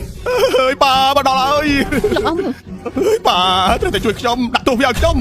មិនបាច់បារម្ភទេអ្នកណាហ៊ានធ្វើបាបកូនប្រុសរបស់យើងនឹងទទួលបានផលវិញ100ដង1000ដងតើពួកគេបានធ្វើអ្វីខ្លះទៅហ៎ ពួកគេនេះរៀបរៀងយើងថែមទាំងធ្វើបាបជឿហ្វុយទៀតចុងក្រោយជឿហ្វុយអាចនឹងប្រើការអាអូនតូចលេខបានហើយក៏មិនដឹង អីគេនឹង គេសម្ដែងរបស់គេមួយម៉ាត់ណាក៏មិនមានតកូលហានហើយនឹងលោកប្រមុខទៀតផងគួរតែចាត់ការគេ យើងពិតជាចង់ដឹងខ្លាំងណាស់អាម្នាក់ដែលហ៊ានហៅឈ្មោះយើងចំឯងខ្លាំងធំណាស់មិនក៏មិនឆាប់ក្រោកឡើងមកលោកមេក្រូបាគឺប្រមុខវាងណាឯងជាមនុស្សគ្មានបានការទៅអោនក្បាលជាមួយនឹងមនុស្សបែបនេះស្ដាយកម្លាំងដែលគិតថាឯងចេះកែខ្លួនចាប់ពីថ្ងៃនេះឯងត្រូវបណ្ដឹងចេញពីក្រុមនេះខ្មៅហើយកុំអីណាលោកប្រមុខមុននេះអ្នកណាហ៊ានហៅឈ្មោះយើងឆាប់ចេញមុខមកឥឡូវនេះព្រាប លោកប្រមុខគឺវាវ៉ាន់តុងនៅចំពោះមុខលោកប្រមុខហើយអញនឹងហ៊ានប្រហែលទៀតមែនទេ អង្ចៅសម្រាប់វាដើម្បីសរសើរខ្ញុំទៅ លោកប្រមុខរឿងមិនដូចអ្វីដែលលោកគិតទេ លោកប្រមុខ វាមិនអាចទៅរួចទេវ៉ាន់តុងលោកជាអ្នកណាឲ្យប្រកាសទេ នៅចាំសម្ដីរបស់ជាបានទេ ចាំបានខ្ញុំចាំបាន នេះជាលើកទី2ហើយមែនទេ ជាកំហុសរបស់ខ្ញុំតែខ្ញុំមើលមិនដឹងលើកលែងទោសខ្ញុំ ហើយលើកទី3បាទមានលើកក្រោយក្រុមនេះគ្រាខ្មៅមិនចាំបាច់ឲ្យមានបន្តទៀតទេ បាទ ក្រោយធំបានលោកប្រមុខនេះនៅ ប្រមុខតកូលហាន់ខ្ញុំដាស់តឿនលោកបើលោកមិនចង់ឲ្យតកូលហាន់លុបឈ្មោះចេញពីក្រុងតុងហៃឥឡូវនេះលោកជង្គង់សំទោសហើយឲ្យទ្រព្យសម្បត្តិទៅគេទាំងអស់ភ្លាមទៅ បើនៅថ្មីនេះកំពុងតែនិយាយពិសេស នេះលោកគិតថាខ្ញុំលេងសើចមែនទេខ្ញុំកំពុងតែជួយលោក បានធ្វើបាបកូនប្រុសរបស់ខ្ញុំថែមទាំងធ្វើឲ្យតកូលហាន់បាក់មុខទៀតលោកចង់ឲ្យខ្ញុំលុតជង្គង់នៅចំពោះមុខគេអញ្ចឹង ប៉ុន្តែទីមិនមែនជាមនុស្សដែលឯងអាចចាត់ការបានទេ ពិតជាគួរអស់សំណើចណាស់តកូលហាន់យើងនេះណាកំពុងតែចែកចាំងដូចជាព្រះអាទិត្យអញ្ចឹងយើងជាតកូលដែលមានបំផុតនៅសានជីងគេជាអ្នកបាក់ឡានម្នាក់គិតថាយើងគ្មានសមត្ថភាពចាត់ការគេអញ្ចឹង ហានជាងហៃឯងអត់ភ្នែកមើលធំសិនទៅអត់គេឋានៈត្រឹមជាអ្នកបាក់ឡានមិនតែយើងនេះអោនក្បាលចំពោះគេតែមិនដែរទេ ឬមួយគេគឺជាអ្នកដែលនៅពីក្រោយក្នុងក្រុមនេះគ្រាខ្មៅហើយការពិតទៅឯងគឺជាក្មេងដែលកាត់កាប់ពីមិនសិនថ្ងៃក៏នៅពីក្រោយក្នុងក្រុមនេះគ្រាខ្មៅមើលតែឯងដូចជាមានស្វ័យដៃតែចាត់ទុកថាយើងដាក់ខ្លួនឯងចុះបើឬមិនគួរលូកដៃកុំលូកដៃអសនបើមិនចឹងទេនឹងយកបញ្ហាដាក់ខ្លួនជិះខាតឯងជឿចិត្តថានឹងផងបើឯងជាអ្នកធំមែនឯងគួរតែដឹងច្បាស់ថាត្រកូលហាន់របស់យើងធោះត្រង់នេះបានសពថ្ងៃឯងធំកម្រិតណាក៏មិនអាចព្រៀបជាមួយនឹងមនុស្សរបស់យើងបានដែរអ្នកដែលឯងនិយាយដល់គឺជាស្ដេចគ្រប់គ្រងតែនៅខាងកើតអ៊ូសាំងវាងណាចាត់ត្រាមែនទេឯងដឹងគឺល្អហើយដូច្នេះហើយឯងគួរតែចាក់ចេញឲ្យឆ្ងាយបំផុតពីត្រកូលហានរបស់យើងទៅបើមិនចឹងមានតែនាំភាពក្តៅក្រហាយដាក់ខ្លួនទេអញ្ចឹងយើងក៏ចង់តែដូចគ្នាបើយើងចង់បំផ្លាញត្រកូលហានតែអ្នកណាអាចជួយយើងបានឯង នេះយើងហើយត្រកូលហានក្នុងតុងហៃទូបីជាត្រកូលតូចតែនៅឯតុងហៃមាននាងធំគាំទ្រដល់ត្រកូលហានដូច្នេះឲ្យគ្មាននរណាម្នាក់ហ៊ានប៉ះពាល់ដល់ត្រកូលហានទីតើមានមនុស្សប្រមាណអ្នកអាចបំផ្លាញត្រកូលហានបានពឹងមនុស្សដូចជាឯងហ្នឹងហានជាងហៃឯងពិតជាខុសខ្លាំងណាស់បើលោកវាងចង់ធ្វើបាបឯងមានមនុស្សណាម្នាក់ក្នុងលោកនេះអាចជួយឯងបានដែរបើឯងដឹងកំហុសហើយត្រកូលហាននៅក្នុងក្រុងតុងហៃគ្មានផ្លូវទេតែពេលនេះឯងគ្មានផ្លូវរួចខ្លួនទៀតទេចៅយន់ខ្ញុំហានជាងហៃការវិនិយោគរបស់ខ្ញុំធ្លាប់ចុះរាប់មិនអស់ប៉ុន្តែយើងអាចទ្រាំបានប៉ុន្តែគេមកប្រមាថយើងបែបនេះយើងមិនអាចទ្រាំបាននោះទេឯងមកឲ្យសមត្ថភាពមកបានអញ្ចឹងខ្ញុំនឹងចាត់ការឯងតាមប្រាថ្នាចុះលោកឈ្មោះត្រកូលហានចេញពីតុងហៃរយៈពេល3នាទីឯងដឹងទេថាកំពុងតែនិយាយស្អីដាក់ត្រកូលហានឯងចង់យកឈ្មោះត្រកូលហានចេញពីតុងហៃរយៈពេល3នាទីដោយអាកប្បកិរិយារបស់ឯងចុះអ្នកផ្សេងគេរំជួលចិត្តខ្លាំងណាស់ដែលឯងមិនបានដឹងពីកម្លាំងត្រកូលហានឯងមិនដឹងពីការអត់ធ្មត់របស់លោកវាងសូម្បីតែបន្តិចចៅយួនឯងអីក៏ឯងការពារជាមួយនឹងគេដោយសម្លេងអត់ប្រយោជន៍បែបនេះខ្ញុំនៅតែបញ្ជាក់ដដែលគេអាចធ្វើអ្វីត្រកូលហានបានឯងចិត្តមកហើយមិនដឹងខ្លួនទៀតមិនបាច់និយាយដល់គ្រួសារហានក្នុងក្រុងតុងហៃទេទោះបីគ្រួសារហាននៅក្នុងសានជីងក៏ស្រេចតែពីសម្លេងលោកវាងឯងមានសិទ្ធស្អីហានគាត់គេនោះវាគិតថានៅក្នុងបច្ចុប្បន្ននេះអ្នកណាមានសមត្ថភាពបំផ្លាញត្រកូលហានបាននោះមានតែយើងនឹងតាទៀនជាបង្គោលត្រកូលហានប្រកាសជាមានអំណាចហើយក៏គ្មាននរណាម្នាក់អាចធ្វើអ្វីជូនបានដែរវាគិតថាវាជាណាដែលចង់បំផ្លាញយើងគេគឺជាស្ដេចគ្រប់គ្រងភាពខាងកើតដល់គួរឲ្យមោទនភាពគូសាំងវាងនោះអីអាចចង់បានអ្វីដែលយើងនិយាយពីនេះឯងនៅមិនទាន់ជល់តើមែនដែរទេទូបង្គំសូមក្រាបថ្វាយបង្គំព្រះអម្ចាស់សូមក្រាបថ្វាយបង្គំព្រះអម្ចាស់គូស្អីគេចិត្តថាម៉េចគេជាព្រះអម្ចាស់ហើយវាមិនអាចទៅរួចទេចៅគាត់ណាយគិតថាឯងធ្វើបាននឹងជឿព្រះអម្ចាស់នឹងនាងធំត្រកូលហានមានតំណែងជាមួយយូរហើយវាមិនអាចទៅរួចទេដែលមានតំណែងជាមួយកូនស្រីត្រកូលថាងនោះខ្ញុំអ្នកបម្រើលីយ៉ាងបាននាំឈុតខ្មៅនឹងខ្សែក្បាត់គួចមកសុំថ្វាយបង្គំព្រះអម្ចាស់ថ្វាយបង្គំព្រះអម្ចាស់សូមថ្វាយបង្គំព្រះអម្ចាស់លោកគឺម៉ែអ្នកមិនយូរព្រោះតែខ្ញុំមិនអាចនាំសារប៉ាត្រឡប់មកវិញឲ្យសុវត្ថិភាពដូច្នេះខ្ញុំសូមទូវាមិនមែនកំហុសរបស់លោកនោះទេនេះគឺជាវាសនារបស់គេបើសិនសាំងប៉ាដឹងថាលោកមកទីនេះដើម្បីជួយដំណើរគេដោយខ្លួនឯងគេប្រហែលជាសប្បាយចិត្តខ្លាំងណាស់ហើយខ្ញុំប្រាប់ថាខ្ញុំជាជីវិតរបស់សាំងប៉ាខ្ញុំនឹងប្រកល់ឲ្យគេគ្រប់យ៉ាងគេជាវីរៈបុរសមិនអាចគ្មានឈ្មោះទេសាំងប៉ាជីវិតរបស់ខ្ញុំរួមទាំងកិត្តិយសរបស់ខ្ញុំមិនសោកស្ដាយសូម្បីតែបន្តិចព្រះអម្ចាស់មិនស័ក្តិសមទេព្រះអម្ចាស់ខ្ញុំទទួលទឹកចិត្តរបស់ព្រះអម្ចាស់ហើយតែច្បាប់គឺច្បាប់បើសិនសាំងប៉ាវបានដឹងរឿងនេះគេប្រហែលជាមិនព្រមទទួលទេព្រះអម្ចាស់នេះមិនស័ក្តិសមទេខ្ញុំវាងទុងសូមជូនដំណើរលោកយូសាប៉ាវថ្ងៃនេះគេឈ្មោះរបស់សាំងប៉ាវគ្រប់គ្នានឹងបានស្គាល់សាំងប៉ាវត្រឡប់មកផ្ទះយើងវិញណាកូនខ្ញុំជាកងទ័ពលំដាប់លេខ1ក្រោមការបញ្ជារបស់ព្រះអង្គម៉ាក់ចាំពេលខ្ញុំធំឡើងខ្ញុំនឹងការពារប្រទេសជាតិដែរម៉ាក់លោកយាយមើលនោះទៅពួកអាសម្រាមឯងចាំទុកយើងជាប្រមុខលំដាប់លេខ1ក្រោមបញ្ជារបស់ព្រះអង្គយូសាប៉ៅឈ្មោះយូចេញពីយូសាប៉ៅបានន័យថាការពារប្រទេសចាប់ចូលម